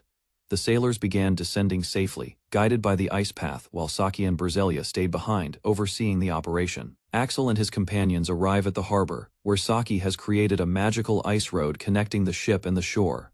The path stretches toward the distant city, ready for the crew to escape. Saki explains that the road is complete and safe, allowing the sailors to descend onto the ice without risk. Axel and the crew prepare to guide the passengers carefully. Berzelia and Hydra position themselves to assist, ensuring everyone can cross the ice. Axel coordinates the rescue, moving efficiently with the support of his companions. The crew begins to descend the ice road, trusting Saki's magic. The route prevents chaos and allows smooth evacuation while keeping the damaged ship stable. With the last sailors safe, Axel confirms the successful rescue. Wilhelm and the crew recognize Axel as a capable courier and hero, ensuring the mission's success. Axel stood at the edge of the harbor, looking at the distant city beyond a jagged, icy pathway. Saki completed the ice road connecting the ship to the harbor, ensuring a safe route for the crew. Axel thanked Saki, appreciating her skill and presence, feeling reassured by her efforts. Berzelia added her support, noting that their teamwork made the task easier and safer. With the path secured, Axel and the team prepared to guide the sailors, ready to assist and ensure everyone's safety. Axel stood at the edge of the harbor, surveying the shattered ships. A crystalline path stretched across the water, leading toward the city. Saki finished creating the ice road, connecting the ships to the dock. Axel watched her work, impressed by her skill and precision. The crew gathered at the edge, ready to descend safely. Saki ensured the path was stable, guiding each sailor with care. Berzelia joined Saki, assisting the crew down the ice road. Both women moved swiftly, ensuring no one slipped or fell. Axel carried the last injured crew members in his expanded bag of holdings, finishing the rescue with efficiency and calm. Axel prepared the path across the ice, carefully ensuring a safe route to the distant city. Saki confirmed the ice road connected the ship to the harbor, securing the passage for the crew. Axel acknowledged Saki's support, appreciating her guidance and the efficiency she brought to the mission. Despite her modesty, Saki's careful work allowed the crew to descend safely, without incident or panic. Berzelia joined the operation, helping manage the situation while Axel ensured all the crew were evacuated. Courier observed the empty room, noting all the people who couldn't move were asleep. Wilhelm explained the crew had received medical treatment, but transporting them across the sea remained risky. Courier assured Wilhelm that he could carry everyone at once, avoiding individual trips and possible danger. Wilhelm hesitated, asking if Courier was sure, and Courier confirmed his plan, showing confidence. Using his expanded bag of holdings, Courier safely carried all the crew, earning Wilhelm's admiration and gratitude. Axel arrived back at the harbor, carrying the injured crew safely after navigating the frozen sea. Berzelia rushed to check Axel, ensuring he was unharmed after the dangerous journey across the ice. Saki explained that medical tents were ready, and a doctor had been called to treat the crew immediately. Axel reassured them, holding the bag containing the casualties carefully, insisting he was fine despite the weight. Lisnoir gasped in shock, realizing the injured were inside the bag of holdings, amazed by Axel's skill. Axel surveyed the shattered ice path stretching to the distant city. The crew's escape depended on Saki's magical intervention. Saki confirmed the ice road connected the ship to the harbor. Axel acknowledged her effort, feeling relief for the crew's safety. With the path secure, the crew began their cautious descent, guided by Saki and Berzelia. Axel ensured no one was left behind. Saki and Berzelia worked together to maintain order. Axel coordinated the operation, overseeing each crew member's safe passage. Finally, the task was complete. Axel's leadership and Saki's magic allowed the crew to escape unscathed, leaving the frozen chaos behind. Axel surveyed the icy harbor where the ship remained trapped. The frozen sea blocked the sailors' escape. Saki used her magic to form a wide ice bridge, connecting the ship to the shore. The crew began to cross carefully, guided by Saki and Hydra, who carried supplies and watched over them. Wilhelm and Axel coordinated the evacuation. Axel ensured no one was left behind. making the process efficient. Once the crew was safe, Axel smiled, proud of Saki and Hydra. The mission succeeded without casualties. Axel and Lilac were acknowledged for their efforts by the crew. Axel received gratitude for his decisive actions and leadership, while Lilac was thanked for submitting the quest to him. The Shipbuilding Guild's representative reminded Axel that he handled most of the work. Axel deferred credit, insisting Lilac deserved recognition instead, showing his modesty and teamwork spirit. The captain, still injured, prepared to head to the hospital. Axel and Lilac ensured he was safely escorted, prioritizing his care above all else. Despite his injuries, the captain acknowledged Axel's contribution and loyalty. Axel emphasized the importance of teamwork and shared responsibility. Plans were made for medical treatment. Axel's efficiency and care for the crew highlighted his competence and reliability, leaving everyone relieved and grateful. Axel and the crew received thanks from Lilac for their efforts in the rescue mission. Lilac expressed her gratitude for narrowly escaping death, while Axel remained humble about his actions. The courier acknowledged Lilac's role in submitting the quest, sharing recognition with her contributions. Lilac reminded everyone that Axel handled most of the work, suggesting they should show their thanks to him. The group prepared to take Axel to the hospital, ensuring he recovered, while all celebrated the mission's success and survival of the crew. Axel and Lilac returned to the harbor, their mission complete. The crew greeted them warmly. Axel explained the cause of the accident. The ship's new magic engine had malfunctioned during testing. The bottom of the ship had been compromised by a sudden explosion, putting the crew at risk. Lilac and the captain ensured that no one was seriously injured. The damage to the ship was assessed carefully. Plans were made to reinforce the engine, improving safety for future voyages. As Axel and the team prepared to move forward, the courier returned after escorting the crew, and Lilac praised Axel-san for his amazing comrades. The captain expressed his gratitude, acknowledging the narrow escape from death and promising to repay later. Lilac thanked the courier for submitting the quest, recognizing his role in ensuring everything proceeded safely. The courier explained that Axel-san handled the critical parts of the mission, while Lilac supported his efforts quietly. They decided Axel-san would go to the hospital first, emphasizing recovery before further investigation, as the crew's safety was secured.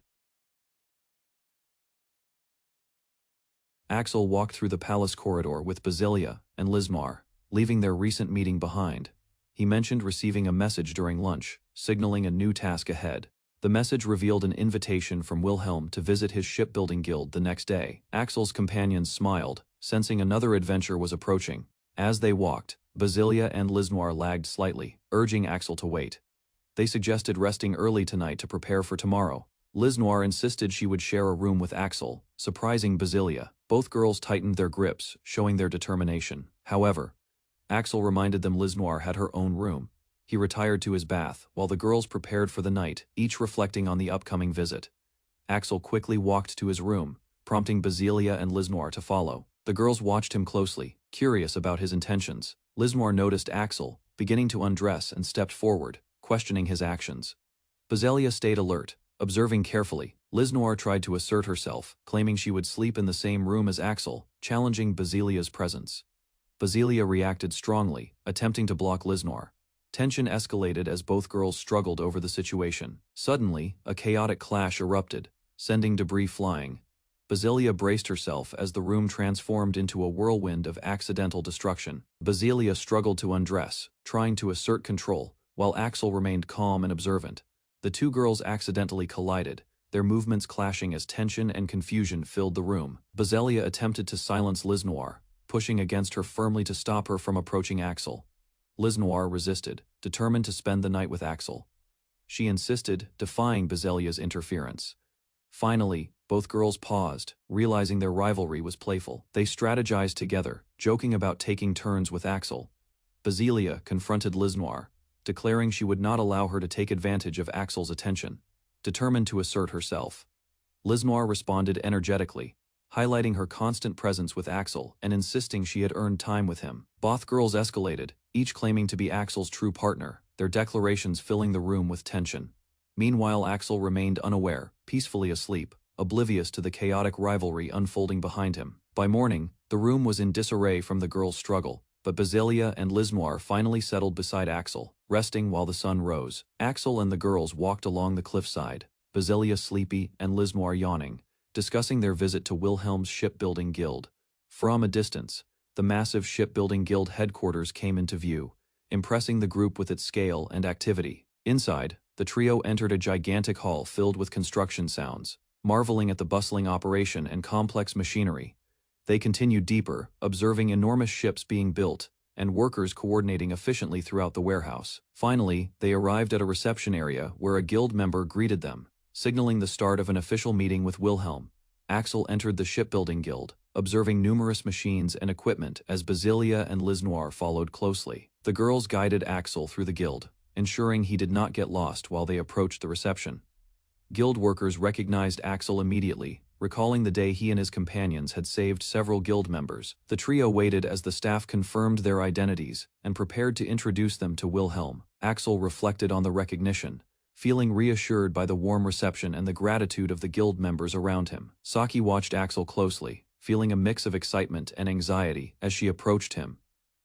She reflected on not remembering Axel's appearance without his helmet, realizing this was a rare personal moment. Axel gently held Basilia and Lisnoir, showing calm reassurance while acknowledging Saki's observations. Saki insisted people should recognize Axel clearly, emphasizing his importance and their shared history. Basilia and Lisnoir held on to Axel, expressing frustration that others only saw them as his associates, not individuals.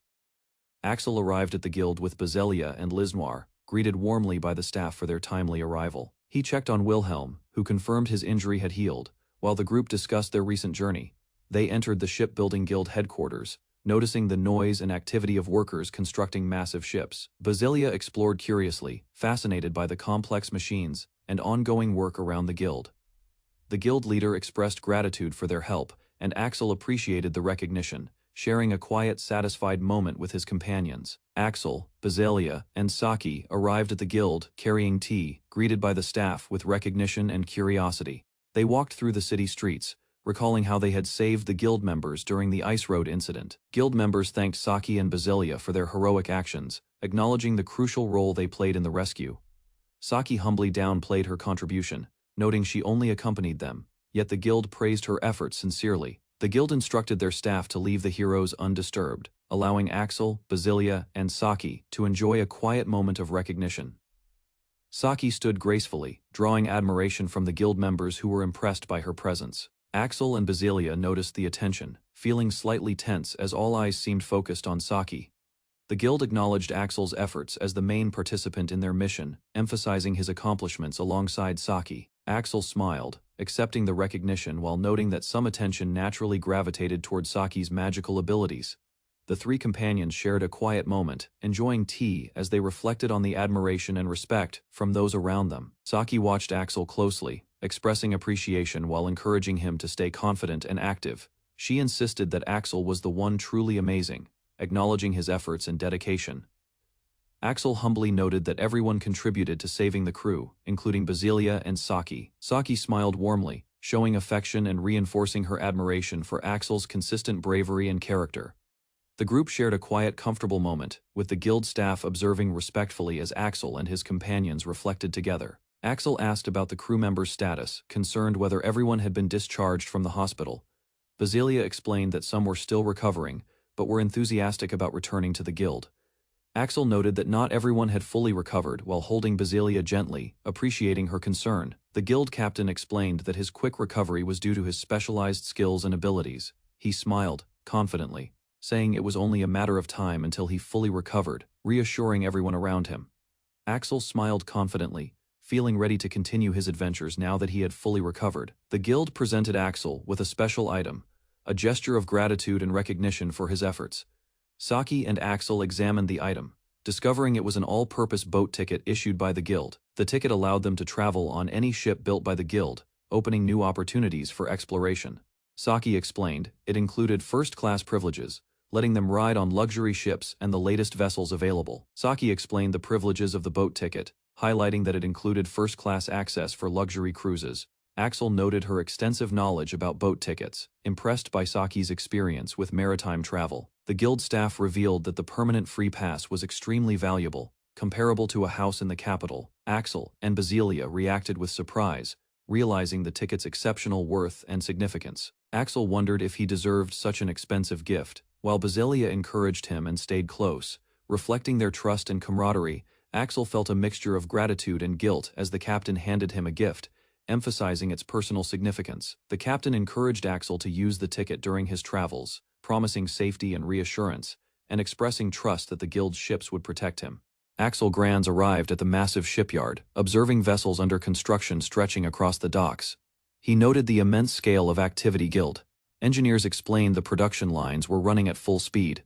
Axel nodded, impressed by their rapid progress and efficiency in building ships. He walked along the waterfront, inspecting damaged ships from the Great Demon War. Axel prepared to repair them, prioritizing the most critical vessels first. The repair department was chaotic, with workers struggling to manage numerous coastal incidents. Axel recognized the urgent need for better coordination. He determined a new type of development strategy was essential. Axel organized the workers to streamline repairs, improving the fleet's readiness and safety. Axel Granz explained the magical engine to the young hero, showing how it powered new type warships. The mechanism was vital. They walked through the harbor, recalling the courier delivery that brought a mysterious box essential for recent repairs and inspections. Thanks to Axel's observation, the cause of the previous accident was identified, preventing future mishaps and securing the fleet's safety. One Gawa ship had sunk, forcing the team to rebuild it before the magical engine could be used again. The young hero smiled, realizing Axel's guidance had been invaluable, and that his actions had greatly helped improve operations overall. Axel explained, rebuilding the central part of the ship would require significant time and resources. Guild members praised his guidance. He pointed out the salvaged Gawa ship, showing it could be restored instead of starting entirely from scratch.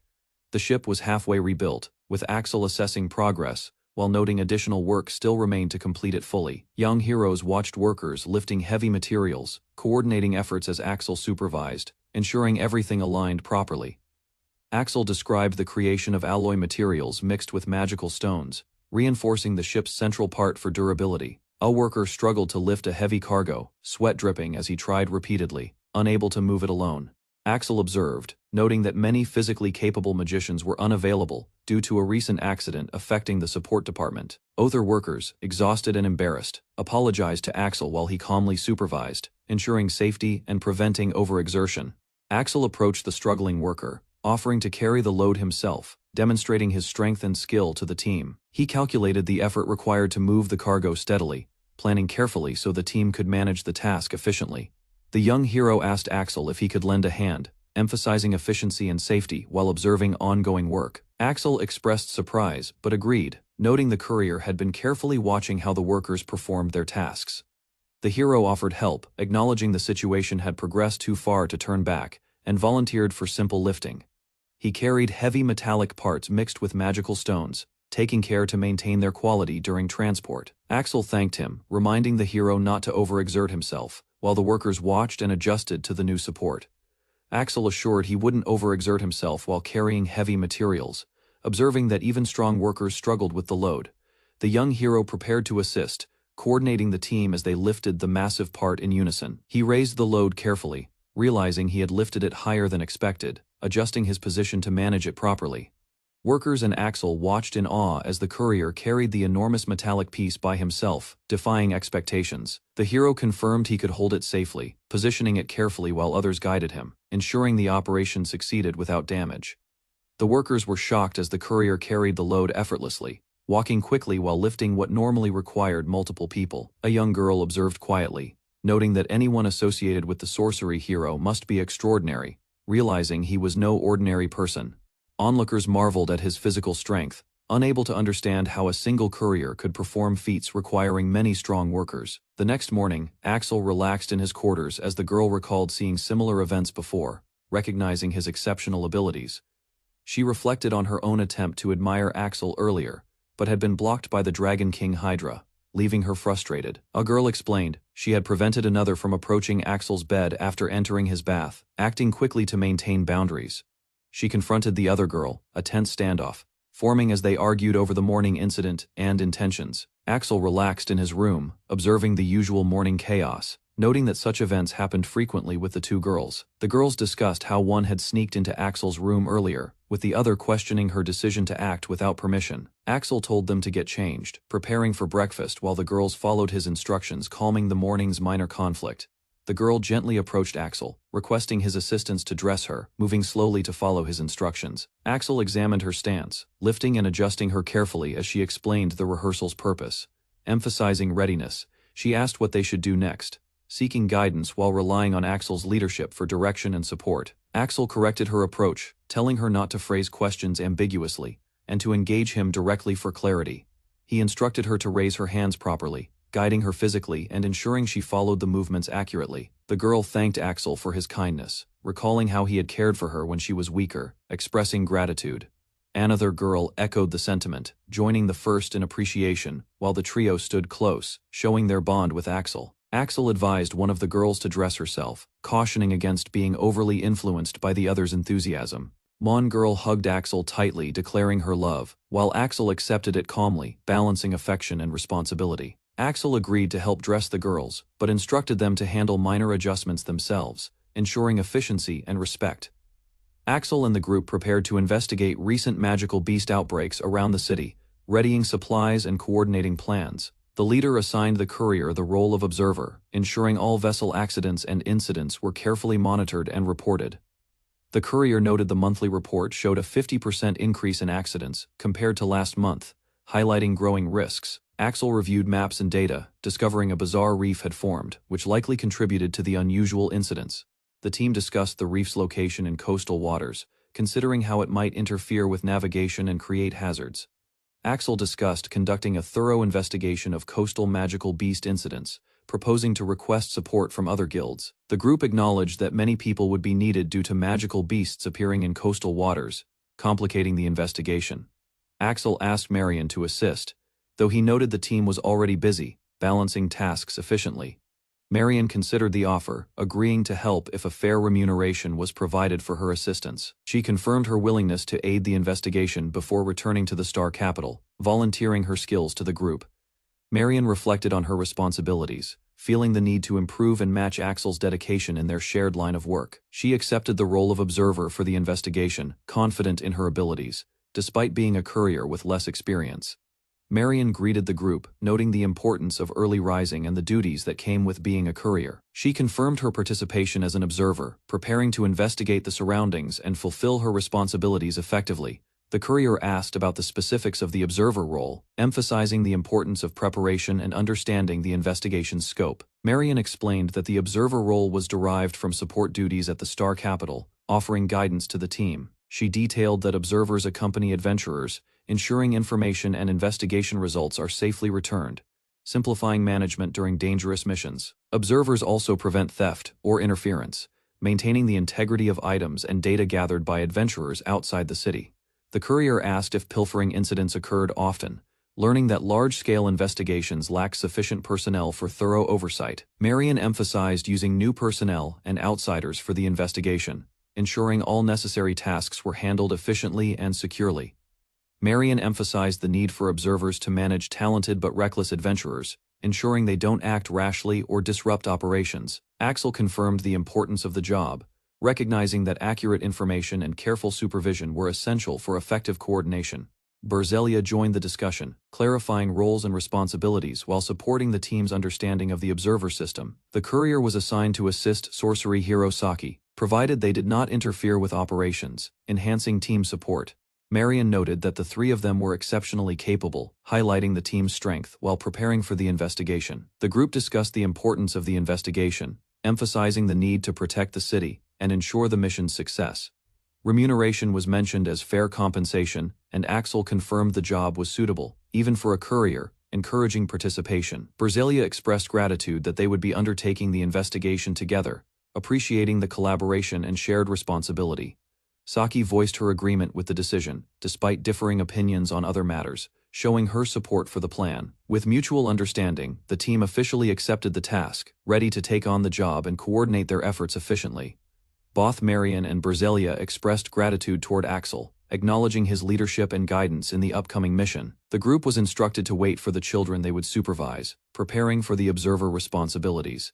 Marion introduced the discovery of a bizarre reef, explaining the importance of the upcoming investigation for the city's safety. Reports of magical beast outbreaks along the coastline were highlighted, emphasizing the urgency and scope of the investigation. She outlined the areas to be investigated, specifying both the coast near Sylvester and the surrounding woods. Lilac analyzed the map, identifying rocky areas in the northwest and northeast sides. She decided splitting teams would be efficient. The northeast groups prepared for the investigation. They would also conduct a sea-bottom survey near the port alongside the Maritime Affairs Guild. The guild members cheered, ready to handle the assignments. Their leader acknowledged their enthusiasm and coordinated the efforts efficiently. Saki and Berzelia were assigned to the northeast side for observation and support. Their roles were vital for the mission. The team discussed arrangements. The companions were assigned strategically, ensuring careful supervision and reinforcement for the ongoing investigation.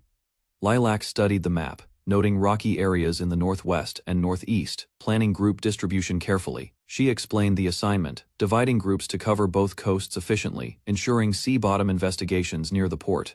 The guild members cheered, ready to execute Lilac's instructions, motivated by clear guidance and the strategic plan provided. Saki and Berzelia were assigned to the northeast side, their abilities trusted for observation and support roles during investigation. Lilac acknowledged the group's cooperation, noting Axel's presence and preparing them for the task ahead with confidence. Lilac studies the map carefully, analyzing rocky areas in the north, and planning the most efficient route. She divides the group strategically, assigning the northeast groups for sea-bottom investigation after rocky area reconnaissance. The Maritime Affairs Guild members cheer, ready to handle their assigned tasks confidently under Lilac's leadership and guidance.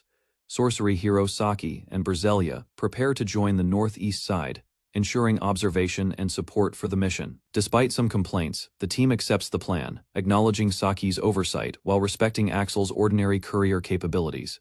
Lilac studied the map carefully, pointing out rocky areas along the northwest and northeast coastlines. She detailed the assignment, explaining that groups would be divided to survey wide and narrow areas efficiently.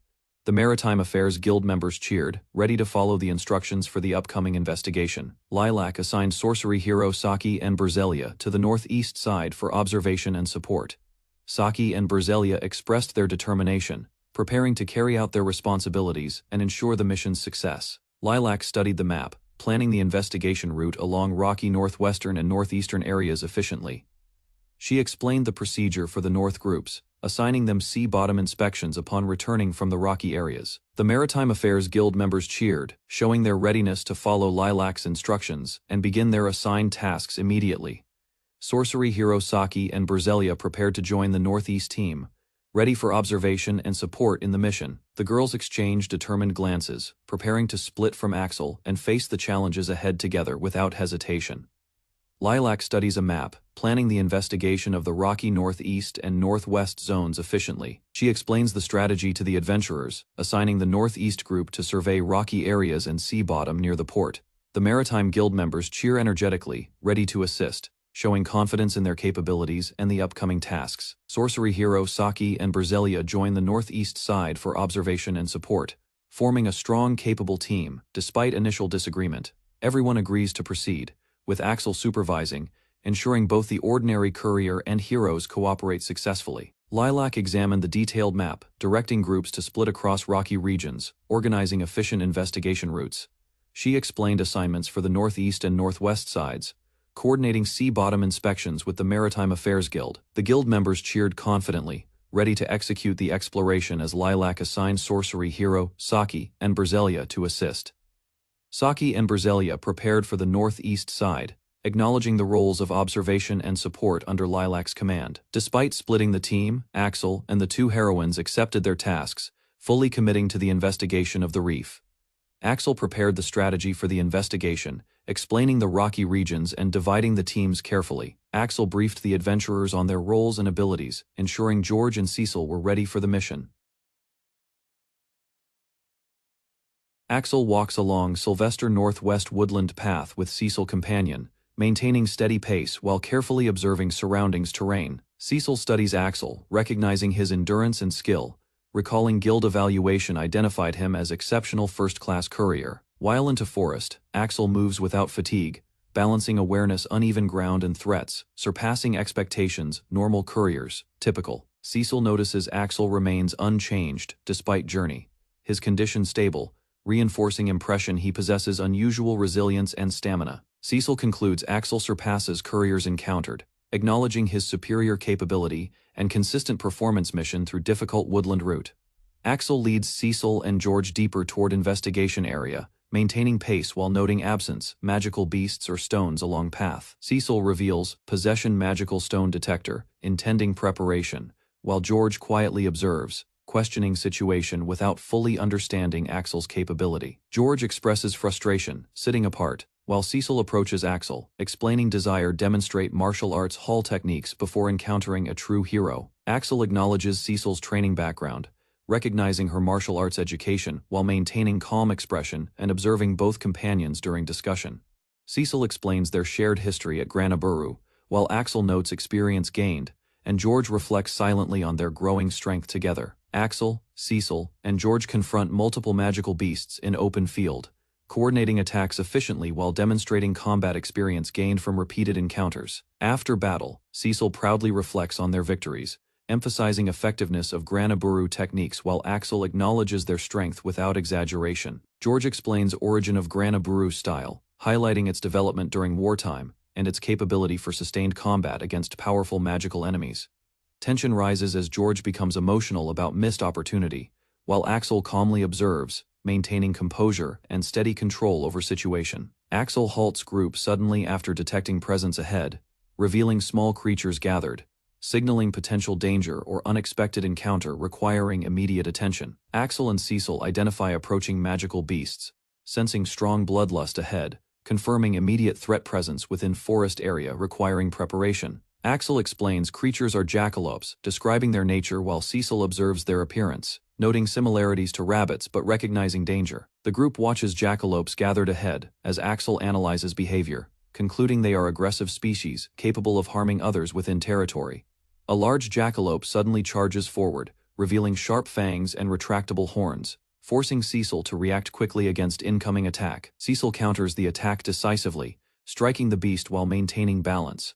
As Axel and George observe her controlled combat execution nearby, Cecil withstands the attack calmly, dismissing injury as minor, then prepares herself, focusing attention on eliminating surrounding magical beasts quickly. Cecil leaps forward and executes a powerful strike, splitting through enemies with precision, demonstrating refined martial arts technique against clustered jackalopes. George finishes nearby enemies efficiently, observing their weakness, concluding they are low-level magical beasts while maintaining steady combat control. Remaining jackalopes begin retreating, but Axel instructs continuation, emphasizing need to eliminate them and continue investigation regarding magical stones' influence. Axel notes fleeing beasts are slow, directing Cecil forward pursuit, ensuring no threats remain ahead before advancing deeper into forest path. Axel warns Cecil and George about chasing beasts, but they continue forward, confident in abilities and determined to eliminate remaining jackalopes quickly.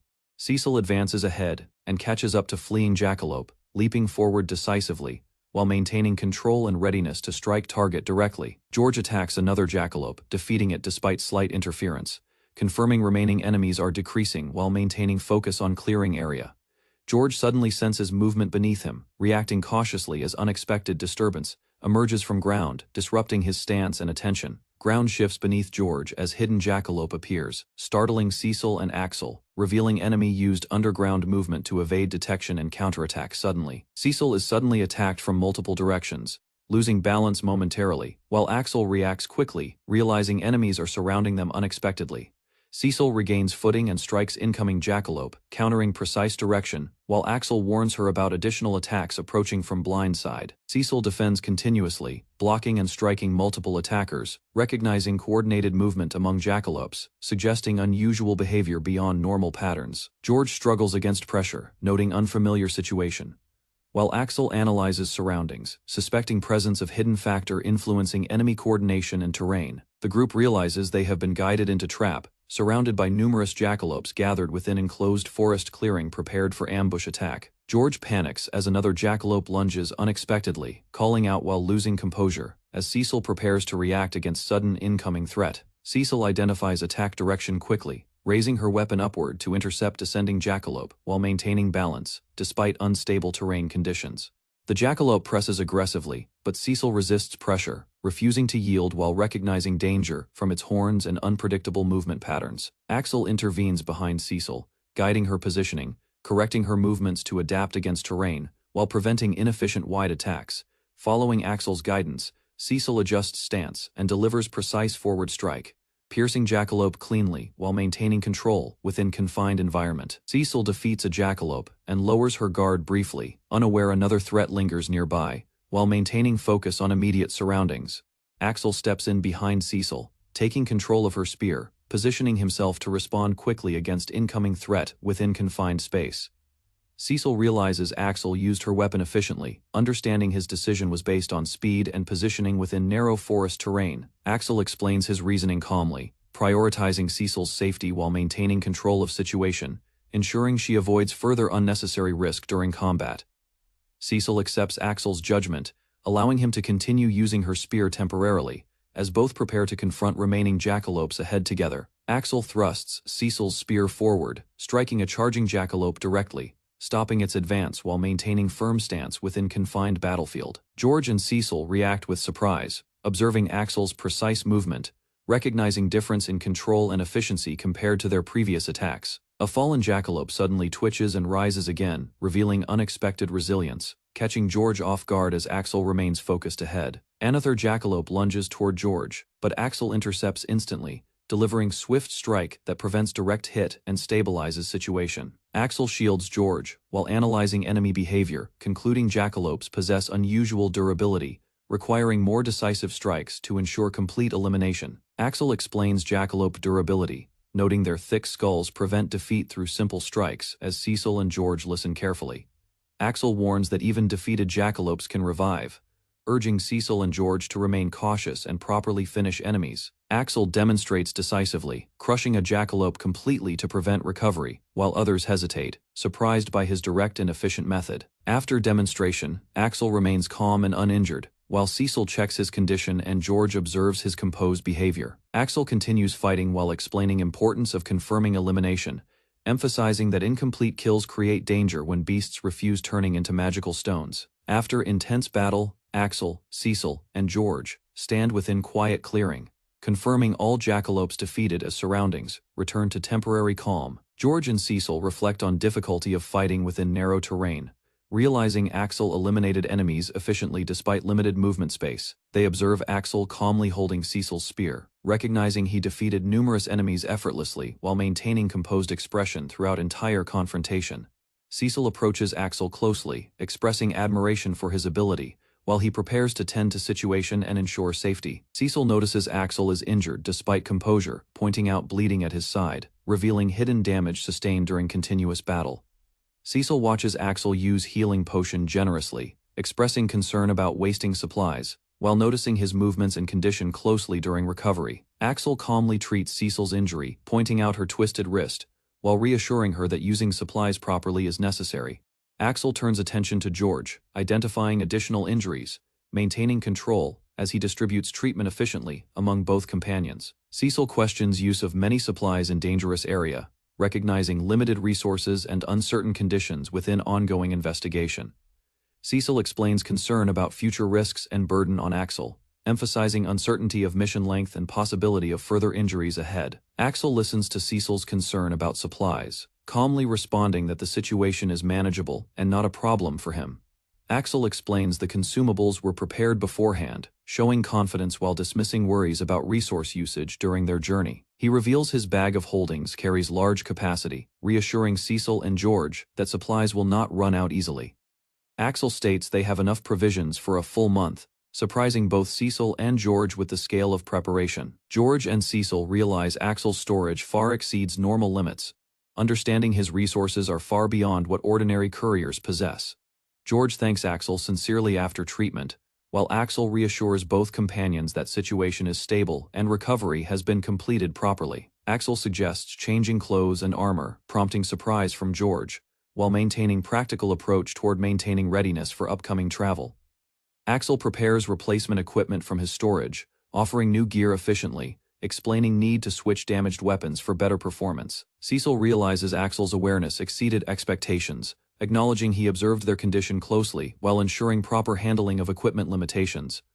Cecil and George recognize Axel supported them throughout battle, understanding his actions were calculated while maintaining awareness without lowering his guard. Cecil and George reflect on mission progress, realizing nothing has gone wrong so far while acknowledging Axel's superior combat experience. They sit observing Axel ahead, noting strong sense of security and abundant supplies, unlike any previous journeys they experienced together. Both quietly agree. Axel's presence provides reliable support, recognizing his actions consistently ensure safety and stability throughout difficult situations.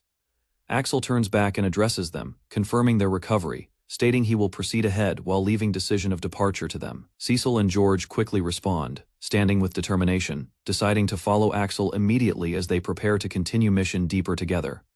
Cecil apologizes for earlier hesitation and repeated requests, while Axel reassures her calmly accepting responsibility as part of their shared mission. Cecil expresses gratitude sincerely, regaining confidence, as group atmosphere becomes more stable and cooperative following earlier tension and battle. Axel reflects quietly while walking ahead, questioning unusual jackalope behavior near water, suspecting abnormal cause behind their grouping and territory choice. Axel Granz walked through the forest, meeting his young companions. They prepared for the next leg of their journey, hoping to improve together. The children expressed determination, promising to work hard and follow Axel's guidance, eager to grow stronger alongside him. Axel listened quietly, slightly surprised by their enthusiasm. Yet he accepted their commitment with a gentle nod. He asked if he could improve as an observer, reflecting on his own role and responsibilities within the group. The children laughed and shook their heads, insisting Axel was already perfect, leaving him smiling as they continued traveling. Axel led his companions into a vast cave, its walls sparkling strangely. Shadows danced ahead as they walked. The group paused outside a rocky plateau. Axel observed the area carefully, noting magical disturbances before exploring. Basilia explained the orb's purpose, showing it would detect strong magical stones scattered throughout the dangerous terrain nearby. She raised the orb, its glow intensified, suddenly signaling powerful magic. The team prepared for unexpected developments quickly. Axel scanned the broken terrain, assessing risks. Magical stones might be hidden here, but searching would prove challenging. Axel and his companions stood near a shadowed canyon. Basilia suggested following the orb's guidance toward its source. Axel noticed an unusual puddle nearby. He pointed it out to Basilia, signaling potential magical activity within. Basilia observed the orb reacting as they approached. Its glow intensified, confirming a nearby source of magical energy. The children speculated about magical stones dissolving into the puddle. They tried to deduce how it formed naturally. The boy announced the energy seemed to come from a cave. The team prepared to investigate the source. Axel and Basilia approached the cave entrance cautiously, preparing to investigate the mysterious magical energy emanating from within. The group entered the cavern, observing the strange formations. Basilia decided they should begin exploring from this position. They advanced carefully, scanning the terrain. Cracks and unusual rock shapes hinted at concealed magical stones nearby. The children paused at a strange puddle, considering whether it contained magic or was affected by external energy. Basilia noticed the puddle changing color. She deduced an unknown force was influencing the water, confirming the source's presence. Basilia instructed Axel to stay behind while she and George advanced, investigating the magical water source cautiously. Basilia and George moved forward, analyzing the surrounding area. They aimed to uncover the source's origin efficiently. Observing from behind, Basilia considered the magical effects, noting how nearby stones influenced the water, altering its color. The group spotted someone manipulating the puddle. Surprise struck them as the source of magic became visible. Suddenly, the children shouted to stop the intruder. Axel stayed vigilant, while Basilia and George confronted the unknown figure. Axel and Basilia saw jackalopes approaching. The children were shocked by the creature holding a human finger from behind. They observed a strange man controlling the creatures. His intentions and origin were completely unknown. The children suspected he was feeding the jackalopes. Fear and disbelief filled their minds as they watched. The man addressed the intruders, dismissing their presence. The jackalopes followed him obediently, showing unnatural intelligence and danger. The creatures lunged toward the children. Axel and Basilia prepared to defend themselves against this sudden violent threat. The man commanded the jackalopes to attack. Basilia and George readied themselves, while Axel watched, prepared for action. Blood sharks surged from the magical puddle, attacking with incredible speed. The children braced, defending against the water-borne creatures. Axel instructed Basilia and George to stay defensive. They observed the shark's strength, unsure how to counter them. The man blocked the attack effortlessly. Axel was amazed, questioning his magical ability and experience with the beasts. He controlled the magical creatures expertly. Axel demanded answers while preparing to protect Basilia and George from danger. Axel and Basilia struggled against the magical beasts, questioning how the man controlled them, without collars or magic. The boy attacked a blood shark while Basilia defended herself. They wondered which guild trained such a beast master. The man controlled the sharks effortlessly, mocking the children's confusion. His power and bloodlust left them fearful and surprised. Basilia assessed the man's abilities. His bloodlust and command of magical beasts suggested a dangerously advanced job class. The man declared he was a demon, denying any godly power. Axel and Basilia watched cautiously, uncertain how to respond. Axel and Basilia learned the man was a demon, revealing his history and the demon lord war. The demon commanded his magical beasts. Their power and aggression demonstrated the devastating strength granted by divine protection. Axel and Basilia considered how subjugated creatures served him. They wondered what purpose the demon had for attacking. The demon declared that those who yielded to gods would be food. The children realized the immediate threat. He ordered the blood sharks to attack again, preparing to feed the beasts. Axel and Basilia braced themselves. Axel and Basilia stared in shock as the man commanded dozens of magical beasts, controlling them effortlessly. The creatures advanced. Axel and Basilia braced, astonished at his ability to control such enormous numbers simultaneously. Axel and Basilia tried to defend themselves, surprised by the blood shark's speed and relentless attack patterns. Axel jumped into action, protecting the children while facing the man, whose power and control seemed limitless. The man confronted Axel, demanding answers. The children watched, uncertain of the demon's intentions, and fearful of consequences. Basilia watched Axel react, astonished by his speed. She questioned how he could move so efficiently. The demon realized Axel would intervene. Basilia and the boy understood their fight might decide survival against sharks. Axel and Basilia confronted the demon, questioning his identity and motives. They prepared to counter his magical assault. Axel attacked without hesitation. The demon's power was immense, yet the courier met it head-on with precision. The battle escalated as Axel dodged the magical attacks, protecting Basilia, while aiming to neutralize the demon's control. Axel, George, and their companion approached the cavern cautiously. Axel readied his sword as they stepped forward, alert for any danger. The group discovered strange purple dust and peculiar stones inside the cave. They carefully collected the items, noting their unusual appearance and uncertain purpose. They captured a man within the cavern. Axel and the others inspected him and the objects, trying to understand their significance. The man revealed information about demons from the Demon King War, explaining their destructive tendencies and magical connections, surprising Axel and his friends. Axel reflected on the devastation caused by demons and their magical beasts. He realized the war's lingering consequences and questioned the man's knowledge and intentions. Axel, George, and their companion approached a fallen man in the cavern. Axel readied his sword while the others watched carefully. Axel examined the items the man carried. He noticed unusual purple dust and stones with a strange hue. The group decided to collect the suspicious objects, curious about their purpose. They carefully secured the items for further inspection. Axel explained the significance of demons, recalling their devastation during the Demon King War. He warned of their danger. The team discussed the origins of the self-proclaimed demon, piecing together clues from the items and the man's actions. Axel, George, and the girl approached a hidden area. Axel drew his sword, preparing for any threat. The girl examined the strange purple dust and peculiar stones collected from the scene, noting their unusual origin. Axel carried the unconscious man, ensuring he was secure while keeping the mysterious objects safe. They discussed the concept of demons, realizing the man's actions connected to the devastating magical creatures from the past. Satisfied with their investigation, Axel and the others decided to return to town, planning to further analyze the stones. Axel returned to the guild with his team, greeted warmly by guild members impressed with their fast progress. The team credited Axel for their success, but they humbly insisted their own efforts mattered too. Axel reflected on the vastness of the world, realizing how much remained unknown despite their achievements. He explained that he only observed, noting that the new people seemed different from before. The guild discussed their encounter with a significant event, while Axel and his companions prepared for the challenges ahead. The team revealed they found a man feeding people to monsters and adding a mysterious mana stone to water. Axel examined the stone, recognizing it as a highly processed magical agent with unusual energy properties. They noted the stone could attract magical beasts, and also act as a potent drug. Axel explained that even nearby monsters would be poisoned, drawing on his experience in the anti-narcotics division. The group identified the culprit spreading the stone as a self-proclaimed demon, realizing the threat was serious. The team realized the self-proclaimed demon could control monsters, and might have been an exceptional warrior, They discussed the origin of the mana stone and its potential for widespread harm if misused. Axel and Lilac agreed, apprehending the demon was the correct choice to prevent further damage. Lilac prepared to interrogate the captive, asserting her authority as a general to extract information. Using her skill truthful confession, Lilac confidently restrained the demon, trusting the team to support her interrogation process.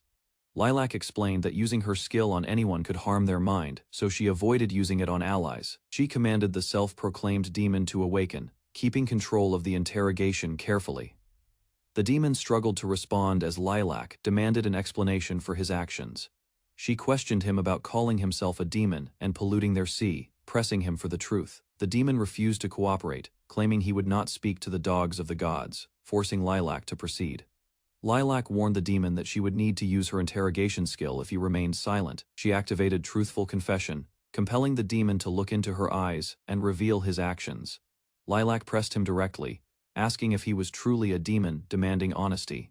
The demon admitted he was part of the demon kind, confirming the threat. Lilac inquired about the stone he used, learning it could affect monsters, especially older ones, to understand its full danger. Axel and the team questioned the demon about using the stone on ancient monsters and his intentions. The demon explained he planned to spread the dust via his monsters and sea currents toward a sealed ancient beast. He intended to stay nearby at the rockside cliffs, ready to witness the destruction from the ancient monster's attack. Lilac realized the immediate threat, but their interrogation tool ran out of juice, delaying their plan. The team debated forcing the demon awake, but they acknowledged he wouldn't respond until fully recovered, complicating their next steps.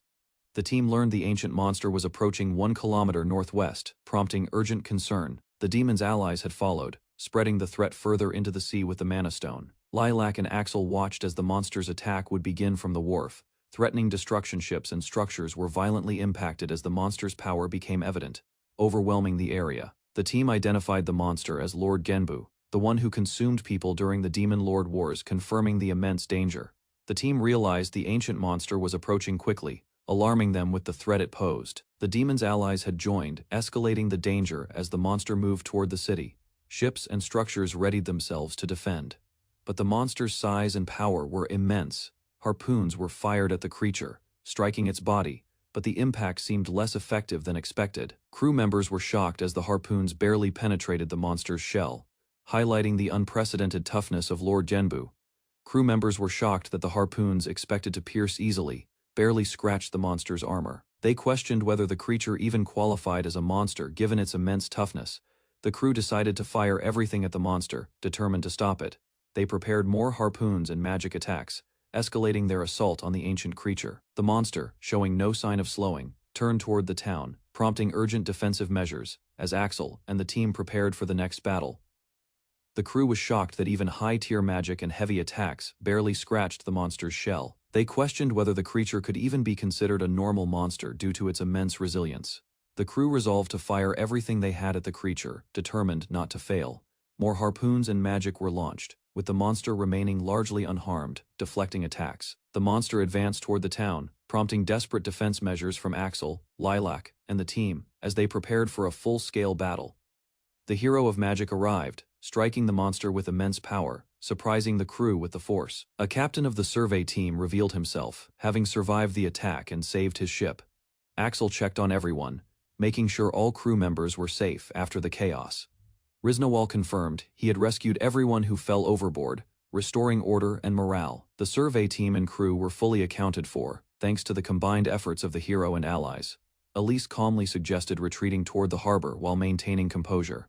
Her expression steady, despite the looming danger approaching from the distance behind them. A massive creature emerged violently from the ground ahead, shaking the surroundings as debris scattered, forcing Leon and Elise to stop while realizing escape would not happen easily. They climbed onto a narrow elevated rock while fragments of stone rained down around them, limiting movement and making their retreat path nearly impossible under constant pressure. Leon grew alarmed as Elise remained composed, stepping forward instead of avoiding danger, her focus shifting entirely toward confronting the threat despite the worsening situation behind her. Elise launched forward decisively, activating her power as ice formed rapidly around her legs, preparing a direct attack meant to halt the advancing monster and secure their survival. Elise descended from above with controlled force, her body aligned for impact as ice energy gathered around her legs, aiming directly toward the monster below. She landed firmly and assessed the situation, recalling her objective while maintaining focus, briefly acknowledging Leon's presence before confirming no critical injuries among the group.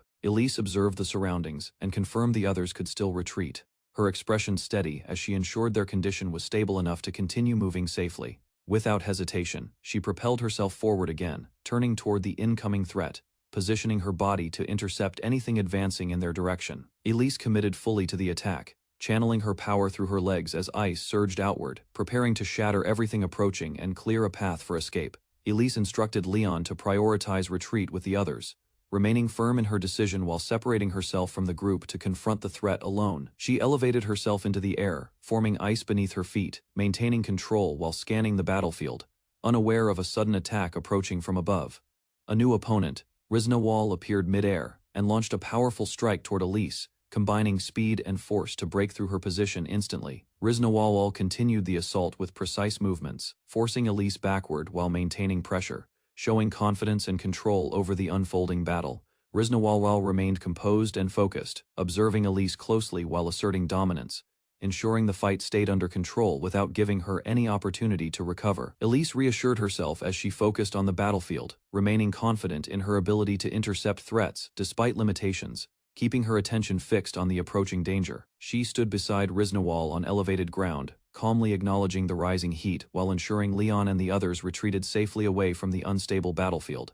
Riznawal observed Elise closely, recognizing the balance between fire and ice, understanding that neither element would easily overpower the other in their current state. Both Elise and Riznawal faced forward, silently agreeing that the situation required a decisive outcome, preparing themselves to end the conflict without further delay.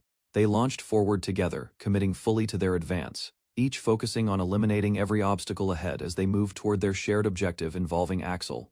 Arl observes as Horned Girl launches forward, smashing approaching monsters, while debris scatters violently across the battlefield wide. Two female warriors stand confidently, comparing counts of defeated enemies, showing overwhelming strength as numbers rise around them. The Horned Girl and her companion continue, relentless as Alt, demonstrating endurance and skill, refusing to slow despite combat from distance.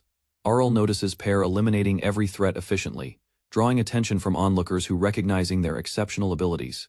Seeing situation stabilized, Arl confirms the returning group remains safe, concluding the mission segment while observing battlefield calmly. Arl watches as the Shrine Maiden and Horned Warrior prepare, targeting Dragon King Hydra, while coordinating their attack timing carefully. The Shrine Maiden unleashes ice magic, freezing battlefield instantly, forming massive spikes that trap Hydra within expanding frozen terrain. Observers react with amazement as Hydra appears defeated, praising overwhelming power displayed. Believing the enemy has been completely eliminated, the Shrine Maiden evaluates the result, calmly, recognizing the attack lacked sufficient strength to finish Hydra. Despite the impressive destruction, Hydra remains alive, beneath shattered ice, while both warriors stand ready again, acknowledging the need for greater force to end battle. Hydra rises again, roaring fiercely as onlookers panic, while Shrine Maiden realizes her attack only damaged the surface. Errol observes carefully, understanding Hydra's core remains intact, explaining that ancient beasts cannot be defeated without destroying their inner structure. The Shrine Maiden studies the battlefield, recognizing greater power is required. As Hydra's body reforms despite the previous overwhelming attack, both warriors remain composed, refusing doubt while crowd worries, yet they trust the situation will change with proper strategy. Arl finally steps forward toward battlefield, drawing attention instantly as his presence signals a decisive shift in the ongoing fight. Arl arrives as both girls approach happily, recognizing his presence, showing relief and readiness to continue the battle together. Arl steps forward confidently, weapon in hand, acknowledging their efforts while preparing to take control of the situation ahead. The group gathers, as Arl listens carefully, quickly understanding Hydra's movement and behavior, while assessing the battlefield conditions around. Hydra continues advancing slowly toward the city, enduring attacks, showing its durability and persistence. Despite repeated damage from earlier assaults, the Shrine Maiden reports evacuation completed, confirming civilians are safe, allowing Arl to focus entirely on defeating Hydra. Without concern, Arl examines Hydra closely, identifying its massive structure, calmly concluding that defeating it requires targeting its core directly. The Shrine Maiden shows confidence in Arl, believing he possesses enough power, trusting his ability to overcome Hydra. Effectively, she continues expressing certainty, recalling Errol's consistent strength, knowing he always holds a decisive method. Regardless of situation, both girls rely fully on Errol, placing their trust in his judgment. Confident he will handle the dangerous enemy ahead, Errol accepts responsibility calmly, stepping forward as they withdraw, leaving Hydra to him while maintaining complete trust in his strength. Saki moves swiftly across battlefield, preparing terrain for Errol, deciding to return to a support role as before she casts powerful ice magic, covering the entire area with frozen structures, shaping the battlefield to restrict Hydra's movement. Errol stands with confidence, acknowledging Saki's support, understanding her magic provides the perfect environment for his strategy execution.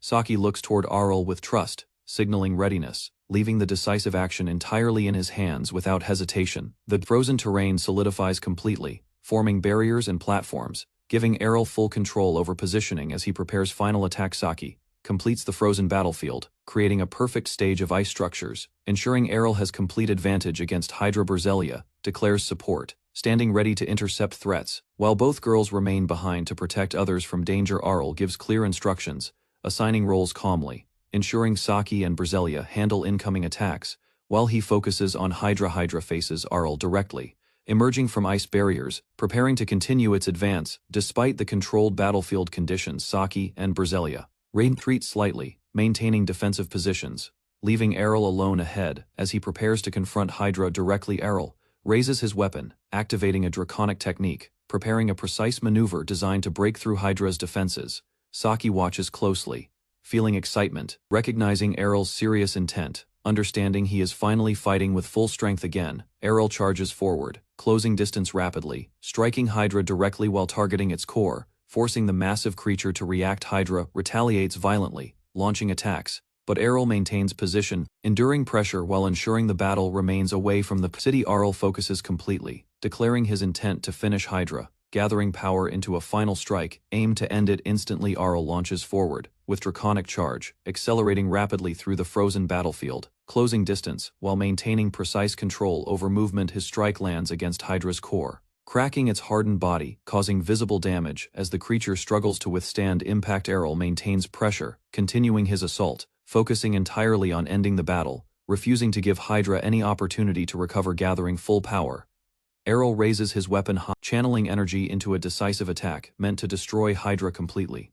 Errol unleashes final technique, striking downward with force, piercing through Hydra's body, aiming directly at its core. To finish it, Errol's final strike lands, releasing immense force, destroying Hydra completely as the frozen battlefield shatters under impact. Observers witness explodes. Ian from afar, shocked by the overwhelming power, realizing the battle has ended with decisive victory. The city celebrates loudly, crowds gathering, cheering Errol's success, recognizing his strength and the safety restored after danger. After battle, Saki and Berselia rest peacefully beside Errol, showing exhaustion while the surroundings return to calm. Errol stands with companions overlooking the city, confirming minimal damage, as they acknowledge success achieved together through combined effort. Errol prepares to depart after resting, deciding to continue his journey. Maintaining his role while leaving the city behind, he explains his next task, carrying letters toward another city, while entrusting responsibilities to companions remaining behind. Two young allies respond confidently, accepting responsibility, determined to fulfill expectations and handle entrusted duties properly.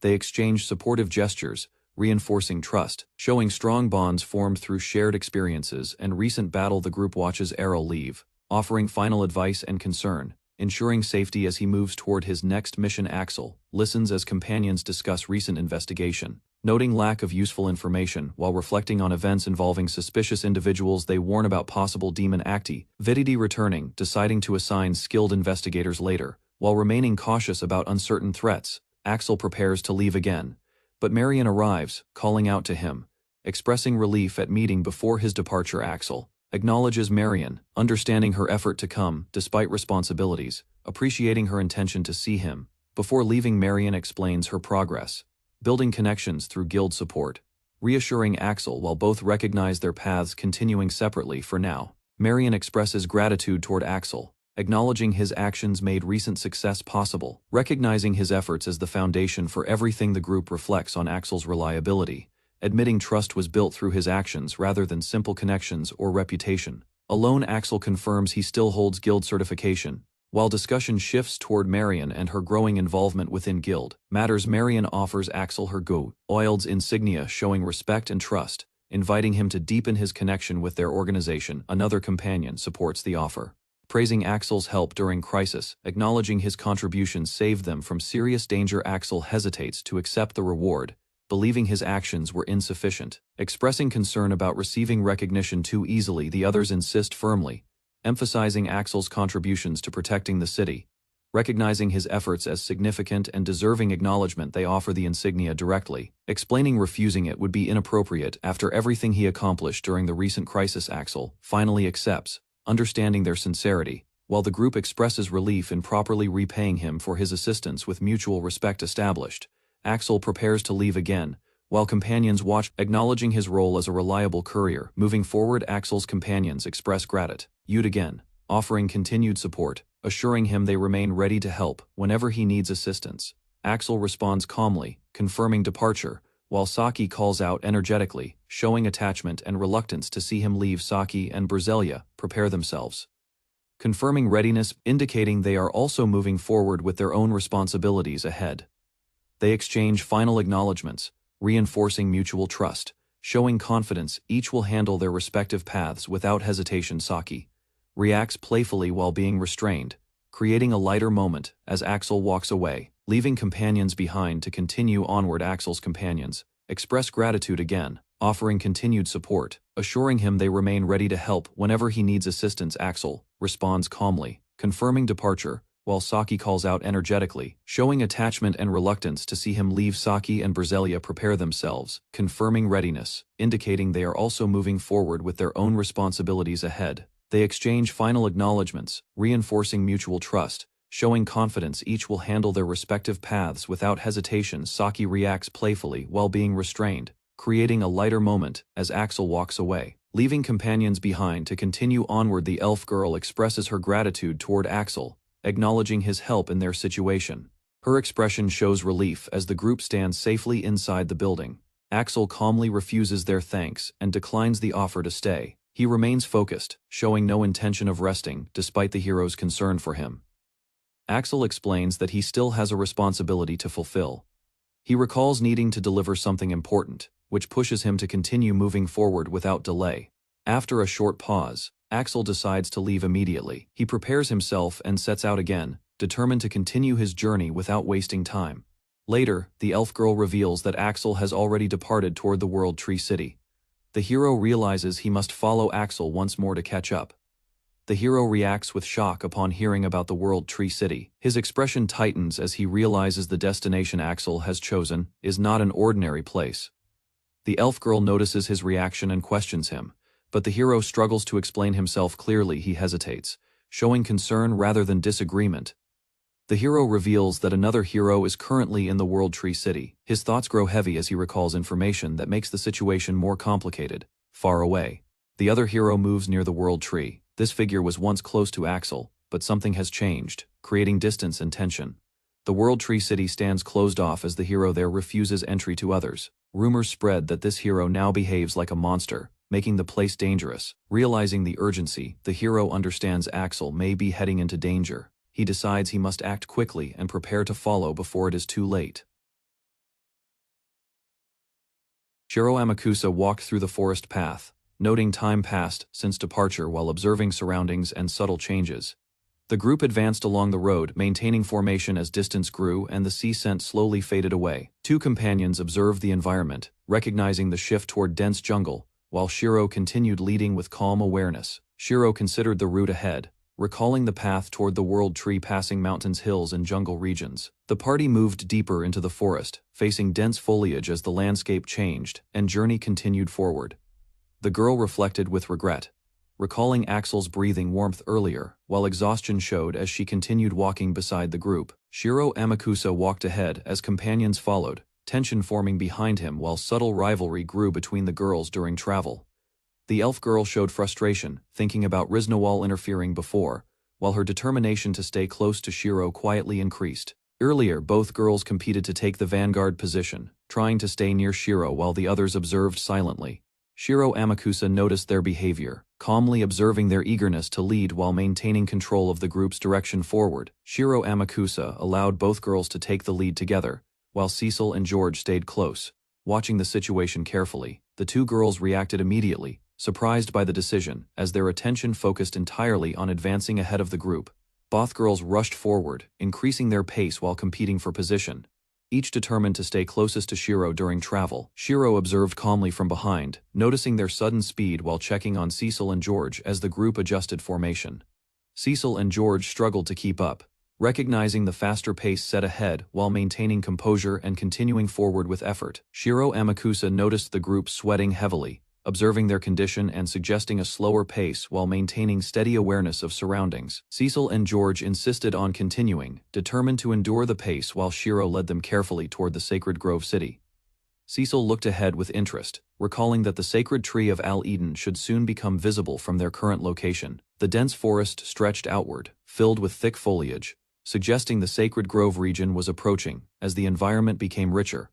Shiro Amakusa decided to slow the group, considering both safety and the opportunity to observe the surroundings during their first visit. Cecil looked at Shiro Amakusa with curiosity, realizing he had never visited the Sacred Grove City despite his vast experience.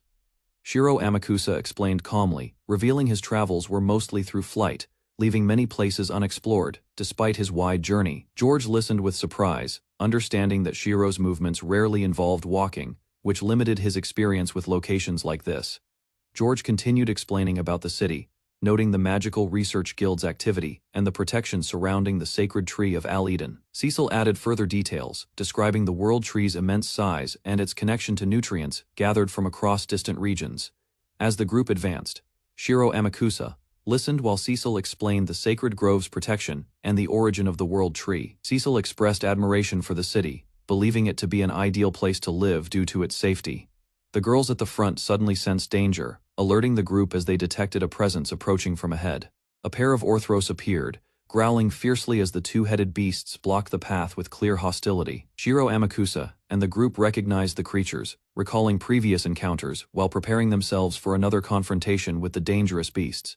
Cecil recalled their previous battle with Orthros, explaining how the creatures were strong enough to injure their group during that encounter. George showed determination, preparing himself mentally while resolving to perform better against the Orthros compared to their previous fight. Shiro Amakusa stepped forward calmly, observing the large number of Orthros ahead while remaining composed and assessing the situation carefully. Shiro Amakusa analyzed the enemies, recognizing a simpler method to handle them efficiently without requiring excessive effort from the group. As an Orthros lunged forward aggressively, Shiro Amakusa moved instantly, striking with precision and overwhelming the creature before it could react. Shiro Amakusa struck the Orthros with precise force, delivering a powerful blow that shattered its body and ended its attack instantly. The defeated Orthros collapsed heavily, its massive form breaking apart while Shiro remained steady, completing the attack without hesitation. Cecil and George watched in shock, realizing Shiro had defeated the powerful creature effortlessly despite its reputation for strength. The remaining Orthros stopped advancing, their movements slowing as they gathered together, showing hesitation instead of continuing their attack. Shiro Amakusa observed calmly, recognizing their behavior change, while the group realized the creatures had lost their will to fight. Shiro Amakusa explained calmly that Orthros fight in packs, and once their leader is defeated, they lose coordination and will. The remaining Orthros slowly retreated, backing away from the group as fear spread among them after witnessing their leader's defeat. Shiro Amakusa pointed out the leader's unique red iris, explaining how it distinguished him from the others, with blue eyes. The group watched as Shiro allowed the surviving Orthros to leave, trusting they would not continue attacking after losing their leader. Shiro Amakusa concluded the encounter, confident the pack would avoid humans now, ensuring safer travel as the group resumed their journey. Shiro Amakusa explained that the Orthros fear would spread to their descendants, gradually reducing their aggression toward humans over time. He continued calmly, stating that such creatures could eventually become magical beasts, though the method to achieve this remained difficult. Cecil listened carefully, connecting the explanation to known beings like Berzelia, while George tried to understand the concept of magical beasts. The elf girl recalled Berzelia's nature, recognizing her strength as a dragon, while also acknowledging her gentle behavior toward humans. Shiro Amakusa concluded the explanation simply, while Cecil showed familiarity with the topic and the group continued forward with better understanding. The remaining Orthros retreated into the forest, their aggression fading as Shiro Amakusa's actions left a lasting impression on the pack. Shiro Amakusa suggested a short break, gathering the group after the encounter while ensuring everyone remained safe and composed. The group discussed their condition, noting Shiro's ease during battle, while others showed fatigue from maintaining the earlier pace. Shiro Amakusa prepared food for the group, explaining its ability to restore stamina as they paused during their journey. Cecil reacted with excitement and gratitude, encouraged by the meal, while the group regained energy before continuing forward. Cecil and Riznawal eagerly reacted to Shiro Amakusa's food, their excitement rising as both focused on tasting it first. Shiro Amakusa observed the group with a relaxed expression, recognizing the positive atmosphere as everyone enjoyed the moment together. George reflected on the journey, appreciating the experience of traveling alongside skilled companions, while continuing forward through the forest. Cecil suggested changing positions, offering to take the rear while staying close to Shiro Amakusa during the next phase. Riznawal followed with the same idea, proposing to guard Shiro Amakusa from behind as the group adjusted their formation again. Shiro Amakusa accepted the new formation, trusting Cecil and George to guide them, while relying on the rear guard for protection. Riznawal and Cecil reacted with surprise, realizing Shiro had already planned to rely on others as they approached their destination. Both girls showed flustered reactions, their attention fixed on Shiro as their emotions became more intense during the moment. Riznawal and Cecil began arguing again, their rivalry resurfacing as they competed for Shiro's attention. While walking behind the group, Shiro Amakusa continued forward calmly, while Cecil pointed ahead, indicating the destination was close beyond the forest tree line. Shiro Amakusa and the group moved along the maintained path, realizing they had nearly reached their destination within the forest. Cecil explained that the Knights of the Sacred Grove were responsible for maintaining the land and ensuring safe travel. Shiro Amakusa acknowledged the information, understanding the Knights' origins as an ancient order connected to early guild structures. Cecil continued describing their influence, noting their presence across cities and their strong reputation among the people. She concluded confidently, emphasizing the Knights' ability and influence, which allowed them to protect the region effectively. The massive sacred tree came into view, towering over the land as Shiro Amakusa observed its scale and presence. Shiro Amakusa considered the structure, understanding the Magical Research Guild's base was located atop the enormous tree. The group moved forward as the tree became fully visible, confirming they had finally reached the Sacred Grove city. Shiro Amakusa stood between Cecil and Riznawal, calmly observing their reactions while they focused on the sight ahead. The full view of Irminsul appeared, the sacred tree rising above the vast city. As the group reached their destination, Shiro Amakusa and the group arrived at the city platform, observing the vast view as Cecil proudly introduced the sacred grove. Riznawal reacted with excitement, focusing on the immense size of the sacred tree, while admiring its overwhelming presence. Shiro Amakusa noticed something unusual, observing the leaves carefully, as their color did not match what he had previously heard. Cecil considered his observation, recalling that the sacred tree's leaves were supposed to remain green throughout all seasons without change. The group looked toward the tree again, questioning the change as the falling leaves suggested an unexpected seasonal shift affecting it. Cecil and George discussed possible reasons for the tree's condition, considering recent weather while observing the unusual change carefully. Cecil reflected with concern, noting she had never heard of the sacred tree being affected by natural weather conditions before. Shiro Amakusa questioned the situation, realizing this might be a rare occurrence, while Cecil admitted she had never seen this happen. The group observed the sacred tree closely, recognizing its leaves had changed color despite its nature of remaining eternally green. Shiro Amakusa decided to investigate further, leading the group toward the city to gather information about the unusual phenomenon. Cecil suggested visiting a dojo near the city center, believing they could gather information about the sacred tree's unusual condition. Shiro Amakusa reviewed his task, realizing his delivery destination was nearby, aligning with their plan to investigate the situation. The group prepared to move, with Shiro Amakusa leading, as they decided to begin gathering information within the city. As they walked through the streets, Shiro Amakusa noticed that people seemed unaware of the situation affecting the sacred tree. Cecil considered the circumstances, realizing the Magical Research Guild Capricorn had not informed the public, despite their responsibility regarding the tree. Cecil reported that despite asking around the city, no one had clear answers regarding the strange condition affecting the sacred tree. Shiro Amakusa decided to investigate directly, leading the group forward until a man suddenly called out to stop them. The man warned Shiro Amakusa, advising against approaching the tree while questioning his intentions and recognizing his plan. He identified Shiro as a courier heading toward the guild, cautioning that the area near the tree had become dangerous recently. The man explained further, revealing that a strange monster wearing metal armor had been appearing around the sacred tree area. The man explained the incident began after seeking a hero's help, linking the strange events to the sacred tree's condition. He continued describing how a metal-armored monster suddenly appeared afterward. Though fortunately no one had been injured so far, Shiro Amakusa listened carefully, learning the creature attacked anyone approaching the tree, making access to the guild extremely difficult. The man advised caution, warning Shiro Amakusa about the danger while hoping his visit to the city would not be ruined. Shiro Amakusa acknowledged calmly and departed, raising his hand as the group moved on toward the sacred tree and city center. Shiro Amakusa reflected on the situation, realizing the strange events around the sacred tree were not something that normally occurred. Cecil considered the matter carefully, concluding that the knights should have already handled any threat appearing within the city.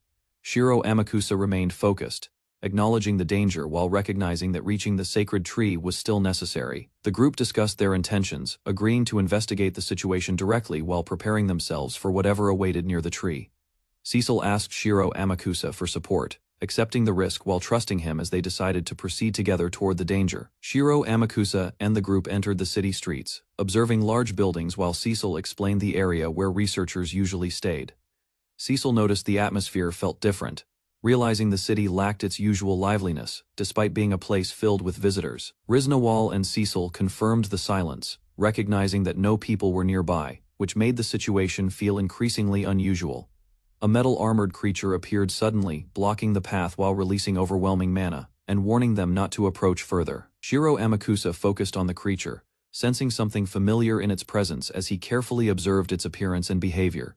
Cecil reacted with alarm as the armored creature approached, but Shiro Amakusa remained calm, recognizing the figure without hesitation. The armored form broke apart, revealing a small familiar being that rushed toward Shiro Amakusa with excitement and recognition. Shiro Amakusa confirmed his suspicion, identifying the creature as someone he knew. Understanding the situation was not a threat, Shiro Amakusa gently held the creature, recognizing Daisy, the hero of alchemy, as the true identity behind the armored presence.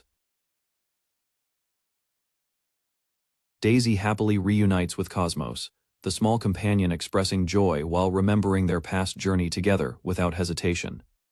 Saki and Bars approach from afar as Cosmos observes, while Daisy stands beside him noticing their familiar presence. Saki recognizes Cosmos, recalling reports about an armored figure, confirming his identity through details, matching encounters described earlier. Bars greets Cosmos, remembering their past alliance, expressing relief seeing him again after time apart from battles together. Cosmos stands as Daisy on his shoulder, while Saki and Bars confirm his identity as the armored hero. Cosmos explains Daisy's identity, recalling her past as an armored hero who fought alongside him during earlier battles across dangerous lands. Saki listens carefully while observing Daisy, realizing her appearance changed without armor, while recalling stories about heroes seen across the city. Bars and Saki stand beside Cosmos, noting Daisy was absent before. While the group processes her sudden presence together calmly, Cosmos explains Daisy is a carbuncle, describing the mana stone within her body that attracts monsters seeking it as valuable food. Saki and Bars understand Daisy's nature, realizing her cautious behavior comes from danger, while Cosmos reassures them about her awareness. Cosmos introduces Saki and Bars to Daisy, explaining they escorted him safely, while noting they are skilled adventurers from this city. Saki and Bars respond modestly, acknowledging Cosmos's words, while mentioning they still came despite rumors spreading throughout the area recently. Daisy greets them warmly, explaining she has not stayed long in the city, so she could not recognize them earlier. Saki and Bars react with excitement, realizing they encountered multiple heroes, while standing before Cosmos and Daisy with admiration. Daisy notices Cosmos carrying a bag of holding, recalling rumors about his courier work, confirming information spreading across the city. Daisy mentions hearing rumors about Cosmos as the flying courier, while Cosmos calmly acknowledges that information spreading across different regions. A distant memory of a dragon attack appears, as Daisy connects rumors about destruction, confirming Cosmos's involvement in recent dangerous events. Daisy happily interacts with Cosmos, expressing comfort in their reunion, while Saki and Bars continue approaching from behind toward their position. Saki and Bars observe closely, feeling uneasy, watching Daisy cling to Cosmos. as unfamiliar emotions arise while they analyze the situation. Daisy senses tension from behind, noticing Saki and Barz's presence, as an uneasy atmosphere builds, making her instinctively feel cautious. Daisy climbs onto Cosmos's head, showing possessive behavior, while Saki reacts with shock, clearly irritated by the carbuncle's attitude. Barz interprets Daisy's actions as territorial, realizing she is asserting closeness with Cosmos, which increases tension among the group members. Cosmos calmly stops Daisy's teasing, while Daisy remains amused, recalling similar reactions from others during their previous encounters together. Saki and Barz approach Cosmos again, shifting focus, as they question his presence here and try to understand the situation.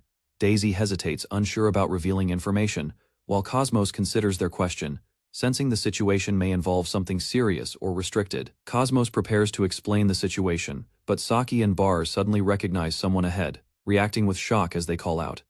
A man approaches calmly, revealing himself as their father, acknowledging their return after a long time apart from each other. Their father speaks with Daisy respectfully, thanking her for her efforts, while maintaining a composed and understanding demeanor toward the situation. He explains ongoing experiments and changes in his work, noting that progress is slow while adjusting to a different environment. The father expresses gratitude while acknowledging Daisy's wider responsibilities, recognizing her efforts in maintaining safety across a larger area than expected.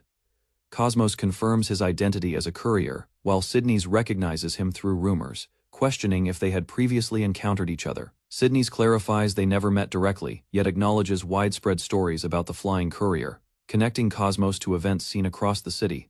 Saki adds information about a dragon partner, linking Cosmos to the Dragon Knight, strengthening Sydney's understanding of his reputation. Sydney's reflects on the situation, surprised that Cosmos is traveling alongside his children, finding the connection unexpected under current circumstances.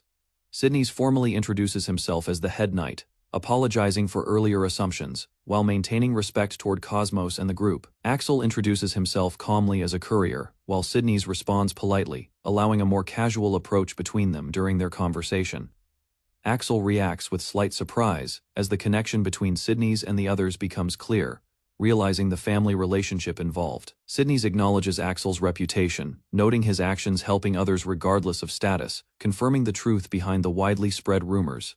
Sydney's expresses genuine respect toward Axel, revealing he had long wished to meet him personally after hearing about his achievements. Sydney's recalls Axel's past as the Dragon Knight, extending his hand in recognition, honoring the legacy Axel carried across the battlefield. Sydney shakes Axel's hand, clarifying he misunderstood his identity, while recognizing Axel's connection to powerful heroes through recent interactions observed. Sydney's composes himself, acknowledging Axel as a former Dragon Knight, expressing respect while maintaining a formal tone during their meeting.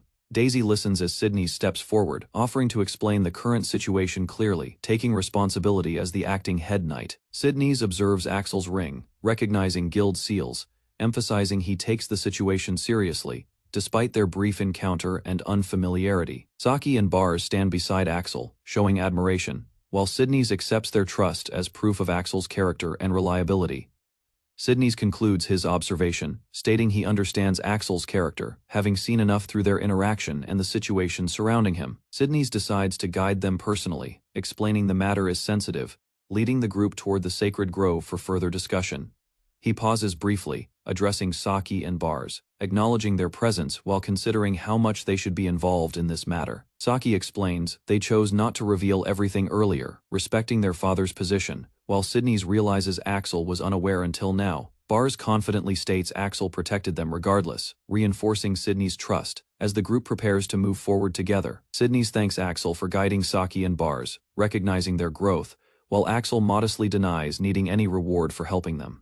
Sydney's insists on repaying Axel properly later, emphasizing his gratitude as a father, valuing his children's safety above everything else. Daisy reflects on the past, remembering Axel's kindness, acknowledging his consistent behavior toward others, especially those who once depended on him. Axel continues forward calmly, treating Daisy naturally, recalling how she once valued his kindness when she was simply a carbuncle. Saki and Barz react with confusion and tension, unsettled by Daisy's closeness with Axel, as the atmosphere shifts into awkward unease. Sydney's confirms their arrival, while Saki and Barz walk behind Axel, still bothered as Daisy continues clinging closely to him. The group arrives before a massive sacred tree, where Sydney's explains it serves as the main entrance to internal passageways. Axel analyzes the structure calmly, predicting internal pathways, while Saki adds that ramps also exist within the tree's interior system. Inside, Sydney's explains the flow of materials, noting laboratories above require constant transport through corridors used by carts daily. Axel considers the difficulty of moving carts upward, observing the structure carefully, understanding the scale and complexity of the sacred tree. Saki explains magic cannot be used freely within the grove, while Axel listens as the group discusses limitations caused by the environment. Sydney's describes the ambient mana of the sacred tree, explaining it interferes with human magic due to resonance within the grove. Saki adds that researchers developed mana-assisted devices, allowing limited function despite interference, while Bars confirms this understanding calmly. Axel reflects on the difficulty realizing human magic becomes unstable here, while the others acknowledge how challenging control becomes inside the grove. Axel concludes that any magic requires extra mana to stabilize, understanding the environment demands greater effort to maintain proper control. Saki explains the structure works without magic, noting the ramp and stairs are carefully built, while confirming casting magic remains impossible here. Bars asks Sydney's for confirmation, and he agrees calmly, stating the system usually functions without issues under normal conditions. Sydney's expression changes as he admits recent problems, suggesting the situation has shifted from what they previously understood. He reveals that many changes occurred while Saki and Bars were away, leading the group closer to the sacred tree entrance. Sydney's opens the entrance, inviting everyone inside, signaling the start of a deeper explanation about the troubling situation within. The group enters the inner structure, discovering the spiral passageway damaged and collapsing, revealing that the sacred tree's interior is already in ruin. Sydney's gathers everyone and begins explaining the crisis, revealing the sacred tree of Al Eden is nearing death under unknown circumstances. Saki looks around in disbelief, recalling how the place once held life and brightness, struggling to understand the drastic change. Sydney's explains the tree never showed such decay before, emphasizing its natural ability to heal, making the current condition unnatural. Saki urgently questions her father, demanding answers. As the group realizes the situation is far more serious than expected, Sydney's begins explaining the current condition seriously, warning the group that the situation inside the sacred tree is far worse than expected. He reveals the upper pathways share the same damage, with spiral routes becoming unstable and unreliable throughout most of the structure. Sydney's demonstrates the damage directly, explaining large portions are broken, making movement dangerous as much of the pathway is deteriorating. He adds that, although some areas still function, magical interference prevents repairs, leaving the tree in a steadily worsening state. Axel understands the implications, concluding that if the interior is damaged this severely, the exterior condition must also be declining. Daisy explains that even if parts are repaired, the loss of the tree's self-healing nature makes recovery extremely difficult. She continues, revealing the tree's own nature now works against itself, contradicting everything they once believed about its stability. Sydney's leads the group inside, explaining only a few workers remain, as fewer people are willing to travel the dangerous paths. He warns the risk increases higher up, where unstable paths and long falls make movement increasingly dangerous for anyone involved. Despite the danger, Sydney's explains supplies must still be delivered to the Magical Research Guild, located at the top. Axel acknowledges the need for supplies, recalling the Research Guild located above, understanding why maintaining access to the upper area remains important. He looks toward the damaged spiral path, questioning whether anyone still remains at the top despite the dangerous and unstable conditions. Sydney's confirms that several researchers continue their work, maintaining operations even as the environment becomes increasingly difficult to manage. Inside, researchers and medical experts gather, working together to find a solution, focusing efforts on restoring the sacred tree's condition. Axel realizes Daisy's presence was requested by the Research Guild. Understanding her role is connected directly to their ongoing efforts. Sydney's explains the cause, revealing researchers concluded the sacred tree is being damaged by a toxic substance introduced from an external source. Daisy confirms the idea, describing it as an unnatural substance injected into the tree, something that should not exist naturally within it. She further explains it behaves like a spreading virus, capable of expanding on its own, and worsening the tree's internal condition over time. Sydney's adds that the substance resembles advanced alchemy, beyond what normal potion makers can reproduce, confirming the guild reached the same conclusion. He concludes, it is an artificial poison, powerful enough to cause massive harm, warning that even attempts to replicate it could cost many lives. Sydney's explains the investigation continues, uncertain whether the toxic substance resulted from deliberate action or a rare natural occurrence within the tree. He adds that Daisy is leading the laboratory efforts, overseeing experiments aimed at identifying the source and finding a solution. Axel recalls Daisy driving people away earlier, questioning her behavior while trying to understand the reasoning behind her actions. Daisy explains her sensitivity to unfamiliar presences, stating strangers disrupt her awareness, making it difficult to properly focus on the situation.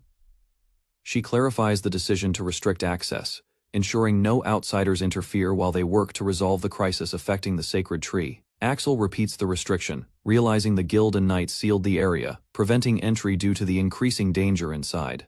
Sydney's explains the risk of falling debris, emphasizing safety, as the unstable structure continues collapsing and threatens anyone entering the tree. He adds concern about a possible enemy attack, noting they must hide their efforts while searching for a cure before outsiders react. Axel observes the contrast, realizing the exterior hides the severity, while inside the sacred tree continues deteriorating at an alarming rate. Sydney's decides to proceed, as workers arrive with supplies, showing ongoing efforts continue, despite the dangerous and uncertain situation ahead. Axel watches the workers carry heavy supplies, repeatedly, realizing the exhausting routine they must endure every day to keep operations running. He notices Sydney's condition, understanding the physical strain, as Sydney's apologizes for the situation, while continuing his duties without rest. Sydney's explains the climb is extremely long, and only a few capable knights remain strong enough to transport supplies safely upward. He adds that injuries among the knights have worsened the burden, forcing the remaining members to take on even greater responsibilities. Despite the hardship, Sydney's emphasizes the importance of delivering supplies, as researchers depend on them to continue working toward a cure. Sydney struggles physically while carrying supplies, yet insists on continuing, explaining he has no choice but to deliver them himself. Other knights try to stop him, warning he has been overworking for days, but Sydney's refuses to rest, despite their concern. The knights reveal many have already collapsed, urging him not to push further, while Axel and the others witness the situation. Sydney's explains the researchers depend on these supplies, insisting he must continue making trips since he cannot carry everything at once. Determined, Sydney's declares there is no alternative, choosing to continue despite exhaustion, prioritizing the mission over his own condition. Axel offers to help carry supplies, confidently stating he can assist with the weight. Surprising Sydney's with his sudden proposal, Sydney's hesitates, explaining the climb exceeds 700 meters, doubting a courier could handle such a demanding task safely. Saki and Bars quickly support Axel, insisting he is stronger and faster than them, correcting Sydney's misunderstanding of his abilities. Bars further explains Axel's combat prowess surpasses many warriors, emphasizing his capability beyond a typical courier's role. Sydney's remains cautious, warning of the danger but begins reconsidering Axel's offer, acknowledging the possibility, despite the serious risk involved. Axel reassures Sydney's, expressing confidence in his abilities, insisting he can handle the danger while maintaining pride in his role as a courier. Daisy supports Axel's claim, confidently stating his durability, reinforcing the idea that he can endure the risks involved in the climb. Saki adds further assurance, promising to protect Axel if necessary, while pointing out Sydney's hesitation and trusting Axel completely. Axel calmly insists on helping, showing genuine intent, while Sydney's considers the offer carefully, weighing the risks and benefits. Sydney's finally agrees, entrusting Axel with the task, acknowledging his capability despite concerns, and placing responsibility in his hands. Axel accepts the task confidently, reassuring everyone, while Daisy watches closely, trusting his ability to handle the dangerous delivery ahead. Sydney's confirms the supplies, warning that using aerial transport could damage the fragile tree, forcing them to rely on ground routes. Saki apologizes for being unable to help directly, while Axel remains calm, stating firmly that this responsibility fits his role perfectly. Axel reassures Saki kindly, easing her worries, showing his usual supportive nature even while preparing for a risky climb. Axel offers to carry everything in one trip, surprising Sydney's, as he prepares to take on the heavy burden alone.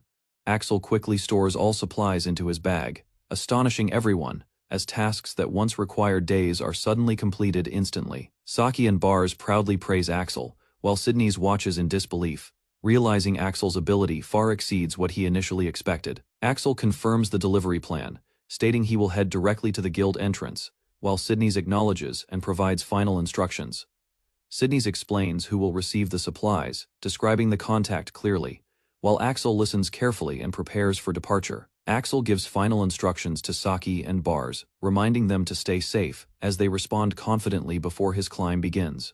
Saki expresses concern for Axel's safety, offering support in case he falls, showing her worry as he prepares for the dangerous climb. Axel begins moving forward while Saki continues insisting she will help if needed, determined to assist despite the risky situation.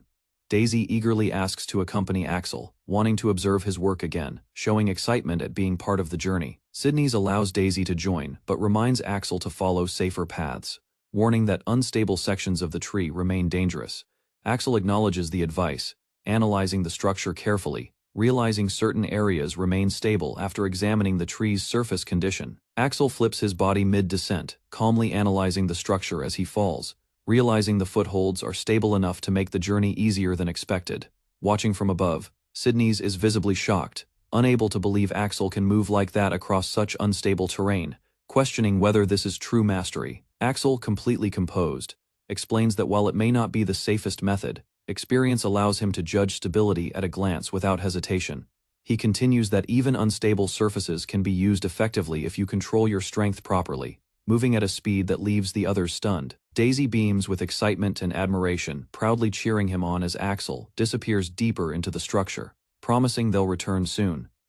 A young girl walks through a corridor, thinking to herself that the final delivery for the day should be arriving very soon. She looks slightly worried, wondering if the delivery team will actually manage to bring everything up today, given the dangerous situation. Despite her concern, she reflects that with so many guild members and stranded guests relying on them, they have no choice but to continue. The scene shifts to the damaged interior, where broken pathways highlight how frequent accidents have become, even though thankfully no one has died yet. She adds that someone new is supposed to come up today, feeling relieved that the head knight might finally get some rest. Though uncertainty still lingers, the girl anxiously questions everything, wondering if continuing the operation was a mistake, and whether anyone can truly save the sacred tree before it dies. Suddenly, something rushes in, startling her. She stumbles slightly, realizing she used too much strength before noticing someone has arrived unexpectedly. She quickly regains composure and identifies Axel, recognizing him as the person meant to deliver supplies to the Magical Research Guild. Treeing to confirm, she introduces herself as the courier, sent by Sydney's, still unsure how Axel managed to reach this place at all. Axel casually explains that he simply flew up, leaving her confused and stunned, unable to comprehend how such a feat was even possible.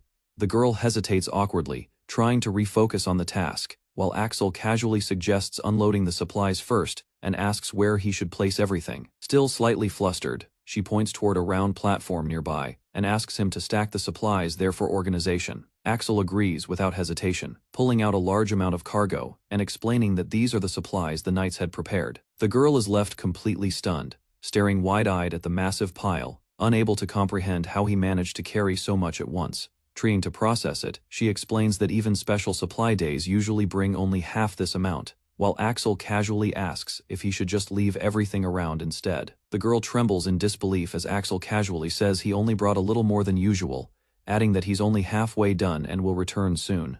Axel smiles and asks Miss Mocha to confirm the delivery, confidently stating that what he placed down is everything for now. Still overwhelmed, she notes that the supplies already look like enough for an entire week and questions how he even managed to bring them up.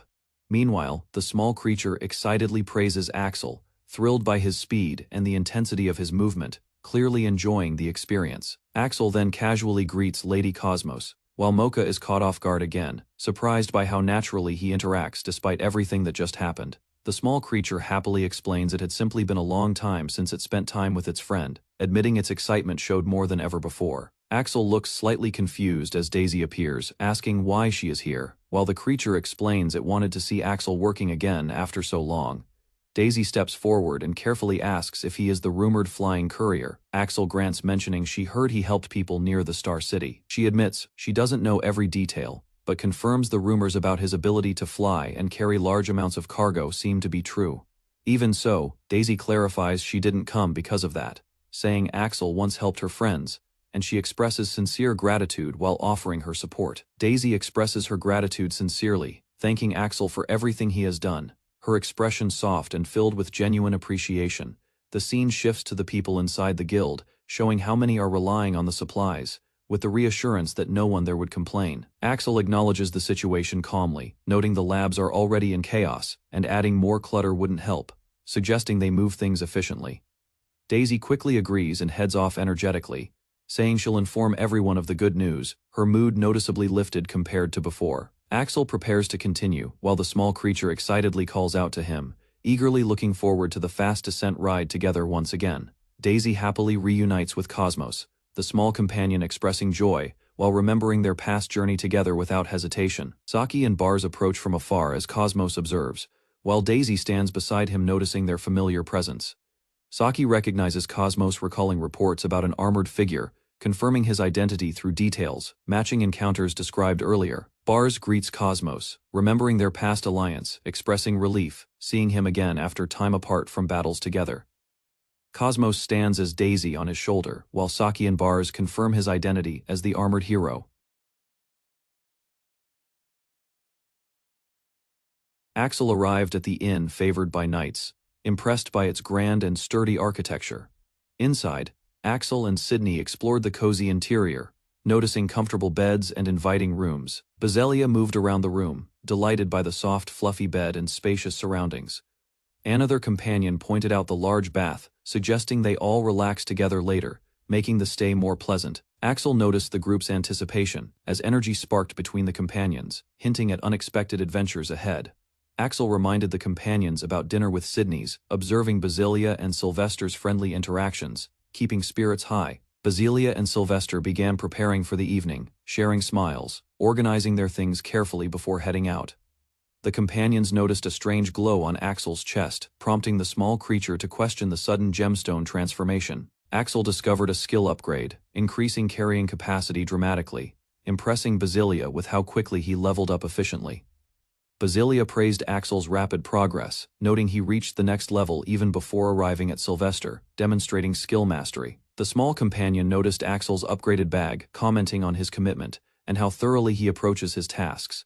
Axel felt satisfied with the upgrade, confident it would improve his efficiency, while the companion cheered enthusiastically. Axel explained he had been experimenting in the abandoned lab at the base of the great tree.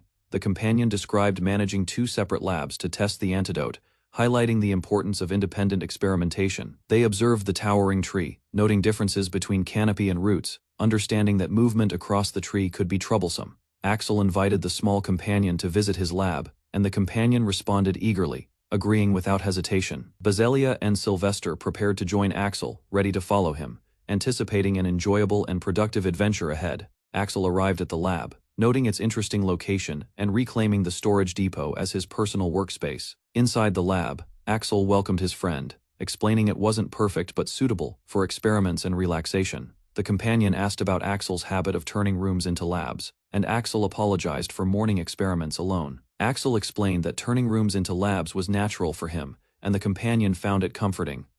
The companion felt nostalgic, encouraging Axel to work harder, and Axel smiled, motivated by their support and friendship. Sydney's and other knights arrived at the inn, greeting Daisy, showing respect, and acknowledging Axel's helpful actions previously. Axel expressed gratitude to Sydney's for the restaurant visit, showing politeness and camaraderie among the companions and allies. Sydney's explained he escorted knights and a senior pharmacist, ensuring delivery of documents to Daisy without inconvenience. The companion asked about the usual delivery, and Axel confirmed it came from both the knights and guild. Axel explained that the substances were essential for both guilds and included procurement papers for Lady Daisy. Axel questioned why the items went through Daisy first, and the companion explained the storage was far away. The companion clarified that synthesizing items at Daisy's location was faster than sending them all the way there. Sydney's and Axel appreciated Daisy's help, noting the efficiency and her willingness to create substances directly. The companion explained helping with the sacred tree was his choice, contributing fully and doing his very best. Axel humbly insisted his role only made others faster, while acknowledging Lady Daisy's essential help in the lab. Daisy thanked Axel and his companion, praising their work for ensuring research could proceed efficiently and on time. Leader Mocha noted that yesterday's full meal motivated everyone, increasing productivity and work output across the lab staff. Axel admitted the research effort was hard, focusing on supplies over food, offering further help if needed. Sydney's thanked Axel for his efforts, acknowledging he understood the plan and was confident in executing the required tasks. The companion confirmed he could handle everything within the lab, eliminating the need to access external storage today. The companions noticed the supply amount was far greater than before, preparing to use special mana-infused materials. They planned to gather specimens from the sacred tree using specialized tools, noting conventional equipment would break easily. Axel considered the time required for crafting, deciding to start immediately, balancing efficiency and careful planning with expertise. The companion immediately prepared the materials, making them right away, surprising Axel with how quickly progress occurred. The companion finished crafting a mana stone-infused hammer, demonstrating exceptional alchemy skill and efficiency to the group. Daisy's alchemy impressed the companions. Axel complimented her, and the small companion requested a playful belly rub happily. Axel enthusiastically agreed to start the work, motivating the group and showing coordination with the companions' efforts. The group discovered the last item was mana recovery potions with a strike-through, requiring careful attention for usage. Sydney's explained that Lady Daisy requested minimal disturbance, and the strike-through item had been removed accordingly. Daisy noted the difficulty of crafting mana restoration potions, requiring considerable time, attention, and high-level pharmacist skill. Daisy suggested she focus on research instead of potion making, to prioritize important work efficiently and effectively. The companion confirmed that delayed potion creation is acceptable, as mana naturally recovers over time without immediate concern. The companion confidently claimed he could craft the item quickly, using ingredients from the sacred tree, ensuring efficiency. The companion swiftly gathered ingredients from the sacred tree, surprising Daisy with his speed and precision during alchemy. Daisy observed the companion producing high-grade potions in under a minute, adding extra ingredients for stamina recovery. The companion confirmed 40 potions were ready, asking Daisy if she required more to ensure sufficient supply. Sydney's and other knights were amazed by the companion's ability, noting the difference between heroes and ordinary people. The companion humbly explained that, as the hero of alchemy, he could make items easily if not unusual. The companion explained crafting with special materials saved days of work, emphasizing efficiency compared to ordinary methods. Sydney's praised the companion, noting that the Magical Research Guild would have required far longer for equipment creation. Axel felt embarrassed by the praise, recognizing that the true heroes were those using the crafted equipment. The companion remembered using the durable weapons provided, relying exclusively on what Axel had made for effectiveness. Axel was surprised that the companion still possessed the sword from his Dragon Knight days, impressed by its longevity. The companion explained the custom sword had sentimental value, and was crafted from the best materials he could find. He mentioned other materials left behind for Sydney's, and Axel expressed surprise and gratitude for retaining them. Axel asked about the materials, and the companion explained they were to be sent to the upper laboratory. Sydney's hesitated to ask for help, after previous efforts feeling embarrassed for requesting additional assistance from Axel. Axel confirmed he could deliver the items without issue, maintaining a cheerful demeanor while reassuring Sydney's of support. Axel reassured Sydney's that he could rely on him for anything, just as he trusted Lady Daisy. A figure addressed Demon Byoko, who acknowledged the communication, showing coordination between distant allies for ongoing operations. The observer noted that the Magical Research Guild requested the hero of alchemy's help for destroying the sacred tree. A dark figure mentioned potential complications, revealing that the hero of alchemy was contributing more than expected to the guild. The companion realized the guild could not have progressed this far without Lady Daisy, suspecting meddling from divine forces. The observer planned contingencies, prepared to intervene directly if the hero of alchemy engaged in battle personally. Byoko was entrusted with responsibility, with strict instructions to handle the situation using current strength, under careful supervision. Byoko was asked about the flying courier, revealing knowledge of Axel's previous exploits and significant influence in the world. The observer explained that Axel had already disrupted their plans twice, noting his connections with the hero's former party. The observer reported a rumor that Axel was traveling to the Sacred Tree City, potentially affecting their strategies.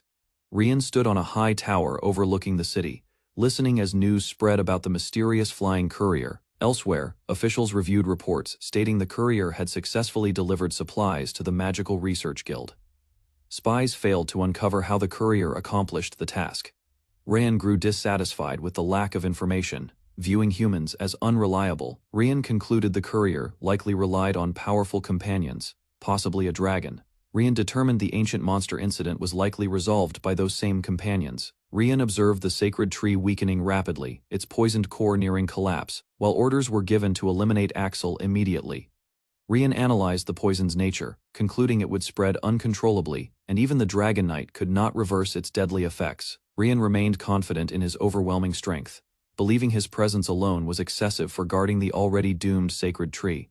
Axel stayed inside the structure, calmly assessing his ability to confront heroes if necessary, while distant figures continued monitoring the situation. Rian acknowledged possessing the hidden treasure, yet the masked figure questioned his confidence, hinting he might be underestimating Axel's true capabilities. Rian discussed a hidden trigger prepared for emergencies, ensuring any unexpected interference would activate a final measure, protecting their overall objective. Rian revealed the trigger as part of the Monster King's treasure, an automatic countermeasure, while confirming every possible scenario had already been considered carefully. Rian focused on the sacred tree's inevitable destruction, believing no hero or courier, including Axel, could prevent its approaching and unavoidable end. In the warehouse district, people noticed Axel and the hero party carrying crates, drawing attention despite their powerful status. The group continued transporting goods together, showing coordination as they assisted Axel with deliveries, despite their heroic roles. At the distant sacred tree, stories spread about Axel carrying massive goods alone, proving his strength through difficult journeys. Rumors questioned Axel's rise, but many believed his achievements reflected true ability, even without clear confirmation from leadership. After finishing the final delivery, Axel regrouped with the hero party, their cooperation showing trust built through shared effort. Axel stood with the hero party as goods were handed over, marking the completion of their delivery task together. The Lord Dragon acknowledged Axel's efforts, recognizing his support and the motivation he brought to others during the mission. Saki approached Axel with a smile, informing him that additional items still needed to be carried after their previous work. Blushing slightly, Saki expressed gratitude toward Axel, showing admiration and willingness to rely on him for future tasks. Brasilia happily presented more goods to Axel, adding to his responsibilities as he prepared to continue another delivery. Axel stood before the gathered goods as the hero party confirmed everything was organized, leaving only the task of transporting them all. The large stacks of cargo highlighted the workload, as others admitted they lacked the manpower to handle such volume daily. The Lord Dragon realized Axel's role. Understanding this request marked the final shipment, acknowledging his reliability in completing demanding deliveries. Deciding to accompany him, the Lord Dragon chose to join Axel on the journey toward the Sacred Tree's summit. Attention turned to Axel's transport bag, as its rumored ability to carry even people became a topic of quiet curiosity. Axel agreed to carry the Lord Dragon, calmly noting the journey might be uncomfortable despite having no real issue. A guild member requested space inside Axel's bag, planning to meet the Magic Science Guild head during the same trip. Axel accepted the arrangement, explaining the reduced cargo allowed extra capacity, while the Lord Dragon trusted him to manage everything. Brasilia decided to remain behind, choosing to assist locally while hoping to gain useful knowledge for future situations. Saki stayed in town as well, planning to gather information to support Axel indirectly, rather than joining the mountain journey. Axel prepared for departure, assuring the journey would be manageable as the Lord Dragon stood beside him, ready to accompany the trip. They traveled through the forest toward the Sacred Tree summit, as the Lord Dragon showed signs of dizziness from the unusual transport. Upon arrival, the Lord Dragon steadied himself, realizing the height and rapid journey caused discomfort, despite the overall smooth travel experience. Axel noticed others gathered at the summit, sensing concern among them as the situation appeared more serious than expected. A guild member approached, recognizing Axel and the Lord Dragon, requesting a brief moment as their arrival connected to ongoing matters nearby. At the summit, a damaged fruit was examined, showing reduced effectiveness, suggesting improper handling caused loss of its important magical properties. Mocha confirmed the issue, explaining the condition was obvious and currently beyond repair, leaving the group unable to resolve it immediately. The group accepted the situation, agreeing to proceed with other responsibilities while acknowledging Mocha's authority in managing the ongoing matters. Plans shifted as members decided to head toward the warehouse district, preparing to assist with tasks that required immediate attention below. With time passing, they chose to guide others around the area, using the opportunity to gather supplies and better understand the surroundings. Mocha explained that fewer people were descending the sacred tree, while Axel and the Lord Dragon observed the situation carefully together. The Lord Dragon acknowledged Axel's help, noting the reduced workload compared to before when transporting supplies alone required significant effort. Attention returned to the damaged fruit, as the Lord Dragon examined it closely, recognizing the same issue had occurred again. Mocha explained the fruit could only be harvested at the Sacred Tree's summit, requiring proper timing before it fully ripened. Axel considered the fruit's properties, learning it contained divine components and could be used for detoxification despite its unstable condition.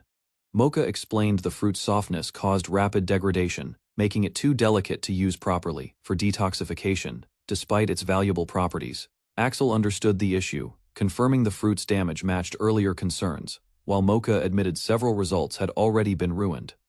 Mocha revealed many useful ingredients were lost, believing that obtaining them intact would significantly advance their ongoing detoxification research efforts. The Lord Dragon noted the fruit itself remained stable on the branch, but even slight human contact made harvesting extremely difficult. It became clear the real challenge was harvesting, as past attempts showed removing the fruit without damage was far from easy. Axel looked toward the sky as a flying creature passed above, raising suspicion about the cause behind the fruit's unusual condition. The creature was identified as a penetrate beetle, known for its ability to damage surfaces, drawing attention to its possible involvement. Mocha explained the beetles should not exist there, but the tree's weakening allowed them to enter through openings and spread. A large hole in the sacred tree revealed its declining condition, no longer able to repair itself as it once could. The group realized the beetles interfered with harvesting, attacking when fruit was picked, making safe collection nearly impossible. Axel and Mocha observed flying hexen beasts, considering the anomaly spreading among creatures while investigating the strange behavior affecting the sacred tree area. They discussed the fruit's detoxifying properties, but Axel understood taking it would bring risks due to the dangerous creatures guarding it. Multiple penetrate beetles appeared, showing how they aggressively attacked anything nearby, making harvesting attempts extremely hazardous for anyone approaching the fruit.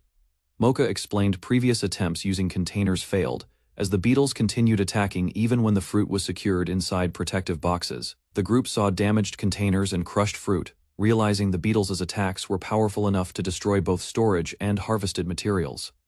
Axel suggested using a magical bag, considering a different method to safely store the fragile fruit without exposing it to damage. Mocha explained they had tried magical storage, but the fruit's quality deteriorated, making preservation ineffective despite their careful handling. Axel understood the limitation, noting the fruit required stable conditions like refined items, otherwise its properties would quickly degrade. Mocha added that previous transport attempts failed regardless of placement, as no method successfully prevented damage during movement. The Lord Dragon observed the powerful beetles again, recognizing their strength as a major factor preventing safe harvesting and transportation. The Lord Dragon explained that handling the fragile fruit was exhausting, especially while protecting it from constant attacks by dangerous beetles nearby. Mocha revealed their research progressed thanks to Sydney's carrying samples, allowing them to better understand the fruit's internal components. Mocha explained that complete fruit was necessary for maximum detoxification, then formally approached Axel, requesting his assistance with the situation. Mocha reacted strongly, warning Axel about the danger, questioning if he intended to face the beetles alone, despite their threat. The beetles gathered in the sky, showing their aggression, as it became clear they targeted the fruit and attacked anything interfering. The Lord Dragon acknowledged the danger, but noted Axel's high mobility, suggesting he had the capability to handle the risky harvesting task. Others supported the idea, stating Axel's strength exceeded expectations, with some believing his combat ability surpassed even experienced fighters. Mocha reacted with surprise, realizing Axel's strength might rival those she already considered powerful within her understanding. The group questioned the comparison, wondering if Axel truly surpassed others, while observing him calmly standing despite the growing expectations. The Lord Dragon admitted Axel was more suited for the task, believing he could succeed where others struggled to climb and harvest safely. The Lord Dragon and Mocha asked Axel for his decision, watching him closely as the responsibility of the dangerous task rested on him. Axel accepted the request without hesitation, showing readiness to take on the task despite understanding the risks involved. He explained limitations of his transport bag, realizing this situation required a different approach rather than relying on his usual method. Axel proposed using reinforced metal boxes to carry the fruits, presenting a practical solution to reduce damage during transportation. After outlining the plan, Axel prepared to proceed, acknowledging the challenge ahead while confirming his willingness to move forward. Mocha expressed her trust in Axel, while the Lord Dragon showed confidence, believing Axel could successfully handle the difficult harvesting task ahead. The Lord Dragon decided to accompany Axel as protection, offering support during the mission while leaving defensive responsibilities under his control. As they moved forward, the Lord Dragon asked about the dagger he provided, checking if Axel found it suitable for use. Axel examined the dagger and acknowledged its quality, recognizing the craftsmanship and reliability it offered for the upcoming dangerous situation. Standing near the fruit, Axel and the Lord Dragon prepared themselves, understanding they needed to protect it while dealing with approaching threats. The Lord Dragon warned that the beetle's strength could destroy the boxes instantly, emphasizing the danger if they managed to strike directly. As the beetles attacked, Axel moved swiftly beside the Lord Dragon, positioning himself to defend rather than aggressively engage them. Axel intercepted the incoming beetles, deflecting their attacks with precise movements while maintaining control over both his weapon and stance. The Lord Dragon realized Axel absorbed the impact smoothly, reducing force through technique, showing a level of control beyond normal fighters. Even during the clash, Axel kept the cargo stable, ensuring the transported goods remained unaffected, despite the intense attacks surrounding him. The Lord Dragon questioned Axel's awareness, surprised he could detect simultaneous attacks from above and below. Despite the beetles' small size, Axel remained calm, explaining he simply followed their movements, showing confidence as he prepared to continue handling the situation. More beetles gathered in the air, their numbers increasing, making it clear that dealing with each one individually would be difficult. Axel adjusted his strategy, deciding to control airflow with his dagger, allowing him to manage their movement without chasing them directly.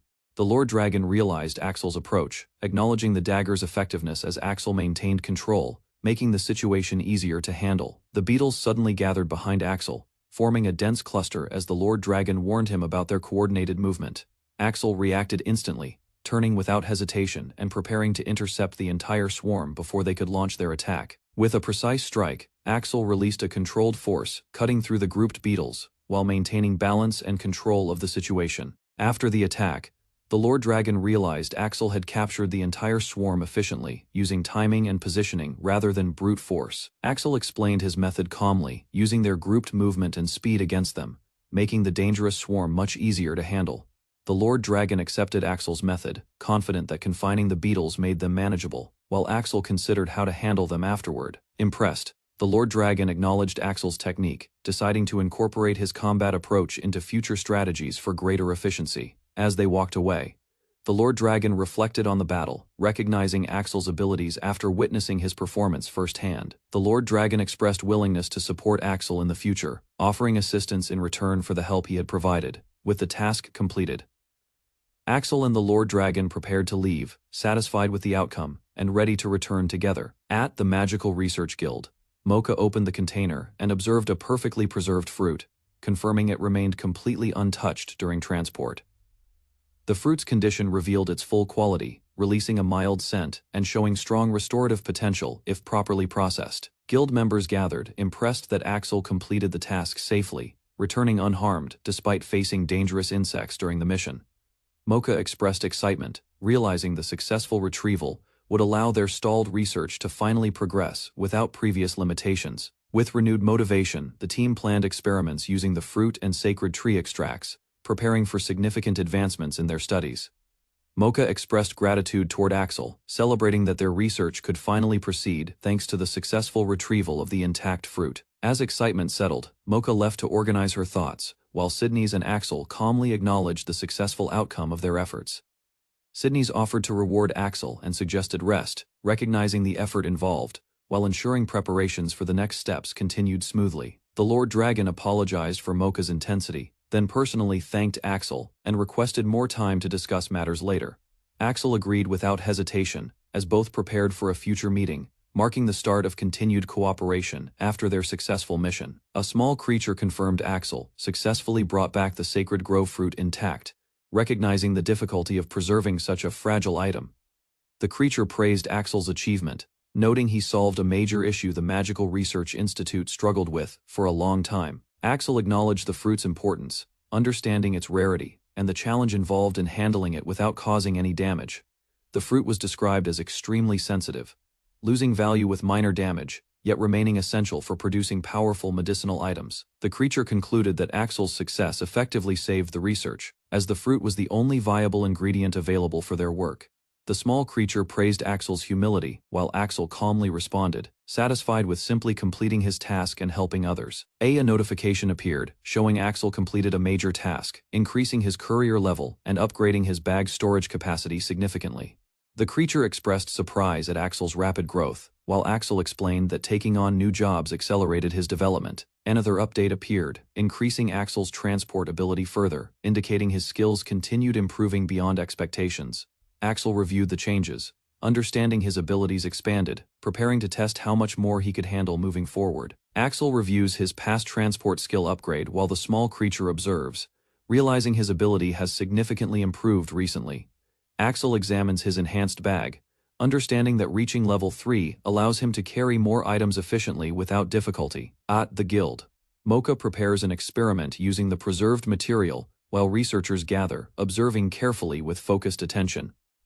Mocha applies liquid onto the sample, causing an unexpected reaction as the material changes, surprising everyone watching the ongoing test. The substance stabilizes into a new form, and Mocha confirms the medicine now shows stronger restorative properties than previous attempts. Mocha stands before the gathered researchers, announcing their progress, as the crowd listens, recognizing Axel's contribution to nearing antidote completion. Mocha focuses intensely, realizing only one final step remains. Believing the completed formula will finally eliminate the dangerous poison completely. Elsewhere, Axel pushes forward through exhaustion, determined to continue moving ahead, knowing the journey's final stretch is already within reach. Axel Granz attended a meeting at the top of the sacred tree in the Magical Research Guild. He observed the council discussing recent events while maintaining a calm and attentive demeanor. A small companion reported that although a proper antidote had been created for the sacred tree, an unexpected issue had arisen, alarming the guild members. The guild presented the antidote to Axel, who examined the problem carefully, noting that something had still gone wrong despite the preparation. The antidote, shaped like a syringe, was designed to heal the sacred tree if properly applied. Although the guild expressed concern about its future usability, Axel's guidance had been crucial, ensuring the process succeeded, and the tree was protected. Axel Granz listened as the guild explained the poison weakening the sacred tree, showing concern for its danger. The guild revealed the source of the poison, intending to extract it and use it for the antidote. They noted the poison's troublesome nature, emphasizing that it mutates rapidly, creating unexpected complications for anyone handling it. Axel observed the poison inside a container, realizing its mutations made it act like a virus, changing characteristics unpredictably. The guild concluded that delays in administering the antidote would reduce its effectiveness, making precise timing essential for success. The guild explained the poison's mutation cycle, warning Axel that the antidote loses effectiveness within 3 minutes. They showed the antidote and explained that rapid poison changes prevent reuse, requiring a new creation each cycle, an elf observed, questioning whether an antidote could be created within such a short 3-minute window. Axel reassured the guild, claiming he could handle the process efficiently, crediting Lady Cosmos for guidance. With the procedure refined, Axel confirmed he could now create an antidote in under a minute, ready for immediate use. Lady Cosmos explained that even if the antidote is prepared, another issue remains due to the sacred tree's size. The guild calculated that injecting the antidote in only one location wouldn't heal the entire tree effectively. The team realized they needed to inject the antidote into 3 locations to fully eliminate the poison. Axel confirmed that mathematically 3 injections should work, though time management would be critical for success. Lady Cosmos optimized the process, and Axel noted her synthesized ingredients improved efficiency, increasing chances for a full cure. The companion warned that he could only inject 2 doses of the antidote at once, limiting options. Lady Cosmos explained that the real challenge was injecting the antidote into the sacred tree within 2 minutes. A knight noted that even rushing the process from the laboratory to the tree would take at least 5 minutes. The team recognized the danger of unstable ground, making a quick injection above highly risky and hazardous. Considering multiple injection points, the full process for a team of knights could take an hour, 8 minutes alone. The team rejected using an elevator or throwing the antidote from the top, citing safety and stability concerns. They approached Axel, requesting his help to traverse the sacred tree quickly and inject the antidote on time. Axel explained that using a few skills, he could reach the required points without damaging the weakened tree. He analyzed the injection points, deciding 1 at the top and 2 at the bottom for optimal results. Axel volunteered to take the top location himself, noting the challenge and urgency of completing it within minutes. Axel explained that if the antidote locations were below him, someone else could handle the lower injections safely. Berzelia and Saki smiled, acknowledging each other's roles in administering the medicine effectively alongside Axel. The companion confirmed that a single dose didn't require multiple people, allowing Axel and the others to split tasks. Berzelia and Saki noted they could handle their assigned sections within 2 minutes without transforming into dragons. Axel decided to let the two girls handle the lower locations, while the companion suggested guarding the laboratory. Berzelia and Saki moved away to discuss matters calmly, leaving Axel and the companion to manage preparations. Axel explained his plan to handle the upper antidote location first, then rush to subsequent locations efficiently. The companion confirmed their support, ensuring Axel could manage both upper and lower injections without delays. Axel calculated that with sufficient time, he could successfully administer all injections, relying on careful timing and coordination. Lady Cosmos entrusted Axel with the task, confident in his skill to oversee the antidote injections completely. Lady Cosmos emphasized that recovering the sacred tree was critical, warning Axel about the town and region's potential ruin. Axel assured her that he would handle the task, taking responsibility for the antidote injections and the tree. Lady Cosmos noticed that a mutation cycle was nearly complete, signaling urgency in initiating the antidote plan immediately. She confirmed the readiness of Dronzer and Riznawal, ensuring everyone was prepared and understood their roles in the plan. Axel and Saki acknowledged the plan, counting down as Lady Cosmos prepared to execute the antidote procedure precisely on time. The antidote potion synthesis process began as Lady Cosmos initiated the procedure, carefully controlling both dosages simultaneously. The companion confirmed both dosages were collecting correctly, ensuring the antidote would be ready for the injection locations. Axel and Riznawal were prepared for the upper and lower locations, confirming their responsibilities before proceeding to the sacred tree. Riznawal ran toward the tree's lower areas, with Lady Cosmos instructing caution as she followed a safer, faster route. She reassured Axel that she had a quicker path down, maintaining efficiency and ensuring coordination for the plan's success. Saki used her frozen ice slide technique to reach the lower antidote injection point quickly and safely.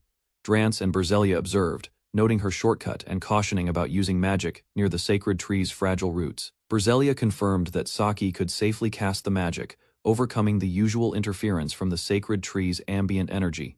The team realized that Saki could dual cast, combining shielding with movement magic to ensure safety during the descent. Dronzer explained that only the most skilled high-class magicians could successfully dual cast, highlighting Saki's elite magical abilities.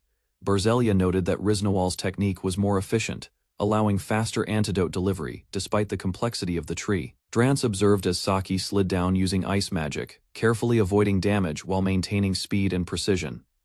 The magical construct beneath her started destabilizing due to the combined strain of movement and ambient magical interference. Dronzer explained that normally magic used in such conditions would collapse quickly, emphasizing the risk of Saki's shortcut.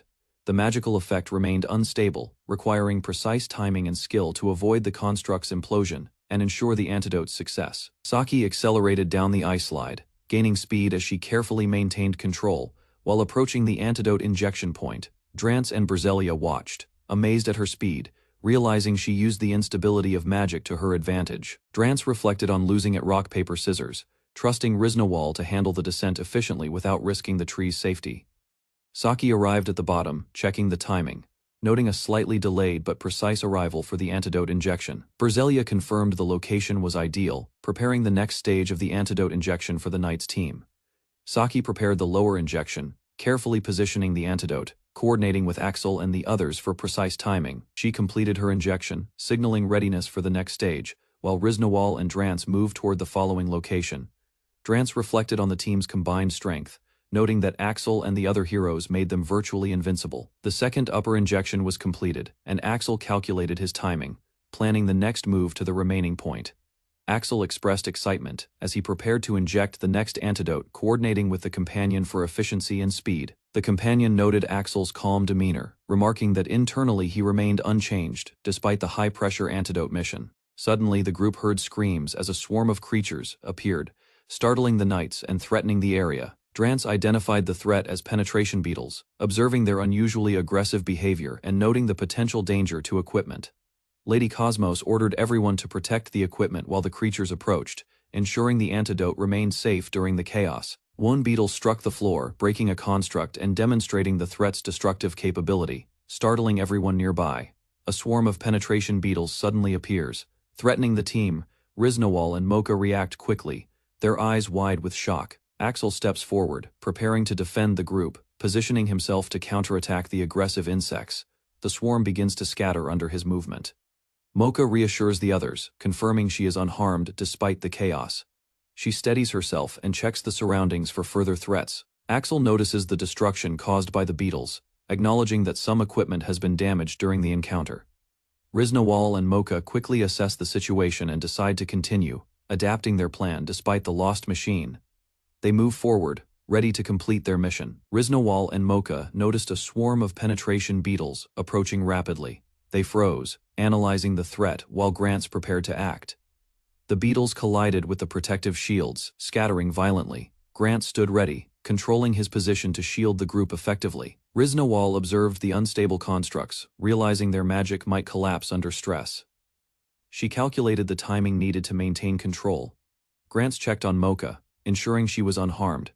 Equipment around them was damaged, but their focus remained intact. Despite losing one machine, the team coordinated. Mocha and Riznawal adjusted their actions, reinforcing the process, and successfully stabilized the remaining mechanism. Riznawal and Mocha faced a swarm of aggressive penetration beetles. The creatures attacked unexpectedly, putting the team on high alert. Grants prepared to intercept the beetles, positioning himself strategically to protect the group while assessing the threat. Mocha landed safely after the initial confrontation, checking herself for injuries and ensuring the equipment remained operational. Grants confirmed the machines were still functional, but Riznawal noted that one unit had been damaged, creating a critical delay. Riznawal took the initiative, instructing Grants to act quickly, and together they launched into the next phase, overcoming the remaining obstacles. Riznawal and Daisy noticed the penetration beetles approaching, their tiny forms aggressive and dangerous. Grants positions himself strategically, preparing to intercept the attack as the beetles rush forward. Riznawal observes the battlefield, ensuring Mocha stays safe while maintaining focus on the beetles. Mocha confirms the equipment's condition, noticing that some machines were damaged, but still functional for the mission. Riznawal and Daisy synchronize their actions, executing the antidote injection efficiently. Riznawal and Mocha face an approaching swarm of aggressive penetration beetles near the antidote site. Mr. Grants prepares to intercept the swarm, striking strategically to protect the team and equipment.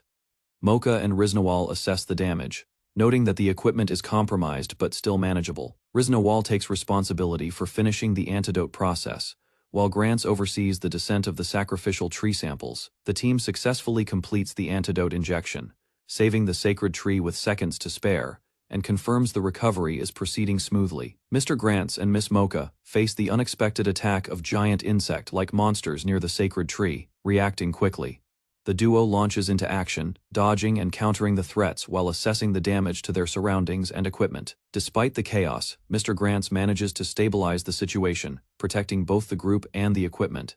Miss Mocha executes the final steps of the antidote process, ensuring the sacred tree receives the cure properly. With the antidote completed, and the tree recovering, the group celebrates their success and reflects on teamwork. Mr. Grants and Daisy face a swarm of aggressive insect monsters approaching rapidly, preparing to act quickly. Mr. Grants jumps into action, intercepting the monsters mid-air while Daisy coordinates support, showing precise teamwork and urgency. Excel and Mocha emerged from the smoke after a sudden explosion, both shaken but unharmed. A mysterious figure appeared, beginning a transformation that sent ripples of energy across the battlefield. The figure completed its transformation into a massive beast man, its presence overwhelming the surrounding area.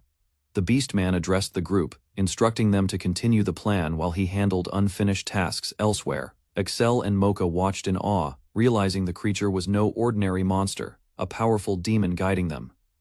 Bayoko Bane revealed himself, declaring his power as a true demon and distinguishing himself from ordinary monsters. Mocha and Excel reacted with surprise, questioning how such a powerful demon could infiltrate the guild unnoticed. Bayoko Bane explained his frustrations, noting how the heroes had forced him to work and restrain his destructive power. He prepared an attack, summoning his unique ability with deadly precision, creating a poisonous threat for the battlefield. Two enormous plague tigers emerged, growling fiercely, ready to follow their master's command and intimidate all nearby forces. Excel and Mocha noticed the plague tigers exuded a deadly poison, confirming Bayoko Bane's lethal power. The tigers lunged at them, claws extended and growls echoing, forcing the heroes to react defensively. Bayoko Bane praised Excel, acknowledging his ability to counter the attacks despite his fatigue. Excel staggered under the poison's effect, struggling to stay on his feet while Mocha began analyzing the toxin. Mocha realized the poison destroyed blood-clotting agents, understanding the grave danger they were now facing. Mocha observed the plague tigers, realizing their poison could affect anyone nearby, making the situation more dangerous. Bayoko Bane explained the poison's origin, noting it was based on a powerful toxin from the sacred tree. Excel collapsed under a single strike, and Mocha instructed him to use an antidote immediately. The antidote failed to work, leaving Mocha confused and concerned, as Excel struggled to stay conscious. Bayoko Bane revealed that his presence amplified the poison, challenging the heroes to survive against a growing toxic threat. Bayoko Bane, towering and confident, prepared to summon another plague tiger as the fallen heroes struggled to rise. Excel stepped forward, telling Mocha to evacuate the others, while he stayed to hold off the monsters. Mocha promised to call for reinforcements from the capital and nearby cities as Excel moved into position. Bayoko Bane acknowledged Excel's selfless resolve, noting the hero's willingness to risk himself for the city. Bayoko Bane unleashed another attack, giving Excel the grim choice to fight or die as the plague tigers advanced. Bayoko Bane confronted the exhausted Excel, mocking the knight for still standing, despite the previous attacks. He revealed that a third plague tiger carried a paralytic poison, escalating the threat. Excel struggled to remain upright, barely resisting the toxins as Bayoko Bane prepared to finish the fight. Bayoko commanded the plague tigers to devour Excel, sending them lunging forward with deadly precision. Excel countered with a powerful alchemical attack, summoning an earthen metal pole to intercept the advancing beasts. Lady Daisy appeared on the battlefield, assessing the chaos and the unexpected monster threatening the group. Reinforcements arrived, joining Lady Daisy and observing the situation with vigilance, ready to act. The group identified the threat as poisonous constructs created by the demon, dangerous to anyone who touched them. They prepared to use a special move to destroy the constructs, since direct contact was too dangerous. Mocha unleashed an alchemical attack, the Dragon Breath of Purgatory, Atron Globe of Suppression, neutralizing the poisonous threat effectively. Mocha observed the battlefield, noting that her fire-based attack was sufficient, without additional help. Shy and Lady Daisy watched as reinforcements prepared, ensuring that Axel could focus entirely on the enemies.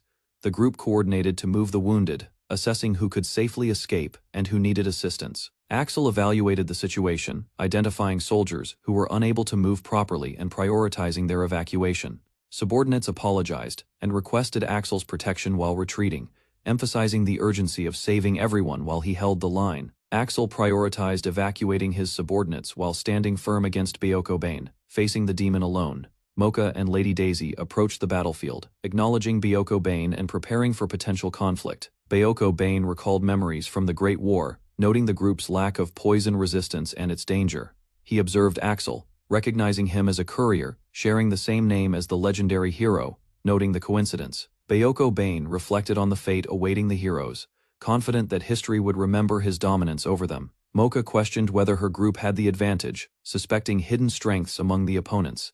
Lady Daisy and Mocha reacted to the unexpected poison affecting their allies, including Axel. Both Mocha and Lady Daisy struggled to move, realizing the poison had immobilized their bodies. The heroes observed that even Lady Daisy was vulnerable, despite her usual resistance to toxins. Mocha reflected that only magical beings or heroes of alchemy had enough resistance, highlighting the severity of the situation. Bayoko Bane revealed the poison affecting the heroes was no ordinary toxin, capable of taking effect without direct contact. He explained that the poison had been perfected over 10 years, designed to overwhelm even the strongest magical beings. Bane assessed the effectiveness of his creation, noting the trade-offs between its impact on humans and magical targets. Mocha and Lady Daisy struggled as their natural detoxification failed, realizing the poison targeted their magical heritage specifically. Bayoko Bane confirmed the poison's potency, challenging the heroes with a deadly strategy crafted to test their skills and resistance. Mocha explained that the poison was linked to Bayoko Bane, continuing to affect the heroes as long as he remained alive. Bane asserted that in their weakened state, the heroes could not defeat him while the poison persisted. He revealed that he had not yet summoned his plague tigers, signaling the arrival of more deadly threats. Axel and the group were shocked at the number of monsters Bane could summon at once. Bane taunted the heroes, emphasizing that even the fallen could die in succession, keeping the front lines in constant peril. Axel stood between the poisoned heroes and Bayoko Bane, shielding his allies while observing the demon's movements. Mocha and Lady Daisy checked the poison's status, noting it had not yet dissipated despite their efforts. They realized that Bayoko remained alive, and the poison continued to spread through the magical heritage of the heroes. Bayoko Bane regenerated, demonstrating his resilience despite being injured, signaling that conventional attacks were insufficient. He asserted that no one could defeat him while he remained standing, emphasizing the overwhelming advantage his power gave him. Mocha noted that Bayoko Bane absorbed mana directly from the earth, increasing his strength. She explained that as long as Bane touched the ground, he would continue regenerating. Bane declared that decades of research and training ensured that even heroes could not defeat him. He taunted the group, demanding they entertain him and acknowledging their inability to counter his power. Axel analyzed the situation, recognizing the type of skill Bane was using and preparing to respond strategically. Axel challenged Bayoko Bane directly, preparing to duel the demon despite the overwhelming odds. Bane noted Axel's approach, acknowledging the courier's bravery and assessing the threat level. He questioned Axel's plan, noting that Axel was not a dragon knight and highlighting the risk to his friends. Bayoko Bane emphasized the danger posed by his plague tigers, questioning whether anyone could escape their attack. Axel resolved to finish the battle himself, allowing Mocha and the others to charge in if needed, prioritizing strategy and survival. Axel decided to approach Bayoko Bane alone, preparing to take responsibility for the upcoming battle. Mocha recognized Axel's decision, acknowledging that he had been blessed by the god of death. Bane noted Axel's courage and faith, observing that the heroes were willing to confront him despite the risk. Axel stepped forward, committing to deliver a decisive blow as the Dragon Knight against Demon Bayoko. Mocha and the others watched warily, realizing the situation had become critical and dangerous, with Axel taking the forefront. The heroes, including Axel, observe the battlefield. Lady Daisy notes the demon's anger and the danger it poses. The group realizes they cannot stop the demon at its current strength. The demon's power has grown beyond recognition. They understand that the demon will fight continuously until it achieves its goal or is defeated. The team watches cautiously. They recognize the demon's immense power, equivalent to an ancient being. Axel is no longer the Dragon Knight in comparison. Despite the odds, Lady Daisy and the small companions express faith in Axel, confident he will face the demon successfully. Axel and his allies face a sudden surge of power from a demon that has returned. The group observes the demon's relentless advance, realizing they cannot stop him by ordinary means. Despite the threat, Hydra and other allies are determined to protect their position and the wounded. Axel prepares for a direct confrontation, fully aware of the demon's overwhelming strength and regenerative abilities. Lady Daisy takes responsibility for defending the location, stepping forward resolutely, while trusting Axel to defeat the demon. Lady Daisy observes the battlefield, noting the demon's presence and the overwhelming threat it poses. She assesses the situation with caution, understanding the enemy cannot be stopped through normal means. Lady Daisy explains the relentless nature of the demon, predicting it will continue until it accomplishes its goal or dies. Axel's companions realize he is no longer the Dragon Knight, yet they maintain confidence in his ability to confront the demon. Hydra and the other allies express their faith in Axel, believing he will succeed despite the demon's immense power. Axel observes the battlefield, noting the demon Bayoko's frightening return. Lady Daisy and Hydra are nearby, concerned but powerless. The group realizes Bayoko cannot be stopped at this point. He fights relentlessly, ignoring any attempts to intervene. Despite the danger, Lady Daisy remains confident in Axel's ability to prevail. Hydra also believes in Axel's strength. Lady Daisy steps forward, prepared to protect their position. She positions herself between the advancing plague tigers and her allies, ready to defend. Lady Daisy declares no one will cross her line. The plague tigers charge, and the battle begins with her unwavering resolve.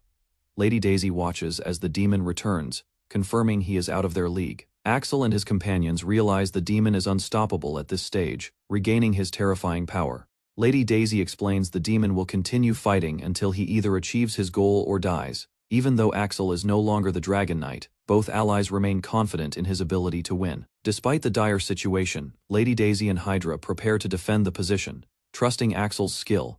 Axel observes the demon Bayoko, who has regained his full power and presence.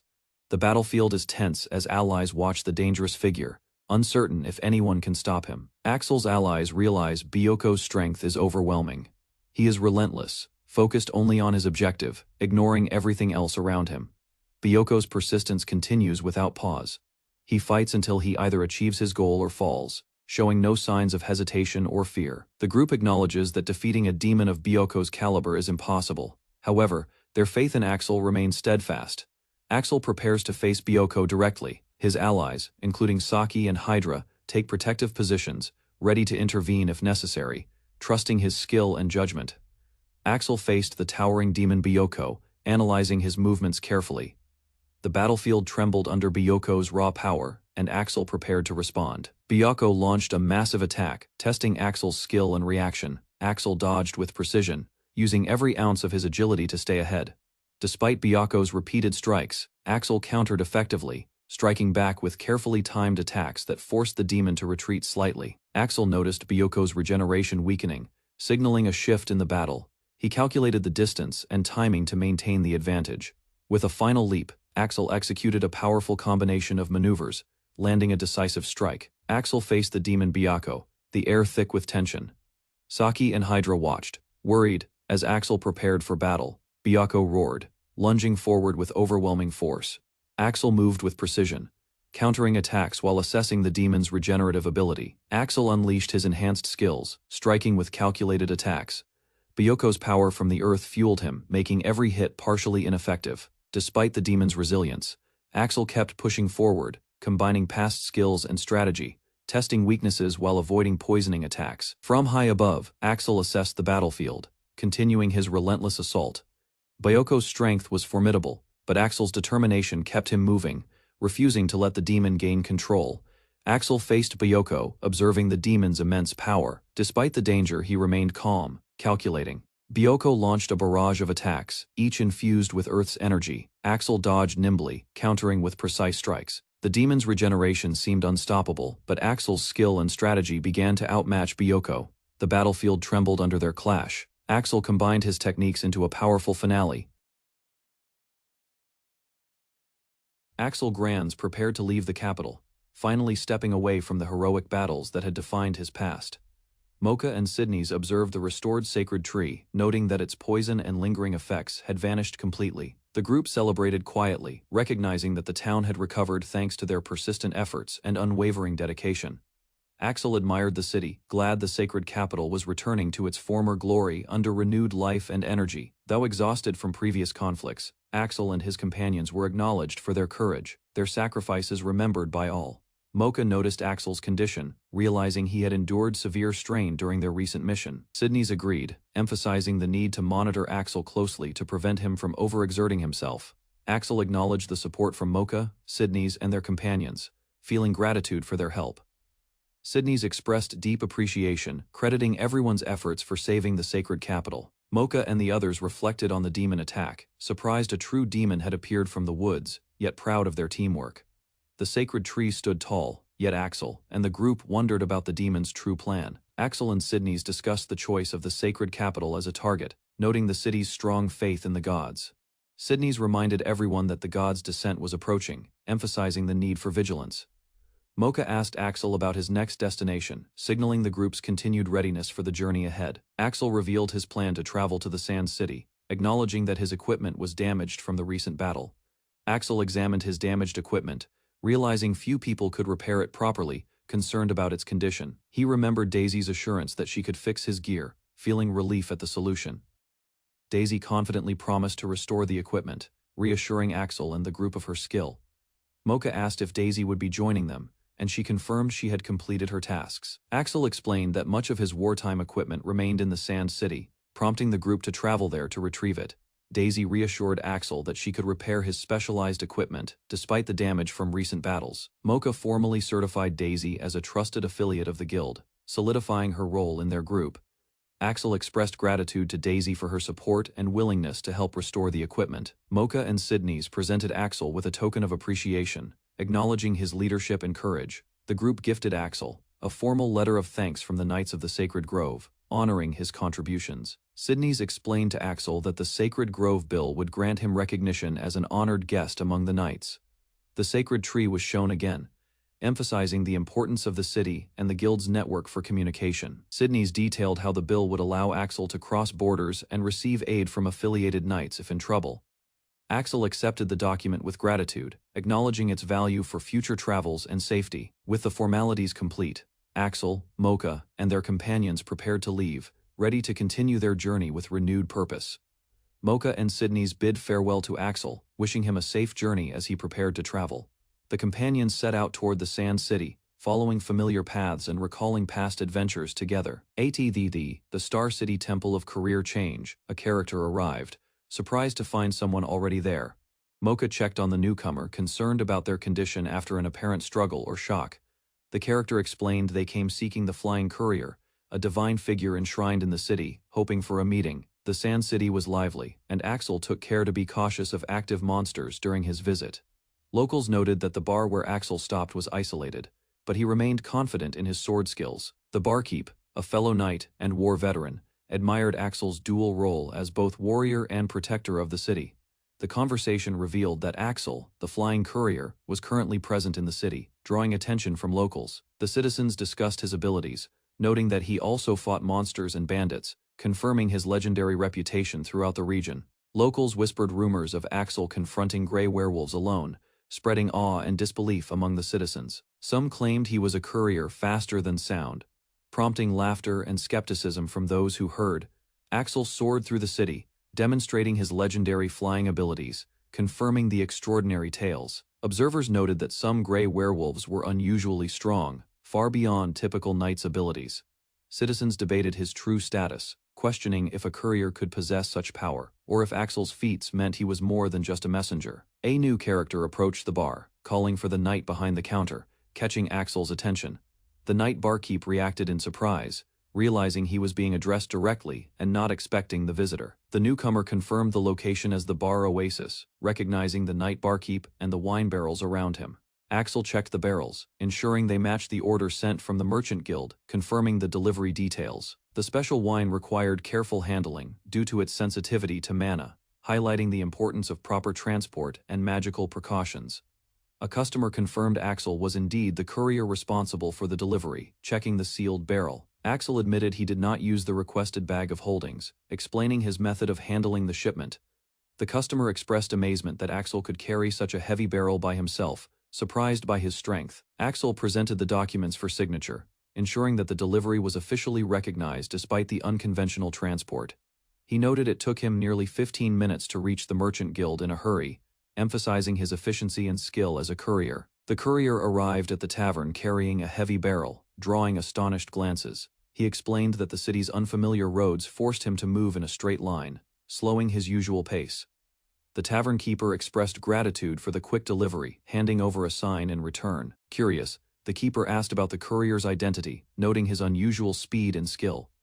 Recognition dawned as the name Axel the Flying Courier was spoken, confirming the legendary reputation. Axel introduced himself with a calm smile, acknowledging his reputation as the Flying Courier. He prepared to leave, adjusting his cape and readying for departure. The tavern keeper and onlookers were stunned, unable to hide their surprise. Axel launched into the air, soaring past rooftops with unparalleled speed and skill. He called back a casual farewell to the tavern, leaving everyone watching in awe from above. The town realized a new legend had arrived, the fastest courier in history. Axel returned to the Sand City Enverd, carrying supplies he had obtained through a contact in the Merchant Guild. Daisy greeted him warmly, grateful for the items and pleased that Axel had taken the trouble to gather everything. Axel handed over the materials, explaining that although he could not repair his own weapon, he could at least provide everything Daisy needed to work.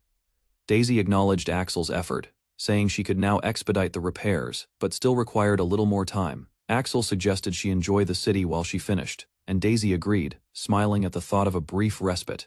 Axel reflected on the week spent in the Sand City, noting that all the work from the Merchant Guild had taught him the city's layout. He realized his recovery after the Sacred Tree Capital battle had progressed well, aided by their slow-paced journey to this city.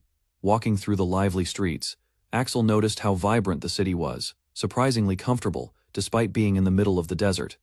Daisy explained that the oasis at the city center provided a constant water supply, making daily life easier for everyone. Axel admired the fountain, impressed that ancient artifacts ensured the city would never run out of water, a marvel of design.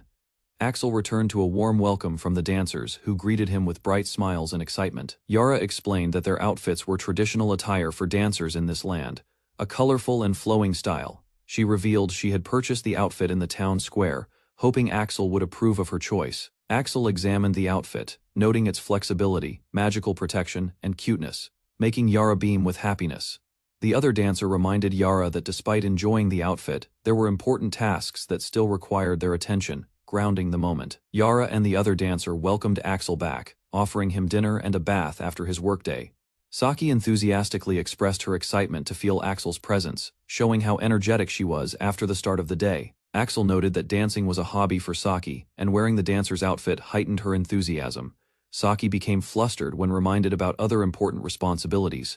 Realizing she was distracted by her outfit, she admitted that she had bought the outfit simply to show off her body, while Axel and Daisy observed the scene, amused. Yara asked Axel how she looked in her outfit, eager for his opinion, while Saki appeared flustered. Axel complimented her, calling her beautiful and expressing approval, making Yara beam with happiness. Saki accused Yara of distracting Axel to flirt, while Yara casually admitted she was simply using all her charms. Yara explained she had worked hard alongside Axel, justifying her playful actions, which made Saki exclaim about double standards. Axel suggested they go grab dinner and checked on the progress of the repairs, keeping the day moving smoothly. Daisy reported that she was halfway through repairing Axel's weapon, noting the time and effort required to handle a Dragon Knight's attack power. She explained that fixing his weapons demanded all her focus, though she found it both time-consuming and enjoyable, and Axel thanked her. Axel offered to help if there was anything he could do to assist, showing his supportive nature. He planned to visit the Archaeologists Guild next, seeking items unavailable at the Merchant Guild. Axel identified the guild building at the end of the main street, preparing for his next step in gathering the materials needed. Daisy explained that the Archaeologists Guild explored ruins and preserved ancient artifacts, and Axel planned to buy materials and rent equipment. She mentioned an old friend at the branch who could help him access items normally unavailable to outsiders. Axel suggested visiting the guild before the day ended, and they also had a letter from Sydney's for authorization. All three, Axel, Daisy, and Yara, confirmed they were ready to go and set out for the guild. Axel observed the streets were mostly empty before lunch, and they ran along the main street toward the Archaeologist Guild. Axel, Daisy, and Yara noticed the streets were unusually quiet, normally a lively part of the city. Yara remarked that the weather had been sunny every day until now, while clouds began forming in the sky. Axel recalled there had been no rain recently, but the Merchant Guild had warned him to be cautious if it became cloudy. He considered finishing his tasks quickly in case rain arrived, prioritizing the day's errands. Daisy admitted she hadn't known this before, highlighting the sudden change in the weather, prompting them to be more alert. Yara struggled as wind kicked up dust, accidentally getting sand in her mouth, while Axel noted the dust was from the wind. Workers rushed to bring boxes inside, anticipating the start of a sandstorm, with Axel, Daisy, and Yara observing. Axel warned others to move indoors quickly before the storm hit, emphasizing urgency to avoid the worst of it. Everyone agreed to hurry, coordinating efforts to secure goods and prepare for the approaching storm. Axel realized it wasn't rain, but a dust storm, with Yara remarking that the strengthening wind would make it a real hassle. Axel, Daisy, and Yara hurried through the city streets, determined to reach the Archaeologists Guild before the dust storm worsened. Daisy confirmed the guild's location as Scorpio and pointed out the welcoming nameplate on the building. A woman inside the guild noticed them approaching, curious about the sudden arrival of the three travelers. Axel explained the sandstorm had delayed them, and the guild member reacted with surprise at the conditions outside. Despite the storm, the group remained composed, prompting the guild member to notice their calm demeanor and greet them warmly. Daisy greeted Michelle, a head of the Archaeologists Guild, warmly as Axel, Yara, and she approached the guild building. Michelle recognized Daisy and was surprised to see the group, realizing they were the heroes' party. Daisy explained that her friends had come along today to assist with guild matters. Axel recalled meeting Michelle during the Demon Lord battle, learning she was one of the heads of the guild. Michelle commented on their resilience during the sandstorm, noting their strength and abundance of mana as they arrived at the guild safely. Axel noticed something strange about the sandstorm outside, and asked Michelle, the guild leader, about it.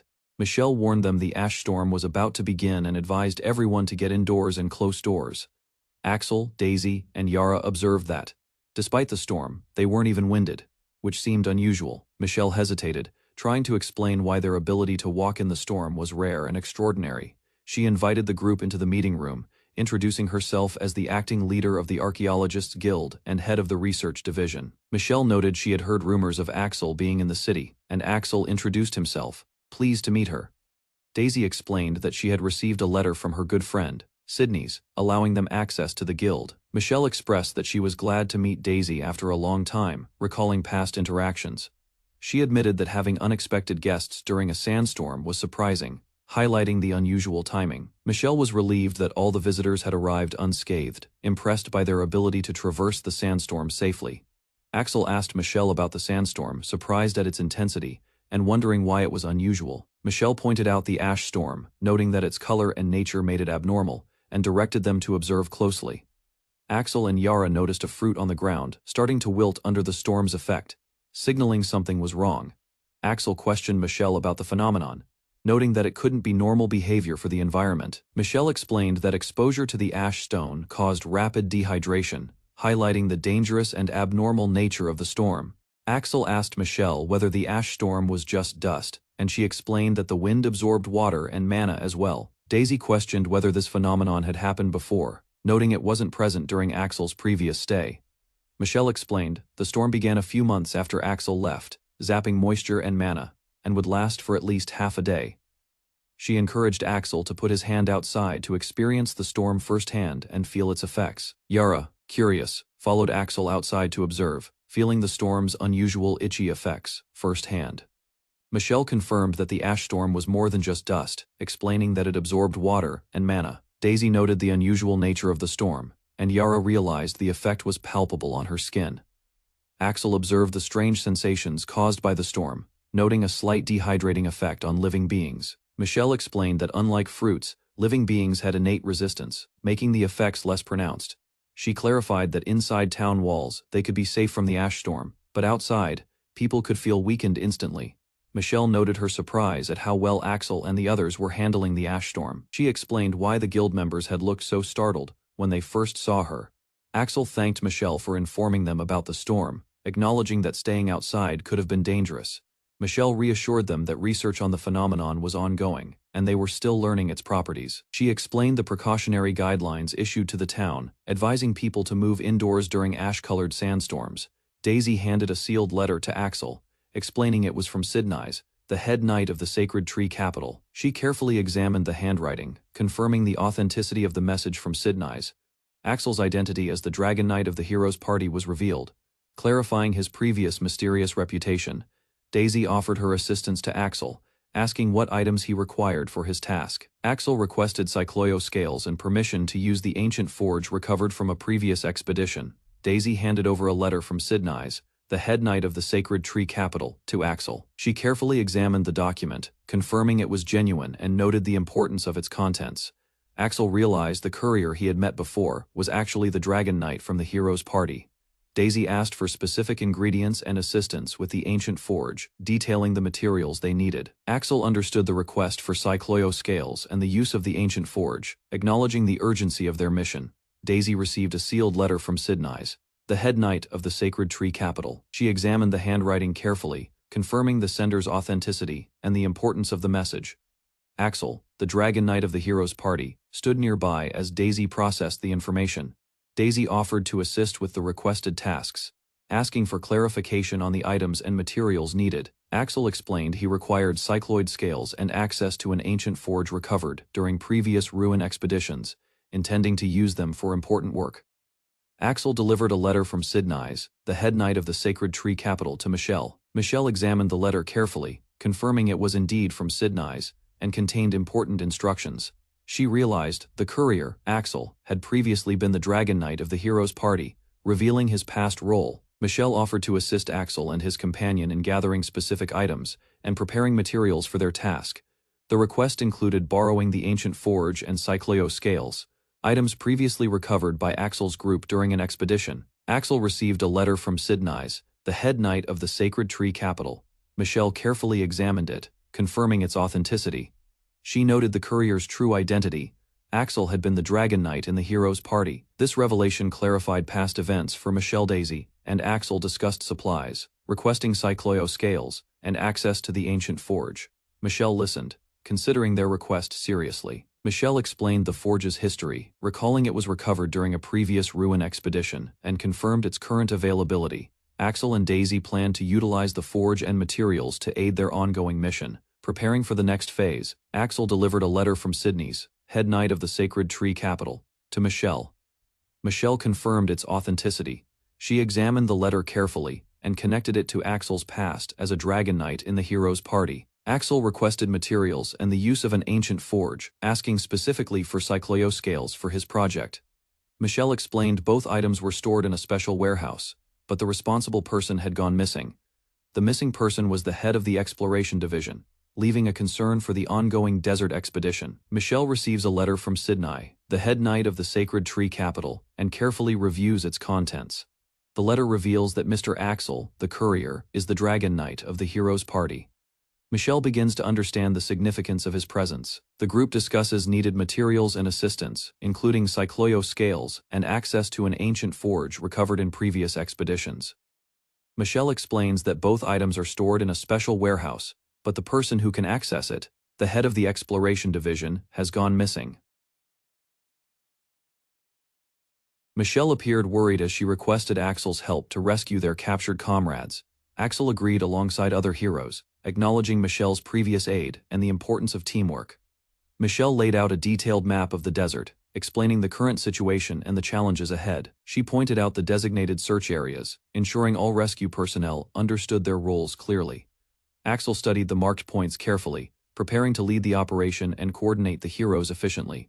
Michelle explained the emergency meeting spots on the map, ensuring everyone could regroup if separated. She described the vast desert and the multiple points that would require thorough searching. Michelle pointed out areas already explored, highlighting locations marked with person icons to track progress. Axel identified the remaining unsearched points, focusing on the 3 locations still unknown. Michelle warned that one area was especially dangerous, noting that there were not enough people to cover it safely. Michelle highlighted the desert's deep interior, emphasizing the area's vast size and complexity. Axel acknowledged the danger of traveling long distances alone under harsh desert conditions. Michelle warned that even without ash storms, the desert could be deadly for the unprepared. She explained that normally a full expedition is required to operate safely in such extreme conditions. This time, an ash storm compounded the danger, making the upcoming mission especially perilous for all involved. Michelle indicated the most difficult search zone, where there was a high chance the missing comrades were located. She admitted she had intended to go personally while she still had the chance. Axel and the other heroes listened as she asked which area they wanted to prioritize. Axel confidently chose the dangerous zone, taking responsibility for the most challenging task. Michelle expressed concern that Axel, as a courier, would face the greatest danger rather than the other heroes. Axel confirmed he was the most suited for the dangerous search area, taking responsibility. Michelle asked why he chose that area, seeking to understand his reasoning. Axel explained that Berzelia, as a dragon, could have reached the area from the skies. He admitted he could not ask her to fly through the sandstorm, keeping her safe. Berzelia expressed concern about causing damage with her wings and the danger of flying through the storm. Berzelia admitted she could not control herself in the dangerous area, so Axel ruled her out. Axel noted that Saki, who was highly mobile, could handle the terrain better. Saki acknowledged she might struggle to maintain her speed without water, showing concern for the desert conditions. Axel compared abilities and noted that Saki's speed on ice made her suitable for certain tasks. He concluded that Berzelia and Saki would cover the nearer zones, leaving Axel to tackle the most dangerous area himself. Axel considered Daisy's build and decided she should not travel the long distance in the desert. Daisy chose to stay behind with Michelle, preparing for any emergencies that might arise. Axel affirmed he was the best person to take the dangerous area himself. Michelle reluctantly accepted his decision, trusting his judgment and experience. She instructed Axel to extract any targets he found, emphasizing the importance of rescuing the captured comrades safely. Axel prepared to leave immediately, planning to scout the dangerous desert area himself. Michelle decided to provide him with artifacts and supplies from storage for the mission. Axel acknowledged that desert conditions would prevent obtaining additional supplies once inside. Michelle warned about the storm's effects on visibility and unstable ground, emphasizing the need for caution. The heroes, including Saki and Berzelia, confirmed visibility would be poor, and Berzelia admitted she could barely see while flying. Michelle noted it had been months since the last exploration team departed, emphasizing the harsh desert conditions. The group barely left the base before Michelle noticed the difficulty of walking in the desert terrain. They discovered a large supply of water stored in pots, essential for surviving the arid environment. Michelle explained this storage held all the expedition equipment, offering what might be useful for the team. Saki and Berzelia felt the effects of dehydration and static in the dry air. Realizing the desert's severity, Daisy commented on how her hair had spread everywhere, a minor inconvenience after the preparations. Michelle praised the heroes' readiness, noting their commitment despite the challenges of the desert. Briselia explained that venturing outside unprepared could have drained all her mana or even killed her. Axel acknowledged the desert's strong effects, surprised by the severity of the conditions. Michelle instructed the team to use the stored water and artifacts to support them during the mission. Michelle explained the spirit water, which could refresh the heroes and restore mana when used on skin or drunk. Briselia excitedly drank the water, delighted by its refreshing effect after the desert preparations. She noticed her skin glowing, feeling the cooling and rejuvenating properties of the water. Saki commented on the water's mana restorative abilities and how easily it absorbed through clothing. Saki praised Axel for catching the water with precision, showing the team's preparedness and coordination for the mission. Michelle explained that the spirit water contained mana, which Axel noticed immediately. Axel asked about the effects, curious how it differed from normal water. Michelle revealed that they had requested the snake god's help to create the water, using ancient knowledge. She noted that a single cup would suffice for a full day in the desert. Michelle emphasized that the water was essential for desert expeditions, and the heroes could take as much as needed during the mission. Michelle explained the artifact's property, showing the pots automatically refill, making it extremely convenient for long desert expeditions. She gave Axel instructions to place the spirit water into his bag, preparing the heroes efficiently before departure. Axel handed bottles to Briselia and Saki, ensuring everyone had access to water for survival during the mission. Briselia immediately drank some water, feeling relief, refreshed, and rejuvenated, ready to face the desert with renewed energy. Saki commented on Axel's helpfulness, jokingly calling him needy, while everyone prepared for the harsh desert expedition ahead. Axel experienced the desert's ash storm, realizing its effects were far more drastic and dangerous than expected initially. Michelle noted Saki's sensitivity, acknowledging the ash storm's severe effects and how much it complicated preparations. Michelle explained that the ash storm had magical effects, specifically threatening desert survival, not a typical sandstorm scenario. The heroes had to continuously drink spirit water to survive, maintaining energy and mana throughout the harsh desert environment. Saki and Michelle emphasized that limited water supply constrained rescue operations, preventing rushing and requiring careful mission pacing. Michelle warned Axel that prolonged exposure, even for heroes, could put him in danger during the desert mission. Briselia immediately requested another cup of spirit water, showing urgency due to thirst and desert dehydration conditions. Michelle handed Briselia the water, explaining that it refills automatically, providing unlimited hydration for desert survival purposes. Briselia expressed gratitude enthusiastically, feeling relieved and ready for the desert expedition with sufficient spirit water supply. Michelle acknowledged the hero's impressive resistance, noting Axel's strength as a former hero and current courier in action. Axel asked Michelle if it was acceptable to take as much spirit water as needed for the desert mission. Michelle confirmed it was fine, encouraging him to take more, emphasizing the importance of sufficient hydration and mana restoration. Axel worried whether it was acceptable to take from other pots, concerned about fairness and supply distribution. Michelle reacted with surprise to Axel emptying a whole pot, highlighting the unprecedented amount he planned to carry. The contents of one entire pot were now in Axel's bag, demonstrating trust in his responsibility and preparation. Axel was surprised by the refillable water's capacity, knowing he could take as much as needed safely. Michelle explained the water refills at a specific rate, allowing sustained use without depleting the desert supply quickly. The water could refill fully within one day, providing more than enough for survival during long desert missions. Michelle expressed concern over storage, noticing that Axel already had a full supply securely stored inside his bag. Axel confirmed he had enough for himself to cover worst-case distances, leaving room for any additional necessities.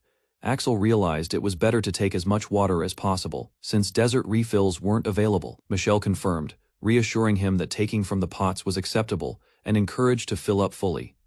Axel decided to fill himself using all available water, ensuring he would have enough for the long desert. Briselia felt her skin stop tingling, demonstrating how effective the spirit water was for dehydration and desert effects. Briselia praised the water's effect enthusiastically, also reminding Axel to drink, feeling refreshed and fully prepared for the expedition. Briselia compared Axel's skin to hers, noting his skin was softer than usual, showing playful curiosity and intimacy.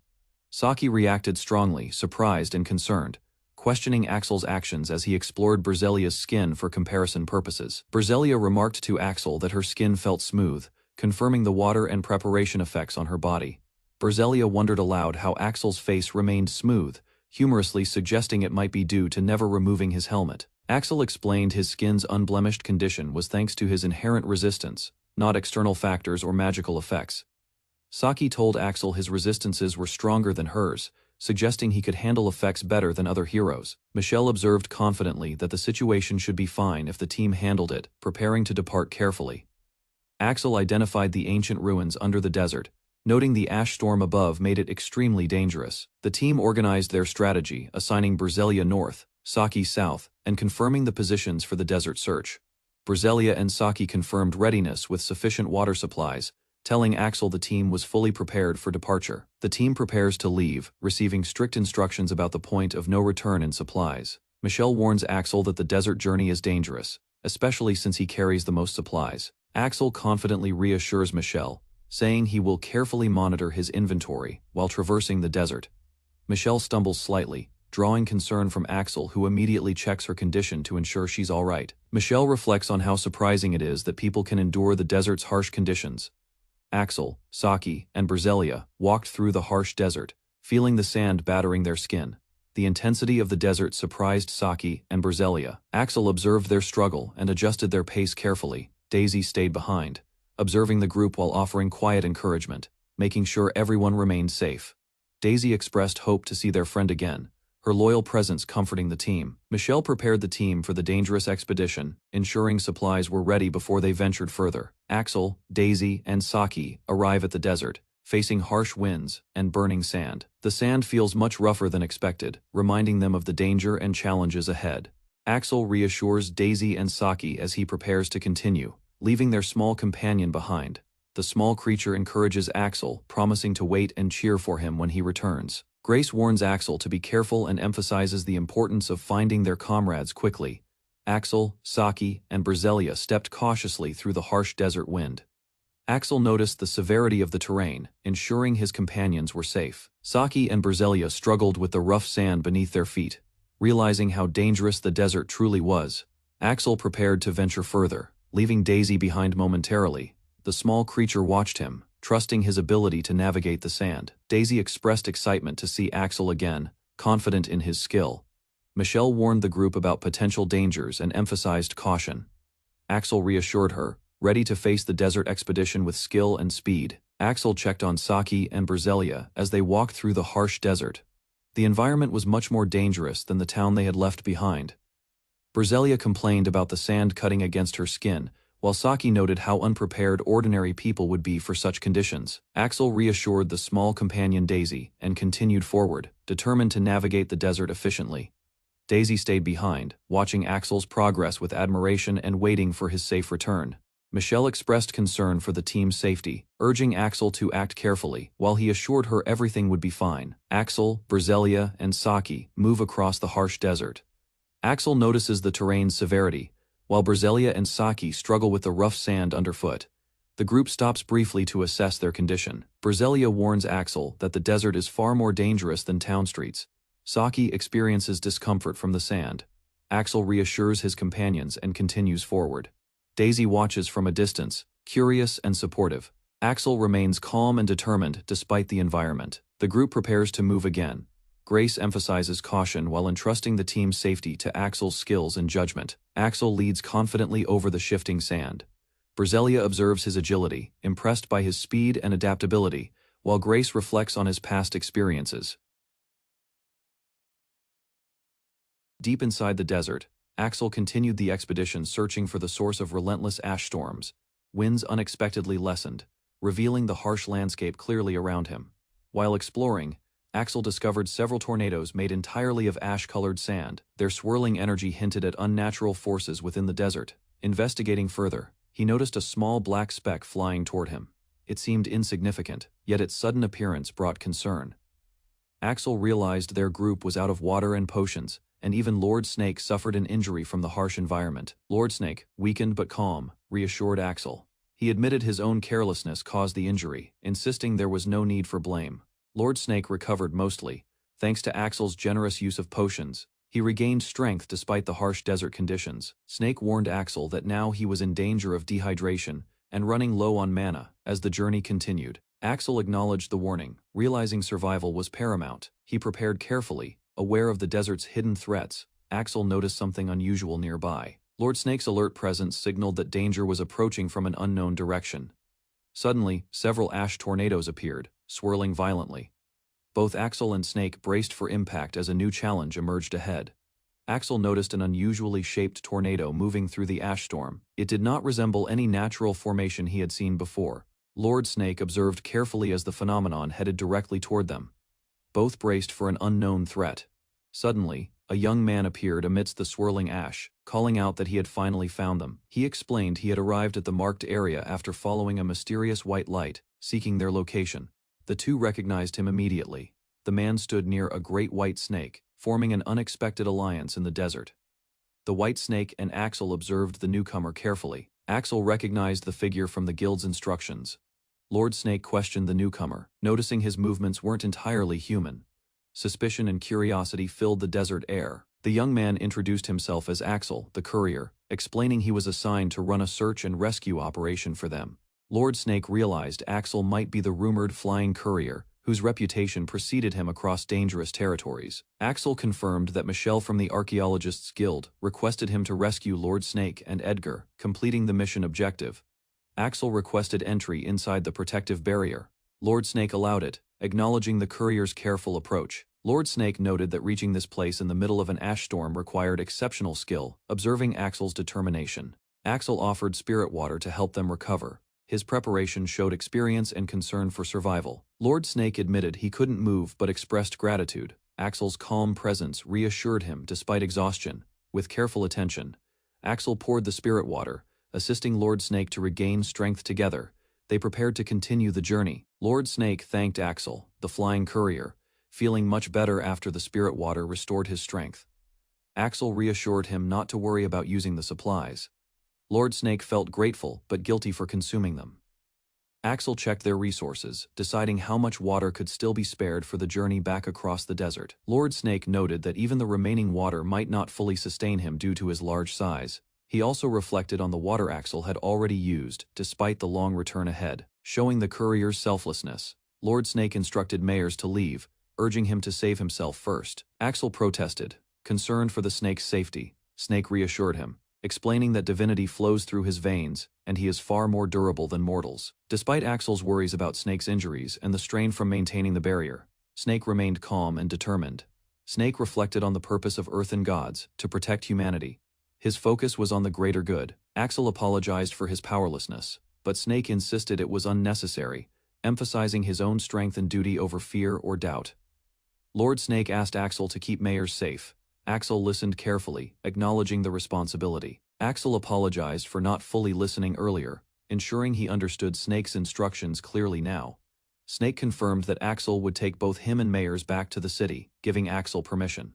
Axel agreed confidently, expressing determination and readiness to handle the task safely and efficiently. He prepared his supplies, knowing exactly what to do next, to ensure their safe journey through the desert. Axel prepared enough space for Lord Snake, holding his water container carefully to avoid spilling. Lord Snake was surprised and asked what Axel was doing, concerned about the courier's plan. Axel explained that he was taking some water out of his bag to create enough room for Snake. He confirmed that he followed instructions, taking as much as he could to help both survive the journey. Axel noted that even after sharing, he still had plenty of water left, though he might need more for Snake. Lord Snake was astonished at the sheer amount of water Axel had carried. He had rationed supplies with Mayers, yet Axel had plenty. Axel revealed his bag of holding, impressing Snake with the magical storage that allowed such volume. Axel explained, it felt wrong to throw away water in the desert, so he carefully managed it. He followed Michelle's instructions, ensuring the water did not become a hindrance to the rescue operation. With the water distributed, Axel ensured Snake and Mayers could move without issues, making the rescue operation safe and efficient. Lord Snake asked if both he and Mayers could get inside safely. Axel prepared the space carefully. Snake realized Axel intended to carry them both back to the city using his bag of holding. Axel confirmed with a smile, reminding Snake that he had promised to save them both. The view expanded to the city below as Axel prepared to courier Lord Snake and Mayers safely back. Saki and Berzelia prepared for their mission, their arrival expected in less than an hour. The city below stretched under cloudy skies. Berzelia monitored the timing, noting Axel's return was still several hours away. Concern shadowed her usually calm expression. Outside, an ash storm swept across the mountains. Navigating in the dark would become impossible without guidance. She reminded herself to strictly follow the search team's ETA. Even the spirit water could not prevent getting lost. Her heart tightened as she whispered a silent prayer, hoping Axel would come back safely from the storm. Michelle noticed something moving and called attention to a small creature, Daisy, who looked excitedly toward the window. Outside, a figure appeared through the storm. Both watched in disbelief as Axel returned far sooner than expected. Michelle observed Axel's incredible speed. He moved faster than when he had left, crossing the landscape almost instantly. She reminded herself Axel was a courier. His movements were extraordinary, yet somehow ordinary for his job. Michelle reflected calmly. Given Daisy's lack of surprise, Axel's usual speed clearly exceeded normal expectations, but caused no alarm. Daisy observed Axel moving through the sandstorm. She noted that he seemed slightly slowed by the shifting terrain. Michelle gasped at his speed, realizing even at this pace he had not reached his top potential. Axel navigated the storm efficiently, guided by Daisy's signals. The small creature jumped energetically, showing the way forward. Finally, Axel emerged near Michelle and Daisy. He greeted them warmly, confirming they had been waiting for him. Michelle smiled, reassured by Axel's safe return. Both felt relief knowing the courier had handled the dangerous journey flawlessly. Michelle noted Axel appeared unharmed and surprisingly energetic, despite his journey through the storm. Axel reminded her he wasn't the only one to return. Others had safely completed their tasks as well. He held his equipment confidently, reaffirming his promise to do everything he could to help and protect. Another figure, Edgar, arrived nearby, showing that the rest of the team was returning safely.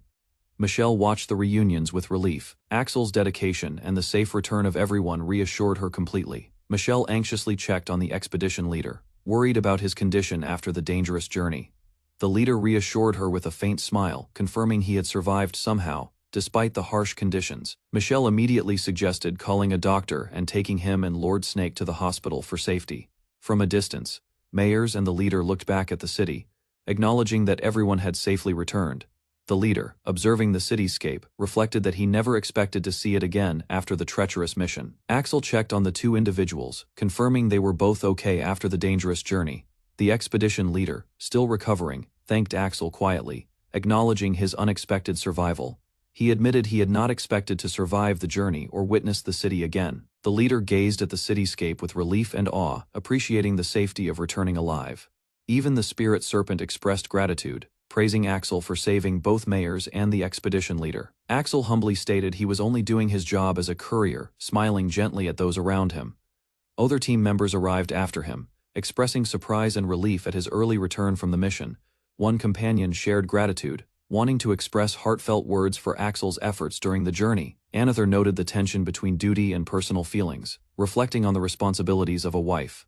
Both companions praised Axel's speed and effectiveness, acknowledging he resolved the main issues and safely found everyone.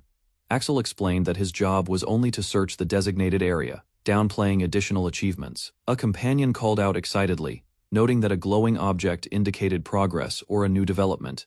Axel realized he had leveled up, gaining improved skills, scalability, and expansion as a courier. One companion praised Axel's growth, emphasizing they needed to learn from his example. Michelle thanked Axel for his help, recognizing his courage in accepting the dangerous request and completing it successfully. Michelle invited Axel and the companions inside, announcing a banquet had been prepared in celebration of their success. She explained she had spoken with Daisy, gathering requested ingredients, and ensuring the group's needs would be met. Daisy and others expressed excitement and joy upon hearing about the food, celebrating energetically as they approached the feast. Elsewhere, Lord Kokaku communicated with his knight, preparing to update them about recent events and important developments. Kokaku reported a human had been attacked, and a landed god likely perished, conveying the severity of recent occurrences. Lord Kokaku instructed his subordinate to find the divine artifact in the desert, planning to undermine the city. The subordinate acknowledged the plan, noting that the city's defenses would crumble once the snake's blood flowed. They discussed the potential to erase the citizens' faith in their gods if the operation succeeded completely. Kokaku wondered if they could manipulate the city's people, turning them toward their ideology through despair and fear. Despite the strategy, the subordinate highlighted a key obstacle: adventurers and the guild remained a threat to their scheme. The subordinate admitted not being naturally strong, acknowledging limitations in mind and body for the challenges ahead. However, they claimed newfound strength, thanks to the boon granted by Lord Kokaku, enhancing their abilities considerably. The subordinate expressed confidence in managing the adventurers and other adversaries, despite acknowledging the dangers involved. The subordinate was reminded not to let their newfound power cloud judgment, or lead to arrogance.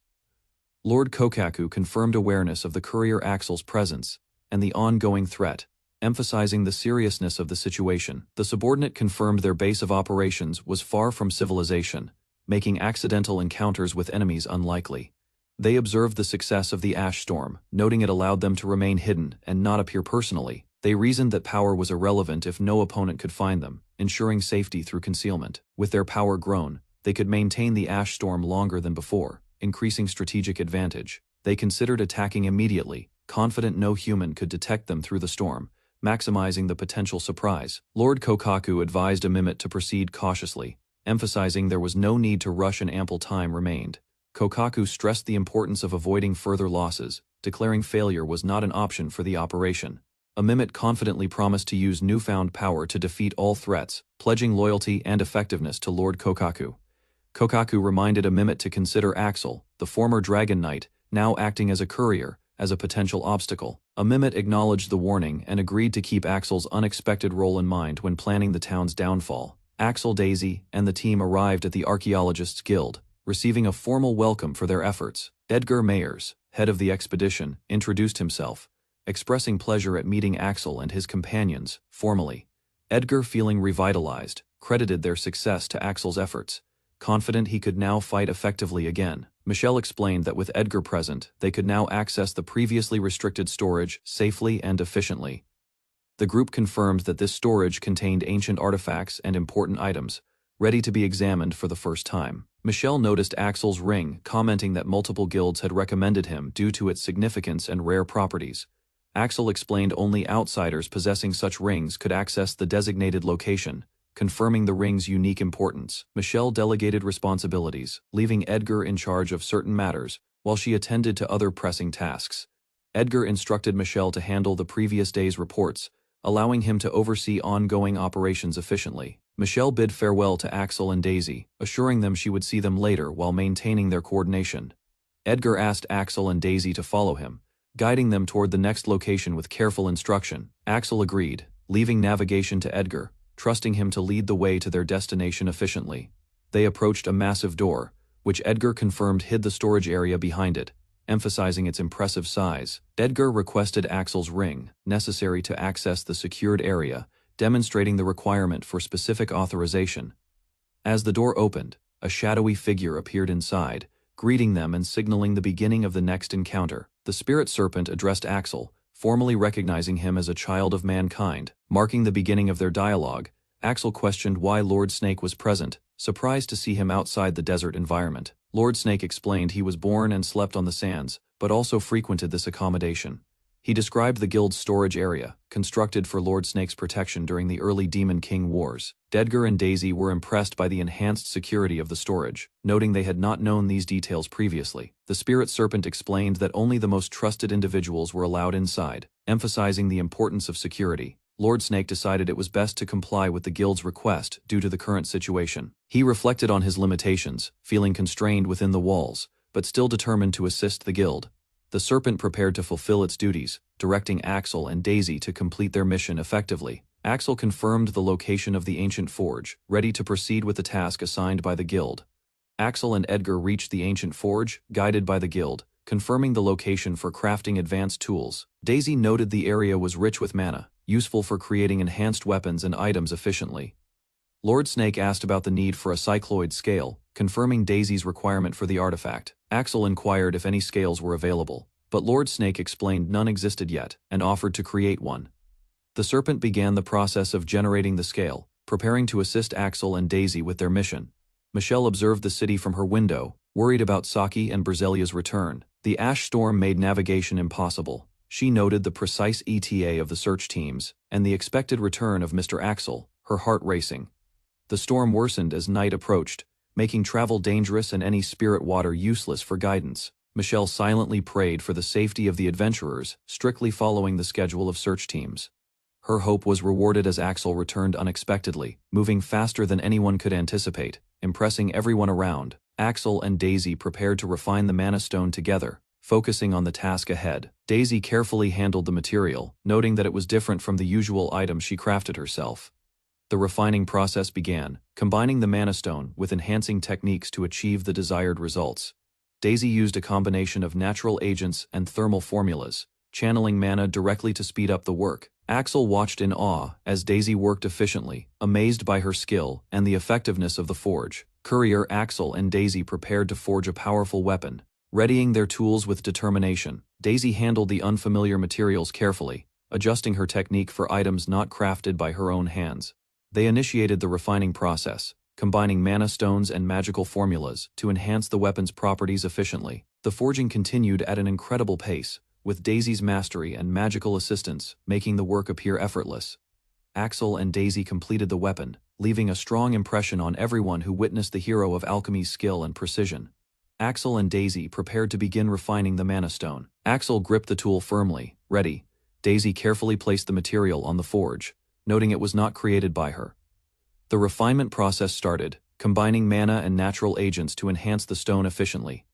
Daisy skillfully handled the materials, using direct mana support to speed the forging process dramatically. Axel observed in awe, impressed by Daisy's craftsmanship and speed, realizing her true skill as a hero.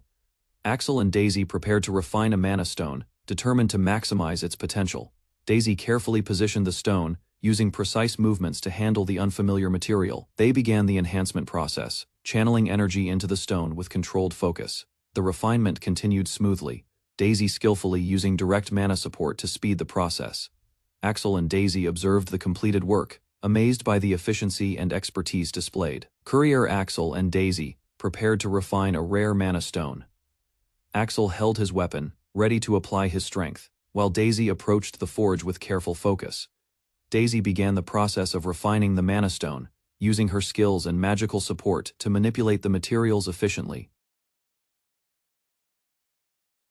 Daisy struggled to repair a broken item, her frustration mounting. She explained to Axel that the ingredient refused to cooperate despite her efforts. The absorption rate was far too low, resisting her attempts. Sweat formed on her brow as she analyzed the failing process. She noted that the cycloid scale she used should have been a bright sky blue, but it remained plain white. Axel observed quietly, puzzled by the mismatch. The scale had been freshly made, yet its color never appeared correctly. Daisy examined every angle, trying to understand why it failed. A large snake appeared, confirming the material was unusable as expected. Axel reminded Daisy of her earlier doubts, highlighting the problem's inevitability. The snake revealed that Daisy had used a fully realized cycloid scale. Axel listened carefully, intrigued by the explanation. Axel realized the scale Daisy used was different from the authentic version, known as Jewels of Daytime, crafted by the snake. The perfect cycloid scale could absorb the blue sky's light and store it as special mana, a property the scale Daisy used lacked. Recent storms of ash had clouded the skies, leaving few clear days. The natural conditions prevented proper absorption, explaining the scale's failure. Axel concluded the ash storms were the true issue. Even perfect scales couldn't function without clear skies for sunlight absorption. The snake explained that under current conditions, every cycloid scale Daisy created would fail, no matter how many attempts were made, Axel observed. Noting that even the white scale, though strong, couldn't function correctly in the current environment. He reassured Daisy that the failure was not her fault. The weather conditions prevented proper creation, making such setbacks common in alchemy. Daisy lamented encountering the failed product here, and asked if there was any way to resolve the problem. The snake suggested waiting for clear skies or creating another scale under sunlight, allowing proper absorption to produce usable material. The snake explained that removing the scale from the city wasn't feasible, as it would wither too quickly in its white state. Axel observed the city covered in ash, understanding that environmental conditions continued to complicate alchemy and scale creation. Two figures approached, apologizing for interrupting. Axel noticed Berzelia had arrived unexpectedly, bringing cheerful energy to the tense moment. Berzelia explained she was accompanied by a companion due to Axel's previous meeting, and Axel thanked the escort politely. Axel asked if Berzelia was feeling better. She smiled, saying a good night's sleep had restored her energy, while another companion, Riznawal, still slept peacefully. Cosmos noticed the clouds blocking sunlight and wondered if there was another way to help the scale absorb sunlight. Berzelia offered to fly above the clouds, unsure how it would work but eager to assist Axel and Daisy. Axel smiled, realizing this solution was feasible. Daisy agreed, seeing the practicality in Berzelia's idea. Axel suggested using Berzelia's flight to reach above the ash clouds, ensuring the cycloid scale could absorb sunlight. With Berzelia's help, the cycloid scale would be placed under clear skies, giving it the chance to function correctly. Berzelia expressed concern about traveling through the ash clouds, requesting Axel accompany her for safety. Axel confirmed it was one way to expose the cycloid scale to sunlight, though he wanted Lord Snake's approval first. The snake carefully considered the plan, noting this situation had likely never occurred before. He tentatively approved the plan, signaling that while cautious, it was reasonable to try. Axel reassured everyone, saying there was no need for apologies, and they had the go-ahead to proceed with the trial. Axel proposed a flight with Berzelia, curious to test his ability to ride her as a courier. Berzelia cheered excitedly, thrilled to fly with Axel again after a long pause. Another companion requested help, wanting to discuss how to remove the ash storm from the skies. She explained that clearing the ash would benefit everyone, including Axel and his companions. Axel agreed, acknowledging that the request made sense and would be advantageous for their future attempts with the cycloid scale. The research team approached Axel and Lord Snake, requesting attention to their findings regarding the ash storms. They explained that they had formed a hypothesis on the cause and behavior of the ash storms, though not fully certain. The researcher emphasized that if their plan succeeded, it could solve the ongoing problem that had troubled the city for some time. She recounted how initial data was collected from Edgar and Lord Snake to support their hypothesis. Lord Snake noted that while several points required further investigation, he would explain the process step by step to clarify their approach. The researcher explained that the ash storms had first appeared several months ago, signaling the beginning of a persistent problem. They noted that the storms were initially observed in the desert before reaching the city, indicating a long, slow approach. Axel and Berzelia learned that the problem had been ongoing for so long, yet no one had adequately prepared for it. The storms increased in frequency, eventually reaching a pace of once per week, intensifying the challenge for the city. The researcher highlighted that despite chronic dehydration, weakened bodies, and stunted plant growth, no fatalities had occurred thanks to previous precautionary actions by the doctors. Daisy emphasized that the ash storms would not stop until they were fully addressed. Highlighting the urgency of the situation, the research team explained their continued investigations in the desert, searching for the source of the storms. They discovered an abandoned ruin in the desert, where the ash storms seemed to originate. Further investigation revealed that the storms were not constant, with brief periods of calm interrupting their intensity. The team confirmed that these downtimes could provide opportunities to manage the situation, giving hope for potential solutions. The researcher asked Edgar to summarize their findings regarding the ash storm's behavior, noting the brief daily downtime. Edgar explained that attempts to enter the storm within 10 minutes had caused injuries, showing the danger of the phenomenon. Lord Snake confirmed that sudden tornadoes had appeared defensively, complicating direct intervention. The team observed that stakes had been shot toward them, and a humanoid silhouette appeared, indicating intentional interference. Despite these hazards, the team agreed that someone or something was behind the ash storms, signaling deliberate action rather than natural occurrence. The team concluded that an actual figure was behind the ash storms, as both observations matched and were not illusions. The researcher explained that Lord Snake's innate resistance to illusions helped confirm the reality of the phenomenon. The Archaeologists Guild prioritized discovering the truth, planning a team with combat abilities to investigate when the ash storm subsides. Axel and Berzelia were asked to participate in the expedition, scheduled for 6 p.m. that day. Their mission was to observe from above, matching movements with the ground tram while gathering critical information on the storms. Axel asked why they needed to observe from above. Michelle explained that tornadoes lacked height and originated from the ground. Observing from above would allow the team to see what was happening inside the storms, providing critical insight. Michelle noted that the ground troops would try their best, but aerial observation was essential to fully understand the tornadoes. Axel questioned whether stopping the tornadoes was possible, seeking confirmation of the task's feasibility. Michelle revealed that the tornadoes were caused by a ground mana source, which could be countered by making the mana rotate in the opposite direction. Michelle explained that with enough mana, they could stop the tornadoes, though this was based on assumptions. Axel asked if observers were needed both above and below to monitor the phenomenon accurately. Michelle confirmed, noting that their plan relied on flimsy evidence and many assumptions, but it was all they could do for now. She warned that if the tornado height exceeded expectations, the team could face great danger during the operation. Axel agreed to take on the responsibility, asking Berzelia for her support as they prepared for the task. Berzelia reassured Axel that flying through the tornado would not be an issue with him by her side, despite disliking desert winds. Axel agreed, confident that their teamwork would ensure safety during the flight, easing Michelle's concerns. Michelle confirmed that everything seemed safe and ready for the upcoming investigation, expressing relief at their preparedness. She formally requested Axel's assistance in investigating ways to stop the ash storms, highlighting the importance of the task. Axel accepted the responsibility, acknowledging the mission and hoping for successful results in the operation ahead.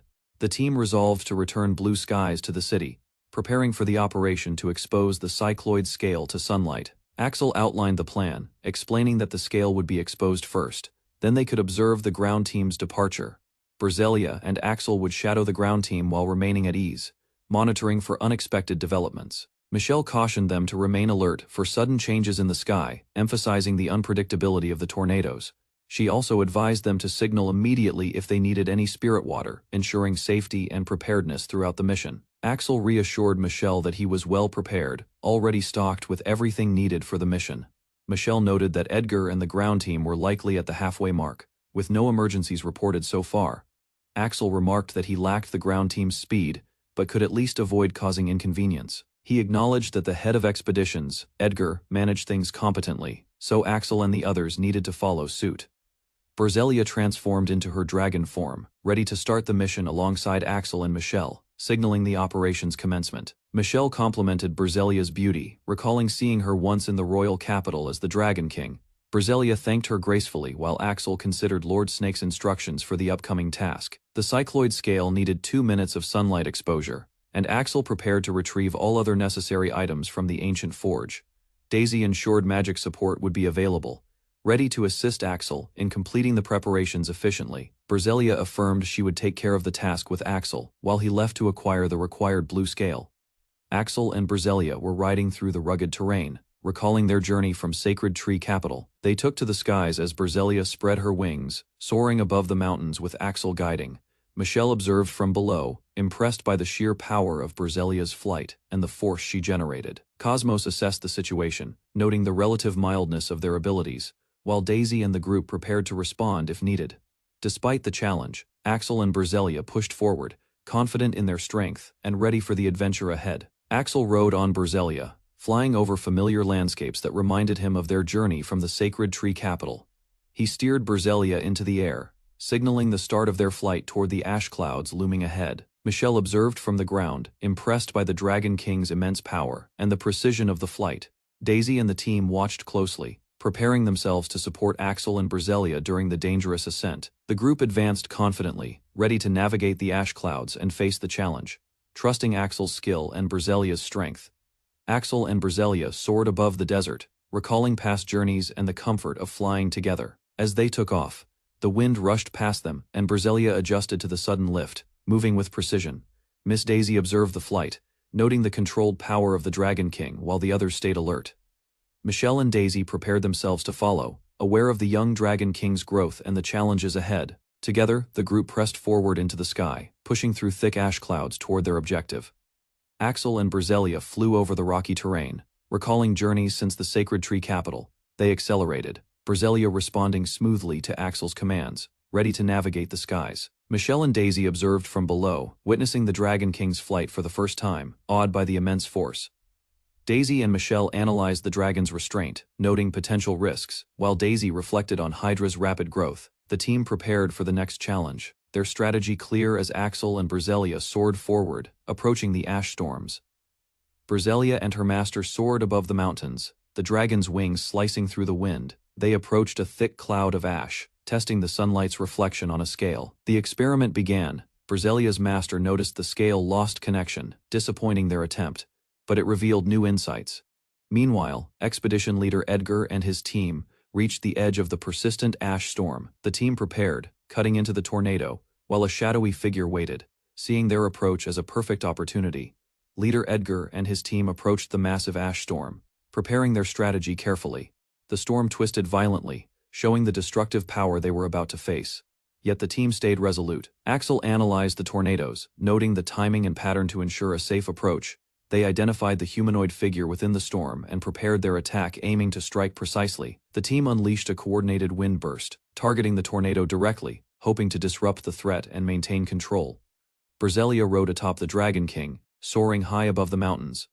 Lord Snake observed carefully, noting the ash storm forming ahead. The team prepared strategically, analyzing the tornado's trajectory and the potential threat it posed. The group launched their plan, cutting directly into the storm. The enemy emerged, confident and dangerous. Axel Grand stood tense as three young adventurers stared in shock. A dark figure approached from the distance, mysterious and threatening. The figure revealed himself as the demon Mehmet, the Ashen Wind, declaring his intention to defy the gods. His presence radiated power. The adventurers noticed his grotesque arm. Axel observed quietly as Mehmet prepared to demonstrate abilities beyond human understanding. Mehmet lifted his right arm, explaining it was the gift from his master, calling it the right arm of storms. A swirling storm erupted around him. Axel watched in astonishment as Mehmet's actions caused the ash storm devastation. Mehmet glared at the adventurers.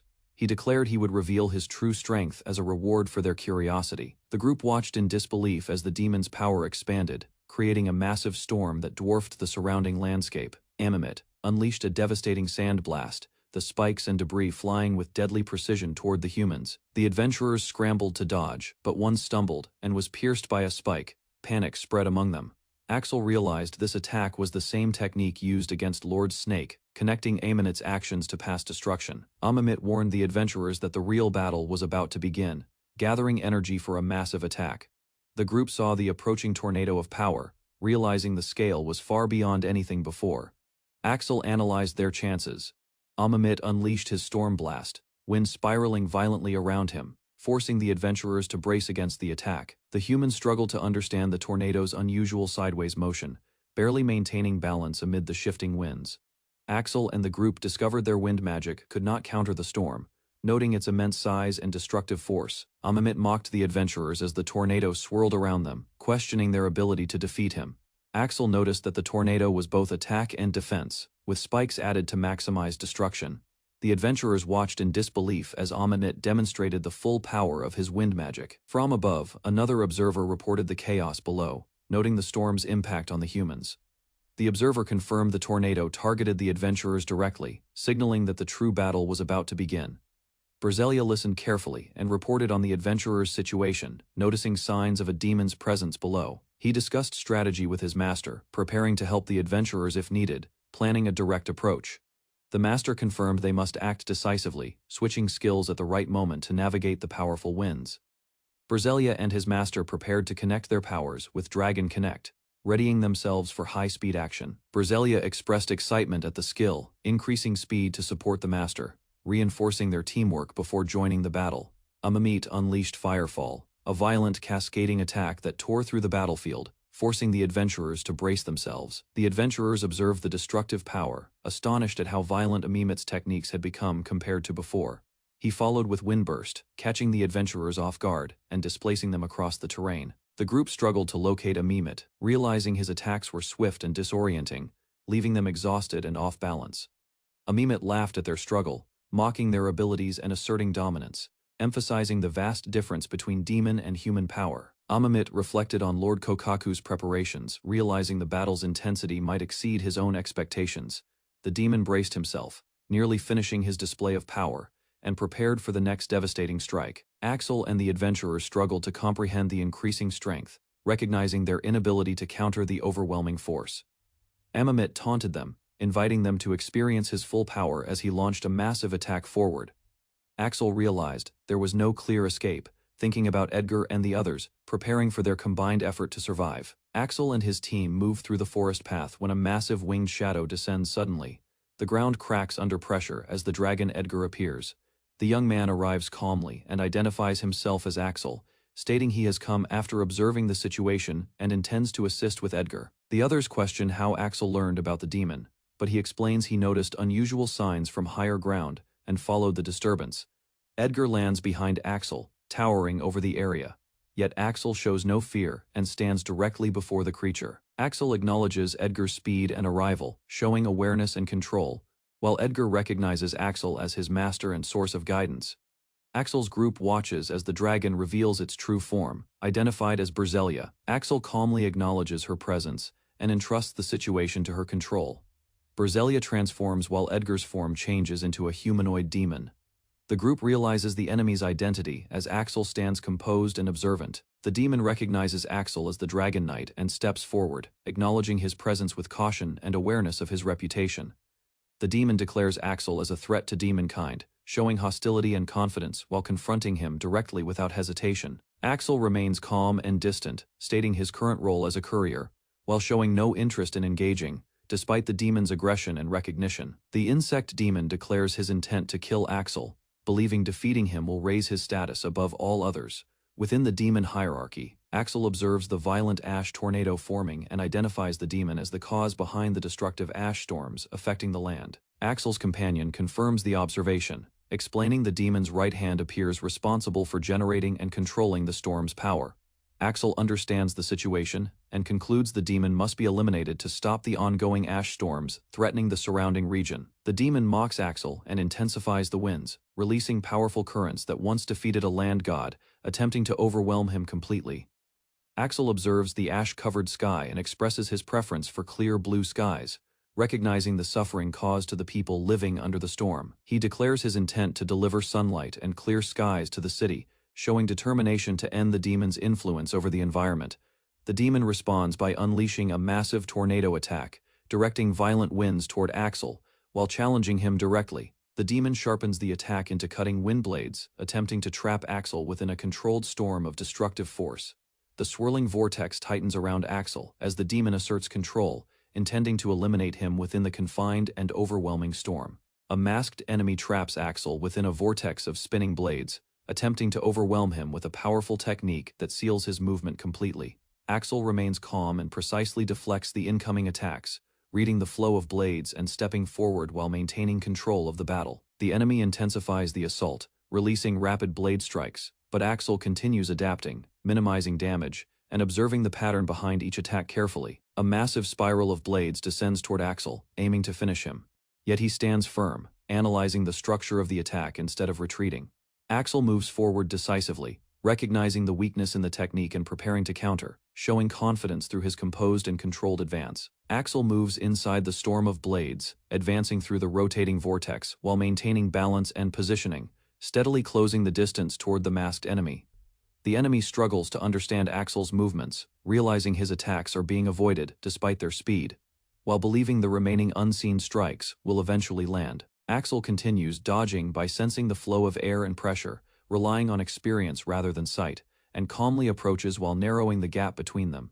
The enemy hastily raises a wind barrier, but Axel breaks through the defense with a direct strike, forcing both of them into close combat range. Axel's attack lands cleanly, cutting through the enemy's guard and leaving the masked opponent injured and shaken as control of the battle shifts completely.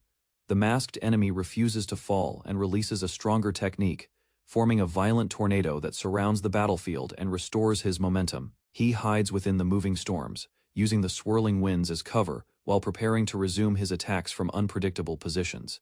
Axel detects the enemy's location despite the concealment, sensing subtle disturbances in the airflow and immediately moving toward the hidden presence. The enemy attempts another strike from within the tornado, but Axel intercepts him mid-motion, disrupting the attack and forcing him out of hiding.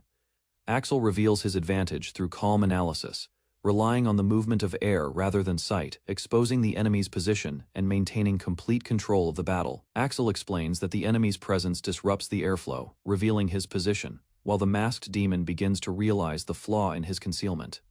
The demon, identified as Amamet, becomes enraged and prepares another attack, focusing his intent on killing Axel despite being exposed. Amamet unleashes a massive storm technique, expanding the tornado's power to trap Axel completely while threatening the surrounding area and nearby allies. Axel observes calmly, recognizing the attack as an unavoidable area effect, and notes that the enemy is now confined within his own storm. Axel prepares a decisive counter, comparing his power to a dragon's wings, signaling an overwhelming force about to overturn the entire battlefield. Axel gathers his strength and initiates a decisive technique, positioning his sword as he prepares a precise dual strike hidden within a single motion. The attack unleashes a powerful draconic storm, cutting through the raging tornado and overwhelming the battlefield with a force that surpasses the enemy's control. Amamit is struck and left in disbelief, unable to comprehend how his superior power was broken by Axel's technique and control. The storm disperses completely, revealing clear skies as the expedition members witness the result and recognize Axel's overwhelming capability. With the battlefield calmed, the aftermath settles, and it becomes evident that Axel has restored order, ending the conflict with a single decisive action.